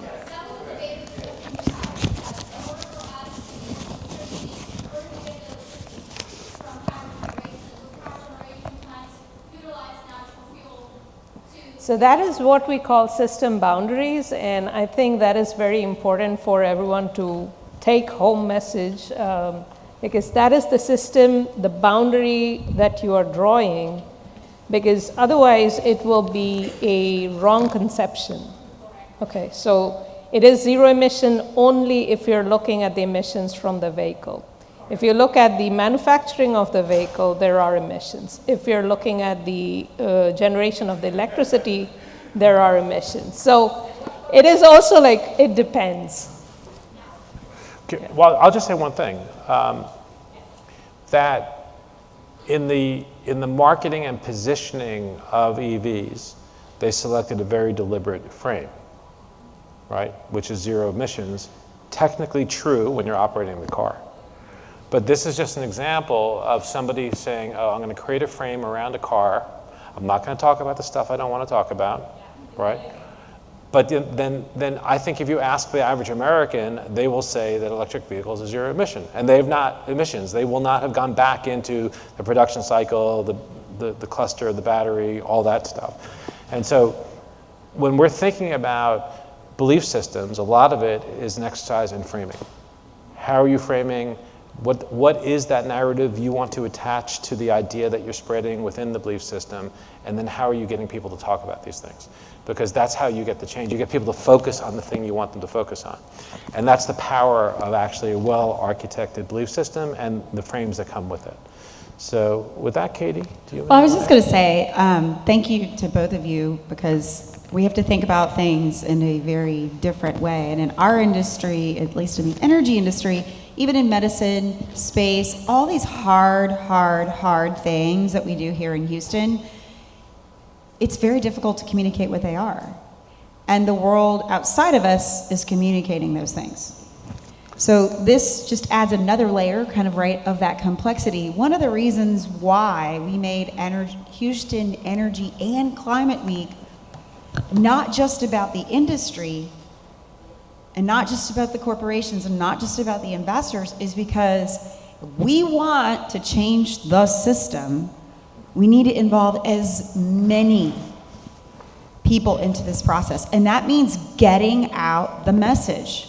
So, boy, wouldn't it be cool next year if the NFL, the NBA, anybody who can reach my kid on TikTok, okay, with these concepts. Pop culture is this is how we live, folks, right? Every day we want to go do the fun stuff. That's what we're engaging with. It's very hard to engage with this kind of content. Wouldn't you agree? I mean, most of our children are like, Mom, what do you do, right? Or Dad, what do you do? So I say this because, for me, at least, Houston Energy and Climate Week, Allies in Energy is about everybody. Everyone. Everyone should have a seat at this table. Everyone should have a seat designing systems. Everyone should be asking these questions about, but what really is it? Is it zero emissions or is it not zero emissions, right? But I'm hoping us going through some of these examples that were a little triggering. Yes, you triggered us.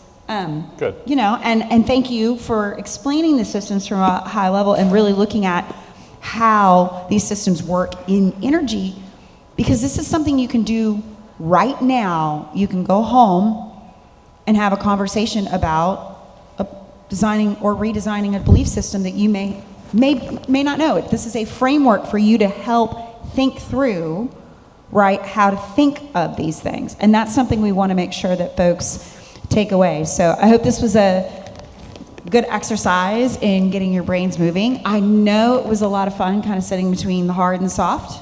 I find it very funny too that the woman is talking about the hard thing and the man's talking about the soft stuff. But anyway, I'm giving you guys a hard time. But thank you both for your presentation today. Thank you for your time and attention. And we're going to move to our next session. Really quick, before you forget, turn over this sheet of paper and ask, what did I learn? How can I use this? What will I do with it? I hope you have a framework in mind around what did you think this was? Because there's always like, I walk into a session and there's what I think it's going to be and what I think I'm going to learn. And then there's, well, no, what did I learn that's new? And then it's get curious about, well, what am I going to do? Like, how can I use this information? How can I take this learning and move it forward? And then the hardest part is actually doing something. These are conscious steps that you can walk through on really anything. But it takes getting still, turning off the phone or turning the phone around, right? And then asking yourself these 3 questions and maybe even writing them down, right? Using your penmanship. So we didn't do the cool name tags. We did the old school name tags. By the way, they are very cool. Brandy, love the name tags. But we asked you to write your name and we asked you to write your why, because maybe we need to do more listening, writing, reflecting, getting still, and asking questions to get to different solutions and answers.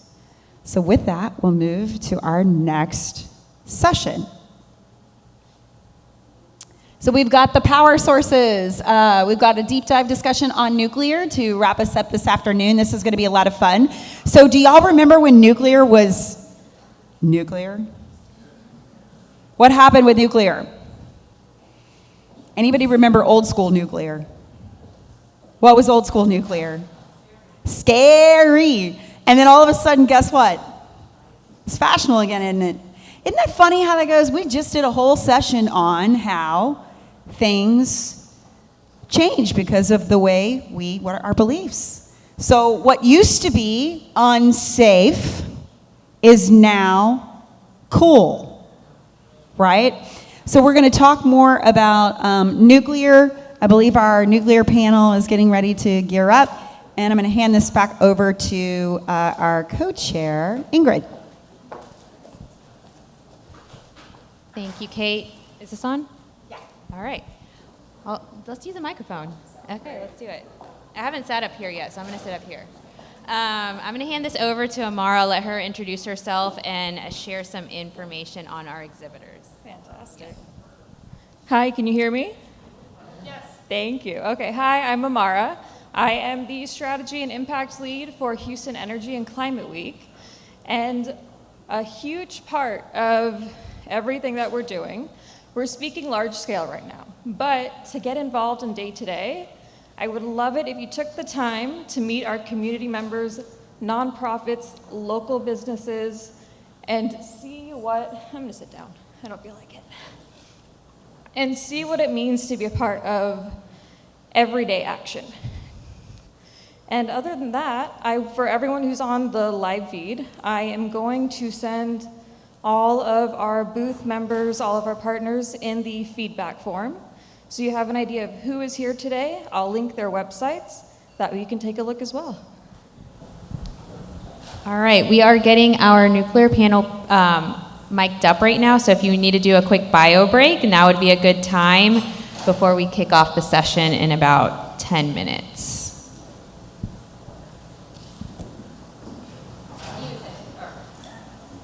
Music, please.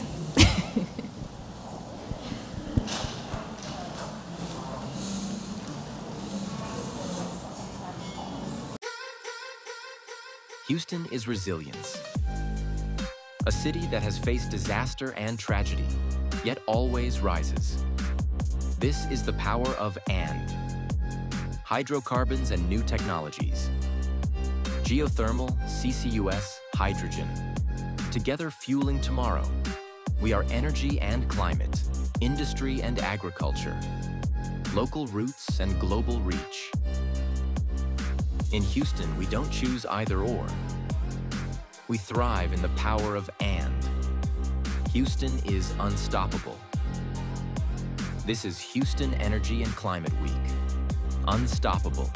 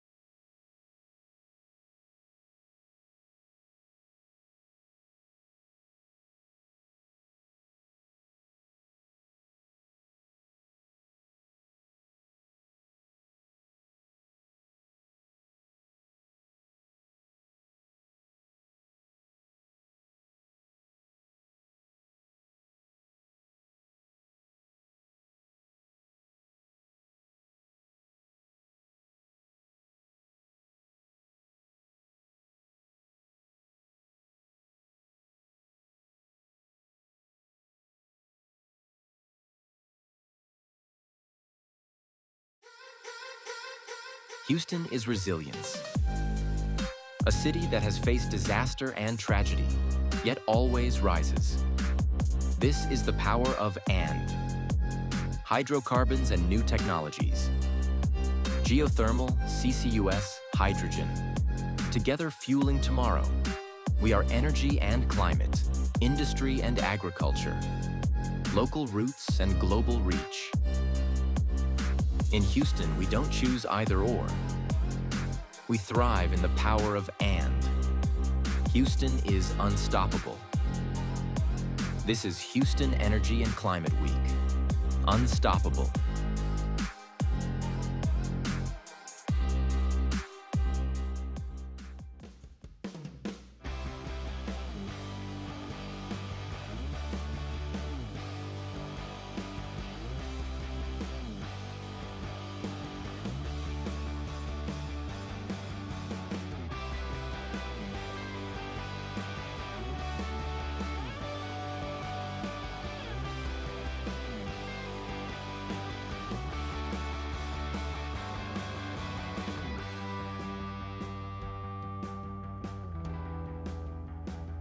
I was their treasurer for a while, but for the CEC, this is Steve Seltzer. Hi, everyone. We've actually been around since 1973, trying to be an umbrella environmental nonprofit organization. One of the ways that we act as an umbrella is to have this newsletter that we send out weekly. So if you're interested in learning about environmental efforts in the greater region here, cechouston.org. Welcome to maybe subscribe, and it's very easy to unsubscribe. So at any rate, it's a lot of great information.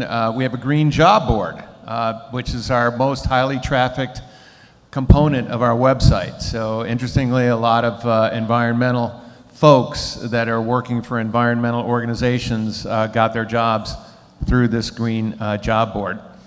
And our calendar just can't be beat, so any kind of environmental anything going on is probably on our calendar.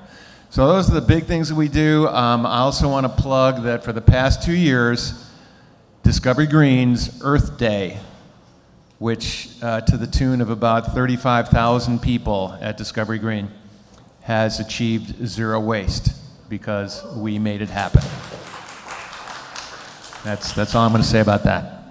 Thank you, Steve. All right, and now we have Casey Brown from Evolve Houston. Thanks everybody for having us here. Thanks for coming and checking out our station. Evolve Houston is a member-based organization in town focused on EV adoption. So we do everything from awareness to research and development. We work a lot with data. We have a couple great products and services on the road. It was mentioned earlier, our microtransit service in partnership with the City of Houston and Metro. Go check that out. It's an all-electric rideshare service offered in some unique places in town. It's a pilot right now, so we'd love your feedback. And we're about to open up another year of our grants program. So if you have any ideas, or you know someone that has some ideas, come check it out, find out when to apply. It's the 15th of September through the 15th of October. But come check us out, say hi. Thank you so much for having us here, and looking forward to connecting. Thank you. Thank you, everyone. We are about to start with our next session.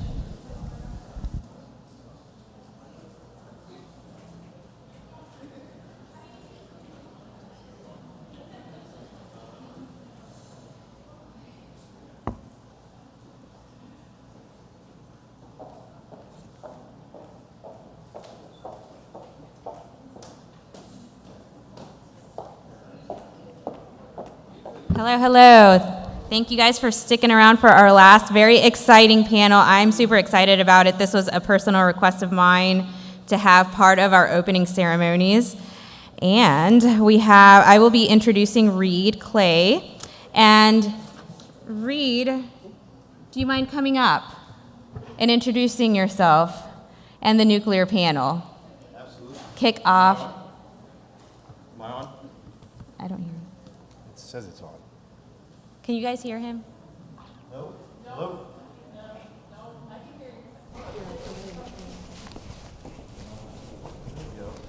Still not working. All right, I'm going to talk loud and maybe there's a mic. You still can't hear? All right, let's give you can you hand him the microphone over there?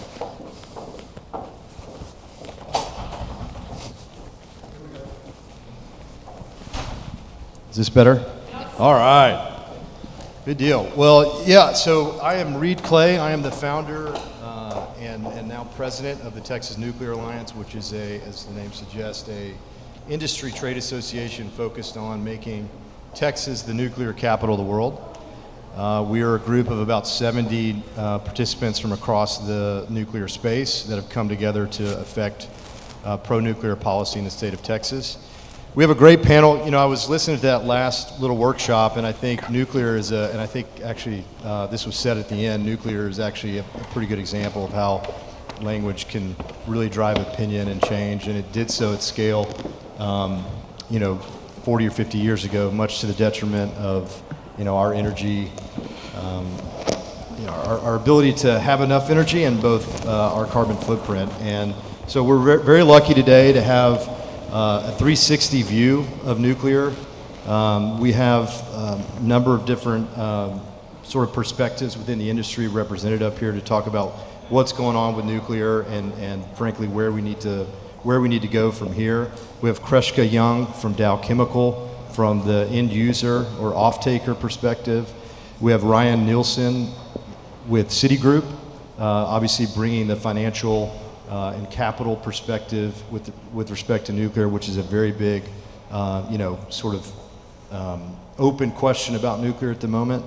And then we have Rafael Hernandez with Last Energy, who is a developer of small modular nuclear reactors. So with that, I'm going to let each one of them introduce themselves, and Kreshka, I'll start with you if that's okay. Sure. Good afternoon, everybody. As Reed said, I'm Kreshka Young. I am Dow's North America Business Director for our energy and climate team. So that means that I, along with my team, have the business and commercial responsibilities for all of Dow's operating energy assets in the US and Canada, of which we have about 42 combined gas turbines, steam turbines, and fired boilers. And so we set the business plans, the capital plans for those assets, including replacement of them at the end of their life. And more and more, we look at a lot of things, of course, when we're replacing them, but one of those things is carbon footprint, as well as longevity, and so that's how we've gotten involved in nuclear. So we are in the midst of a small modular nuclear reactor project with X-Energy's technology that we are currently building down, or we're not building it yet, but we are intending to build down at our site here in Seadrift, Texas. Ryan, if you could go next, thanks.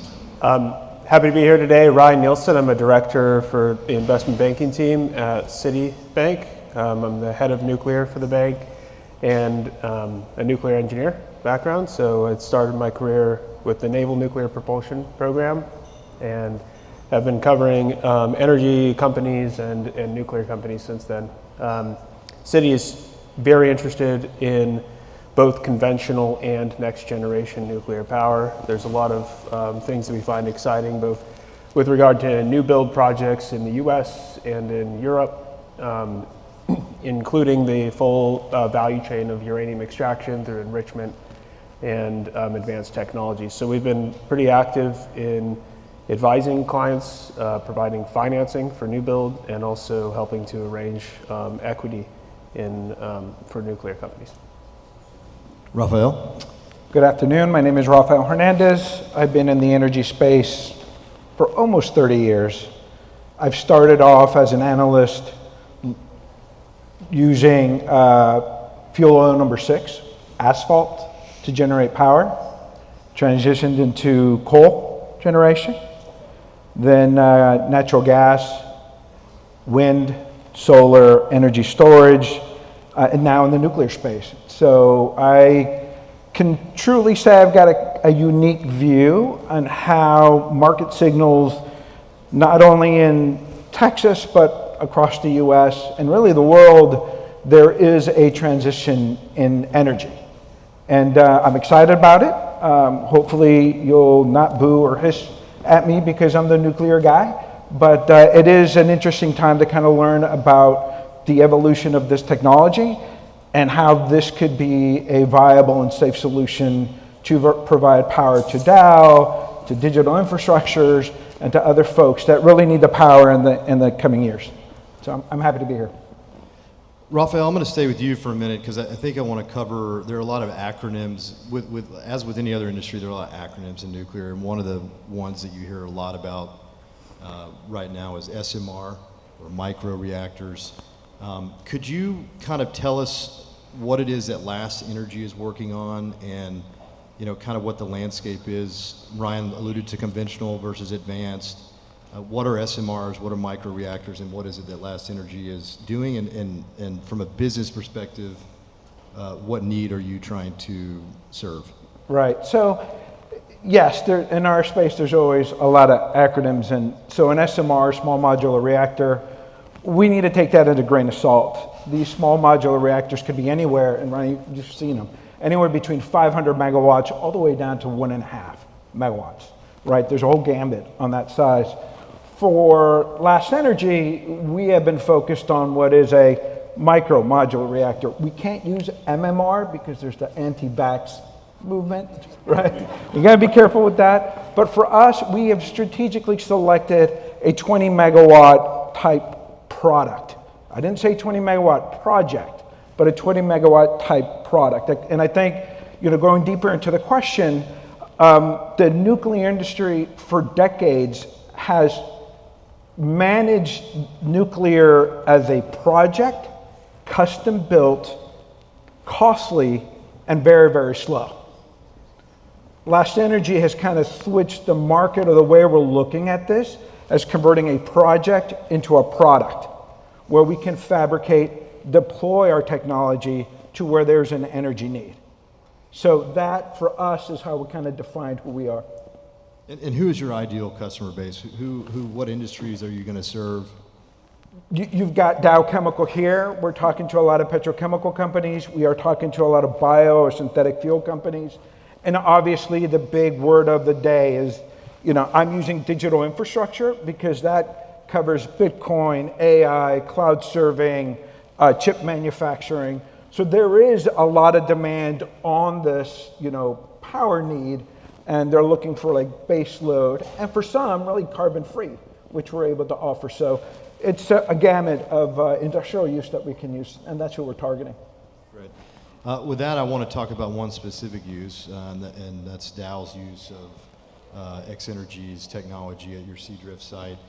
Kreshka, could you walk us through why you decided to use nuclear for that project, and what it is about X-Energy's specific small modular reactor that is going to serve you so well at Seadrift? And then I think third part of the question is, what's the timeline look like for building and implementing that project? Sure.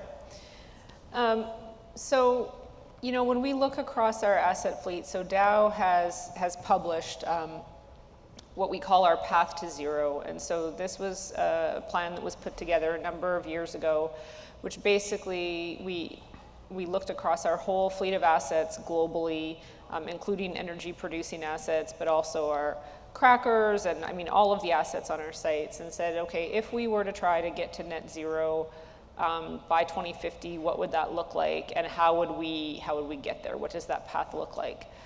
And so we've basically gone through our asset fleet, and the good news is, good news, bad news, I guess, is that nearly 100% of our assets actually do need to be replaced fully by 2050, right? An asset will only live so long, and we do have a little bit of an aging fleet, especially when it comes to our energy assets. And so we laid those all out, and Seadrift happens to be a site where we expect to need to replace those assets, just say in the early part of the next decade. So in advance of 2035, those assets would naturally reach their end of life. And so that was the right time to look at both replacing those and then also evaluating the options, of course, for having an overall lower carbon footprint. So that sort of set the timing for our project. Then what we looked at next is said, okay, what technology are we going to look at? We try to think about things generally from a technology agnostic viewpoint. We look more at attributes. So what attributes do we need the energy to have? Well, petrochemical manufacturing requires a very, very high level of reliability, 99.9995% reliability, in fact, because if we shut down those manufacturing assets in an unplanned fashion, that can have very serious consequences, both from a process safety standpoint, a personnel safety standpoint, and from the environment. And so Electricity itself we can get from the grid as a nice backup, but the steam that's required in the manufacturing of those assets doesn't really have a backup. And so that kind of limits the technologies that we can use to something that's sort of always on, but also of a size where we can stack multiple assets together to give us that needed amount of redundancy. So in addition to that, the steam that we require for making our products is at a fairly high temperature. So we're talking about 500 degrees Celsius or so. So when we put all of those things together and sort of looked across the sort of viewpoint, I guess, of technologies, there were a few that rose to the top. So of course, natural gas combustion, with or without post-combustion carbon capture and sequestration. There's also hydrogen combustion that is more and more starting to become something that is looked at as an alternative. And then there's advanced nuclear. We've already undertaken a project that is going to use both hydrogen combustion, but also natural gas combustion with post-combustion capture up at our site in Fort Saskatchewan, Alberta. And so Seadrift, we decided, was a nice potential fit for nuclear and for X-Energy's technology specifically when we put all of those different requirements together for that particular site. I mean, we don't have exclusivity with X-Energy. There's a lot of good nuclear technologies out there, and many of them are advancing sort of alongside our project, but that was what was chosen for that site. I should note, Dow does also use a lot of renewables and things like that globally, but for this specific application, it just wasn't really a fit. So our project, as far as the timing of our project, we have just recently submitted a construction permit application to the NRC at the end of March this year, and we have received a review timeline for that, which was an approximately 18-month review cycle, which should give us our permit in 2027. Of course, there's a lot of work to do with the NRC between now and then, but that's the timing that we're working towards. Which means, so once we have that permit, we can start nuclear construction. There's a lot of, this is a supply chain that's still being developed and being stood up, so there's a lot of very long lead items that need to be ordered. And so we expect to start construction realistically sometime in 2028, which will have us producing nuclear power sometime in the early 2030s, maybe 2032, 2033 timeframe. Thank you. Ryan, turn to you real quick. Kreshka talked about reliability, and I didn't count if it was 5. I always say 5 nines reliability, but 99.99% of the time. Dow is one example of a number of marketplace participants. Data centers may be the one that's in the news most often these days. Can you talk a little bit about the marketplace and what is driving, from your perspective, this big resurgence in companies and industries looking at nuclear as an option to bring reliable energy to power their processes? Yeah, absolutely. I think there's 4 main trends that are driving excitement towards nuclear power right now. One of them is just the need for clean, firm power. I'd say that was what got the initial interest over the last 5 to 7 years or so, as there's been more emphasis on the need for fossil fuel replacements. However, in the last 24 months, I think there's been a marked increase in interest towards nuclear, even relative to the role that it plays as a clean power source. And that's because of interest in nuclear power for data centers. The growing demand signal, just broadly speaking, in US power and globally, this is the first time we've experienced a demand growth in 20 years. As a combination of electrification and also data centers plays into that, but there's a number of different contributors. And then the last thing I think would be national security. So just a increased emphasis on this as a strategic asset and as a remarkable export product. So nuclear power is a unique asset class in that a power plant can last for 60 to 80 or even 100 years. So these are the core of the core infrastructure for any, they're nation building types of assets. So as it's very important for countries to put a lot of emphasis on it, because whoever emerges as the leader in the industry will be the leader for the next 100 years. Which is why I think this asset class has got more government funding than any other technology in clean energy or otherwise. There's a tremendous amount of grant money. The Dow project with Seadrift and X Energy is a recipient of the Advanced Reactor Demonstration Program, which is a several $billion grant program that's designed to establish the U.S. as a leader for the high temperature gas reactors. There's TerraPower is the other recipient for their liquid metal reactor, but there's a number of different concepts, and I think because of these different demand signals, it's opening new markets, new applications. Industrial heat is a great example of that. That's not a market that was traditionally served by nuclear power. It was natural gas or other types of cogeneration alternatives. So there's new markets that are available in data centers that are behind the meter, grid independent. There's applications in remote communities, in mining, even marine transport. So the marine nuclear has actually been used for marine transport for a very long time by the Navy, but this is, I think, a resurgence of interest because of decarbonization objectives, particularly out of the UK, but other countries as well that are driving towards commercial use of the technology. And then this repackaging, as mentioned, and when you get to the micro end of things, there's a potential way to finance these differently and deploy them much faster, deploy them into new types of markets and that are very appealing. Yeah, so traditionally, nuclear is, this is my boiled down version of it. It's kind of suffered from two, Achilles heels. One is politics and the other is cost. So staying on the cost front with you, Ryan, recently, a large number of the sort of international banks about a year ago came out and said, hey, we're gung-ho about nuclear again. We really want to do nuclear. From a money perspective, and this is ultimately a question for all three of you, I think the ultimate question is, can we make nuclear affordable again? And what is it going to take to do that? And I think I'd love to hear from all three of you on that, and I'll start with Ryan. Yeah, absolutely. I think that nuclear power is competitive, particularly in this newer environment where power generation has become more expensive, generally speaking, as well. So that's the types of power agreements that are getting arranged today are sometimes even 3 times what they were 36 months ago.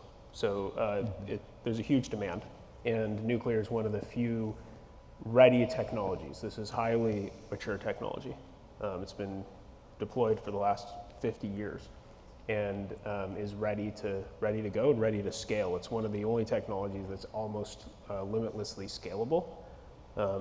It's independent of resource availability, meaning wind or water or solar. So it's a unique technology that can put gigawatts on the grid and gigawatts in other applications where other alternatives cannot.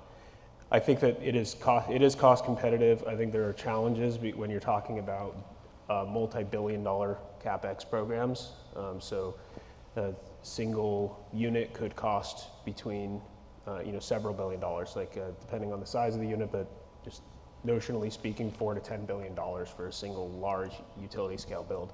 Now, when you're talking at the smaller end, the micro end of things, which I'll like to speak a little bit more about, but I think that there's completely different financing structures that may be available there. But I do believe that there's enough government support and financial community support to get these things built. So real quick, Raphael, before I turn to you, at the outset you mentioned that Citi was interested in both sort of advanced technologies, which I took to mean small modular reactors, and conventional, which I took to mean, maybe wrongly, large-scale nuclear. If I'm right that does, conventional means large-scale, what does the country need to do, given what happened with Vogtle 3 and 4, how do we get past the financial aspects for conventional versus small modular? Yeah, I think that a lot of it is just creativity around the consortiums that need to come together and risk-sharing frameworks to see who's actually responsible to deliver the product, who's going to ensure that it gets completed, and that likely will, for the larger reactors, require government backing. That's how it's being done. That's how it's been done historically. I think that's how it will be done in the future. There will be some kind of hybrid structures that emerge where the public-private partnerships bring it across the line. But it's an undebatable need, I think, at this point, for if you need to add 5-10 gigawatts to the grid, that's the ready solution is the larger conventional plants. Rafael, your perspective on how we create scale through small modular reactors and micro reactors? Yeah, I think first of all, there's a lot of companies that have come out. A lot of these startups organizations have tried to re-engineer or reinvent the nuclear process, the nuclear reactor. And some of the challenges that they face is limitation or supply chain limitation on fuel or other components for their equipment. For Last Energy, we're using a tried and true nuclear process, pressurized water reactor. Ryan, that's what you saw when you were in naval ship or submarine. We're not doing that. We're not inventing something that is safe and is proven to work. So for us to kind of bring down that cost, and it's been tried and true throughout centuries, is first of all, use the existing supply chain that we have, use the existing fuel supply that we have as a country, so we're not depending on someone else, and then begin the mass fabrication of the product, right? Henry Ford did that. That's what we're planning to do. Now, to be very, very clear, safety will still be paramount in how we deliver this, and that's across all industries in the energy space and the oil and gas space. So for us to bring down that cost is really fabricating these at the highest quality, using existing supply chains in the United States, and then deploying these. So a 20 megawatt nuclear battery, that's what we're calling it, or that's what I'm calling it, I can deploy that out in 2 years. Not 5, not a decade, 2 years. We're actually doing that with the help of the Department of Energy and Central Texas. So we will be developing and testing our battery in July of next year, and by the end of December of 2027, we will be delivering carbon-free electrons into the ERCOT grid. So it is moving quite quickly, and that speed to market will bring down that cost. We've seen it endlessly in different examples. Solar panel is one example. We're seeing that with energy storage with the battery. We saw that with the wind turbine. So we're going to see that here with the nuclear technology, especially, I think, with microreactors and small modular reactors. Krushka, everybody knows Dow is a petrochemical company. Fewer think of it as an electricity company, which it is. I think even fewer think of it as an infrastructure building company, which it also is. You guys are taking X Energy's technology and developing this into what is really a massive infrastructure project at your Seadrift site. Can you talk a little bit about project management and construction management in terms of costs and how what you guys are doing can potentially be replicated throughout the industry? Mm-hmm. Yeah, I can. I mean, I also want to comment on this other question a little bit too. Nuclear, it is developing fast, and I think what I'm hearing, right, is we need to go from sort of bespoke projects to something that can be rapidly replicated and things like that. And I mean, even Vogtle, right? So what we need to do is we need to get from first of a kind on all of these technologies to nth of a kind. We can only do that. I mean, at some point, we're going to have to narrow the group of technologies. There's probably, 80 or so advanced reactor companies out there that are trying to sell their technologies. I mean, we're going to have to see which ones kind of get out of the gate and get built and whatever first, and then choose a smaller subset. But even Vogtle, right? We always say Vogtle 3 and 4, and they were terrible. If you actually look at it and you say, okay, well, Vogtle as separate projects, Vogtle 3 was more or less an unmitigated disaster. That's, I mean, it's not a nice thing to say, but it more or less was. I mean, but we learned some things, and if you look at Vogtle 4 as a separate project, significant improvements made between Vogtle 3 and Vogtle 4 as far as speed, cost, I mean, all of those kinds of things, and that's from 1 to 2. So now, I mean, we need more of that same technology to be replicated and things like that, take it more away, to Raphael's point, from being individual bespoke projects to more of products that are being sold, right? Get some of that value there. So commenting on that. I mean, I think the other thing that's different is, I mean, we're used to these things, and this kind of speaks a little bit more to our project. I mean, we're used to historically nuclear being done by utilities. And utilities, I mean, compared to Dow, utilities, I mean, they care about costs to a certain extent, right? As long as whatever costs they're incurring are costs that the regulator will allow them to pass on to their customers, they're not as concerned about the absolute cost as potentially the end use customers are. And so I think, you know, what Dow really feels it's bringing to our project, to our program, and hopefully teaching X Energy and the other companies that we'll partner with along the way about is our approach to project management, to cost control, to you know, construction management, all of these kinds of things that we do. We're a very active owner of our projects. We have a very disciplined process. I'm sure to the frustration of X Energy some days, but you know, we will manage this project the same way we do any other project, right? We did not write a blank check when we signed up for this.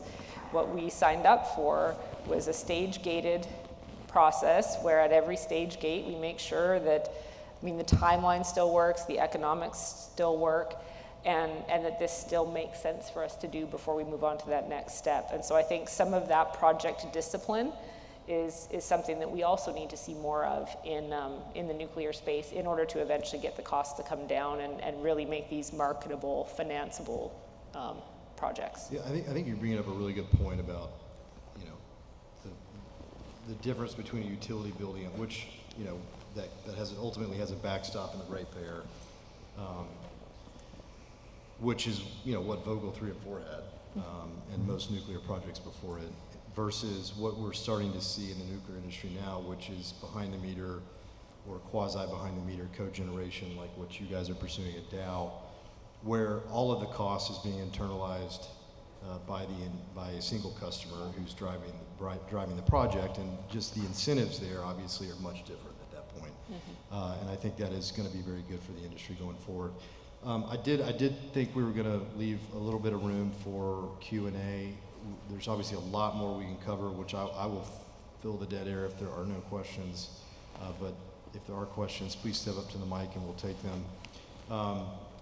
I think I wanted to bring this home to the Houston region. You know, obviously you guys aren't far, but from all three of your perspectives, you know, one of the things that, you know, Texas is kind of, you know, the center of the nuclear renaissance, at least within this country right now. And I think a large part of that is being driven by demand, to Ryan's point earlier. But I think it'd be good for all of you guys to kind of give a perspective about, you know, why that demand is in Texas, who that demand is, and how varied the demand is, including in, you know, within, you know, 50 miles of where we're sitting right now. Kreska, I'll start with you if that's all right.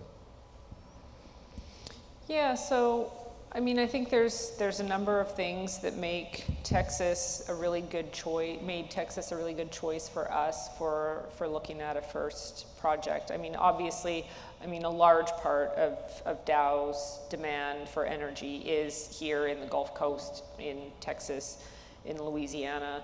I mean, you know, Texas versus Louisiana, and Louisiana has some absolute strengths as well, but I do think that the ERCOT market and the regulatory regime that we're sort of under here in Texas is one that really lends itself well to these types of projects, and opens us up to different sort of, funding mechanisms and risk management mechanisms than what we may have access to in other markets. I mean, I think from a workforce development standpoint, Texas sort of being the energy capital of the country, if not the world, right?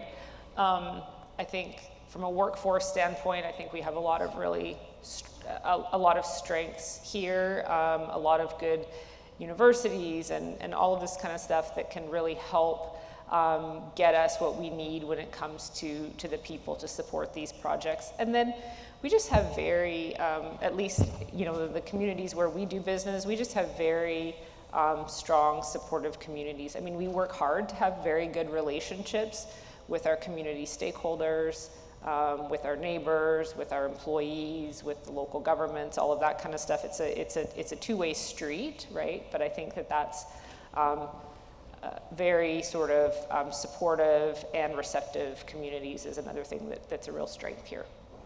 Rafael, as you look to,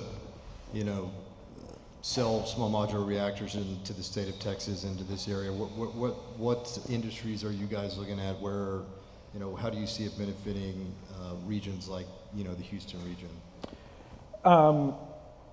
Apart from the energy market, which was discussed, and ERCOT and all that, the other thing that is important to us, we are a Texas company. We've now relocated to Austin, so we are a Texas company. And really, because of the backbone of the state of being an oil and gas state, the infrastructure to fabricate nuclear reactors or nuclear batteries already exists. We're actually using a company outside of Houston to fabricate this. We tried it, we did a prototype, we can determine what the cost is, how quickly we can deploy it, and then how quickly we can get our equipment or the components to make this work. And we found most of it in Texas. So apart from the energy market, apart from government support, pro-business, pro-energy, the reality is the infrastructure to be successful in the state is already here. And we get calls from other states all the time. I get calls from other states, literally, Louisiana, Florida, Illinois, Utah. They want this, and they want to have this fabrication in their state because it creates jobs. And we've got the manpower, the know-how, and really the support to kind of succeed. So I like to say where Texas goes, the other states will follow. And so we're really excited to be here. Ryan, wanted to talk a little, obviously a lot is happening in Texas right now, but a lot is also happening in DC, a lot of focus on regulatory reform. Obviously, a regulatory environment can significantly impact the cost of a project. Could you give us just a kind of a brief observation of what you're seeing at the federal level in terms of regulatory reform? And, you mentioned federal government investment. What are you seeing there that is, really going to drive, I think the Trump administration has said they wanted to get to 400 gigs by 2050. For reference, we have about 100 gigs right now, so that is an extremely large number of, increase in nuclear. So what are you seeing at the federal level, and what more do you need to see for us to achieve goals, such as that one? The primary thing I'm seeing is just a more coordinated effort at the federal level. So between the executive branch, and also both the House and the Senate, and then extending that to the Nuclear Regulatory Commission, as well as the Department of Energy and the Department of Defense, all being encouraged to walk a lot more lockstep than they have previously. So I think that historically there was very little imperative or incentive for organizations to move fast, and we just haven't been in a build environment for nuclear for a very long time. Outside of the Vogtle reactors that were just commissioned, the prior generation of reactors were largely built in the 80s or earlier. So we have a very old fleet, that's 30 to 40 or more years old. So it's a revitalization, and that requires all of the policymakers and some of the folks that control budgets from the largest government programs to sync up their efforts, and I think that's actually happening with in a fairly effective way right now. So I expect that time to licensure will come in. The NRC has already shown that they've been able to issue licenses within the 18-month target timeframe for certain projects, and I expect that could even come in more aggressively. But where we need it to land is, if you go to the small end of the spectrum, on like the micro end of the spectrum, you need to get budget cycles within like a 12-month period, right, where you can deploy projects in the same way that you budget and plan projects power projects in the Permian, or like drilling projects where it's a 6 to 12-month capital allocation decision. So you need to get repeat licensure, and the only way that happens is with volume. So you have the first ones are going to take longer, but as we get more familiarity and just get the reps through the organization, I think that those times should come down even materially relative to where they are now. Well, I think we're getting the hook here. There is one question. Is there a question? Okay, do we have time for one question? Well, I'm not going to ask permission. We're just going to do it.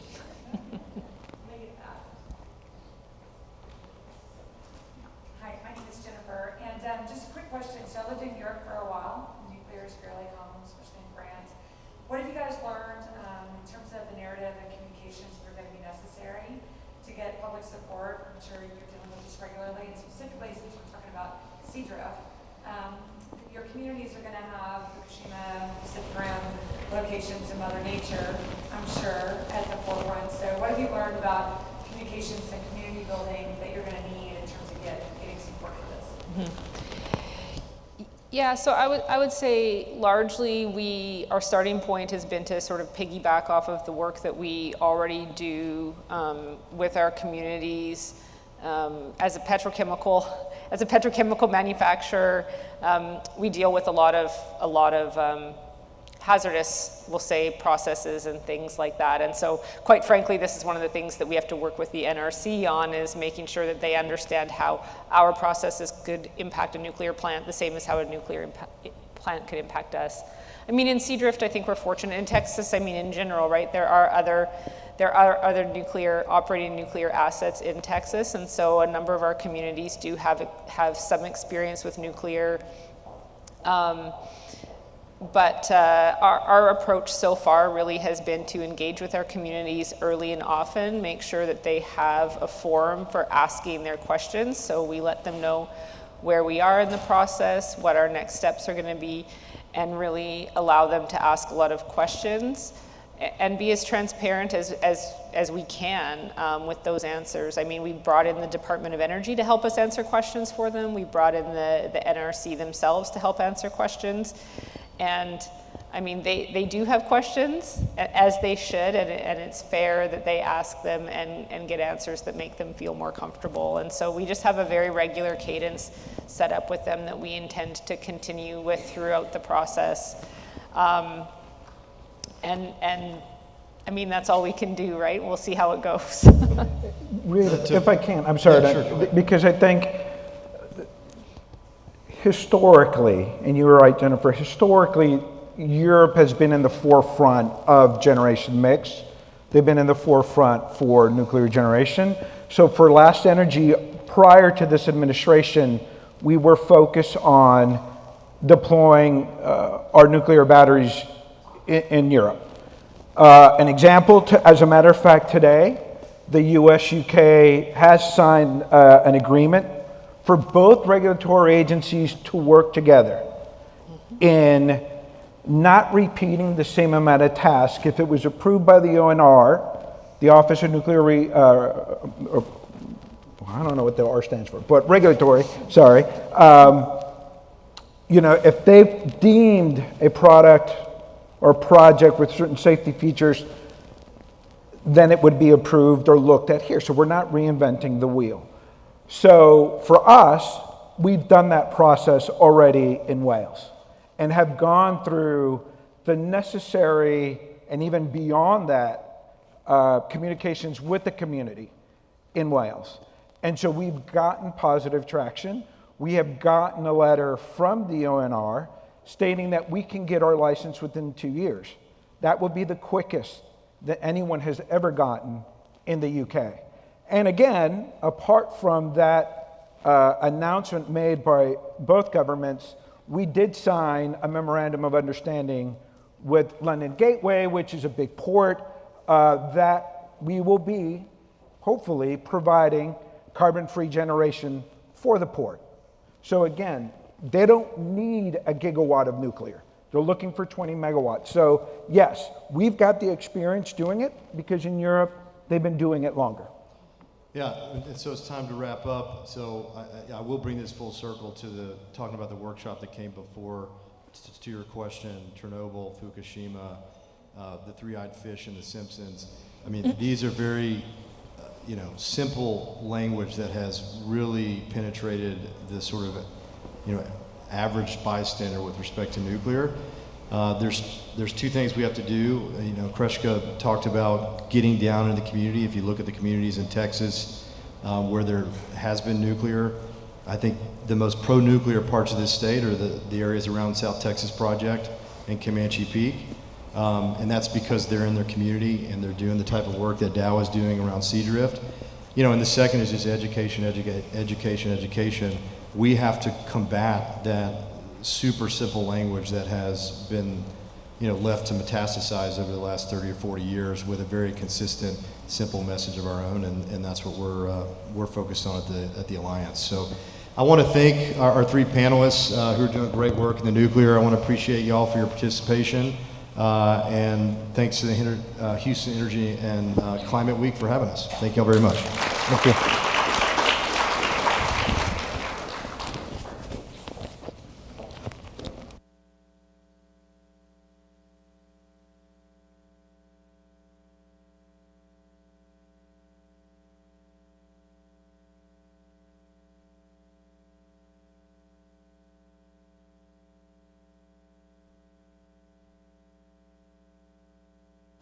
Is this one on? Okay, there we go. You guys can hear me.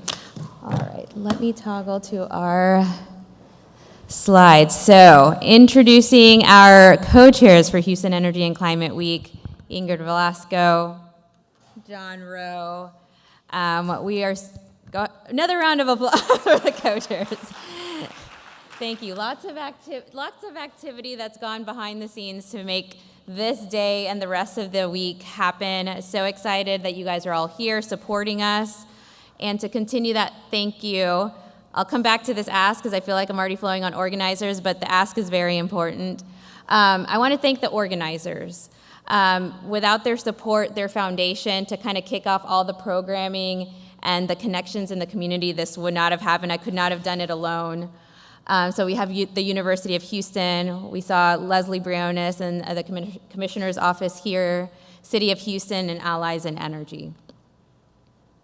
And our underwriters, because we need financial funding, right, to move a lot of this across the line and make sure that we have venues and all the amenities for you guys to be able to have a really fun experience at our event. So we had all of our sponsors here: Octopus Energy, NRG, Microthermal, Geothermal Rising, Breakthrough Energy, BBVA, and AWS as underwriters for this year. And our anchor supporters. So some of them, you guys got to visit their tables. You will be visiting all of these supporters throughout the week, so check out the calendar. If you're not registered for Wednesday, we have our supporter and volunteer party at Moxie. We have things starting, anchor events each day, Tuesday, Wednesday, Thursday, Friday. On your tables, I also want to point out that we have QR codes for the student programs and the full week guidebook at your fingertips here. So please scan these QR codes and save them on your phone. They're going to be a really nice reference for the week, and then to learn more about what the nonprofit is doing around the student programs. So, going back to, as I promised, the ask, because these are lovely questions. I'm always inspired by a lot of the things that Katie creates to make the experience something that isn't just something that you're here, you sit, and you kind of forget it. Asking yourself, what did I learn? That's so important in anything that you do. How can I use this, and what will I do with this? And so as you attend events throughout the week, have those 3 questions in your back pocket and see how can I process? There's going to be a lot of information thrown at you, so these are great questions to kind of prompt you to kind of think about what you've learned. John, do you have any closing remarks?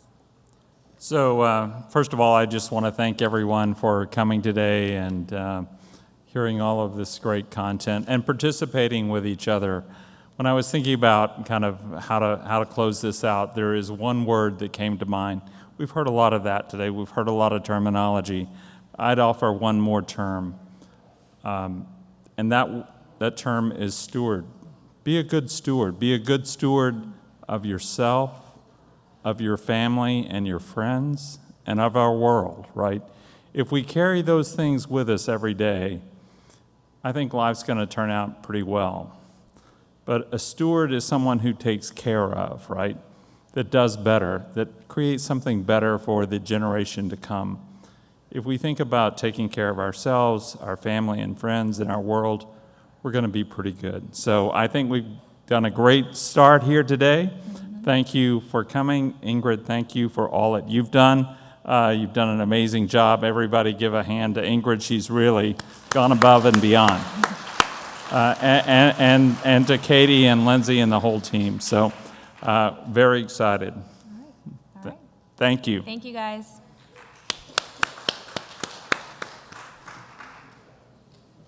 And music, please. Okay. Oh, we have one more. No.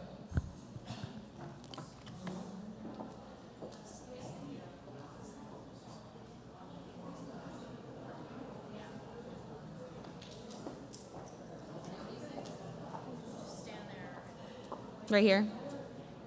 Okay. Look up. Oh.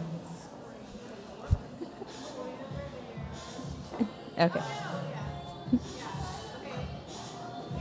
Oh. Do I look like a, what is it, Vanna White situation?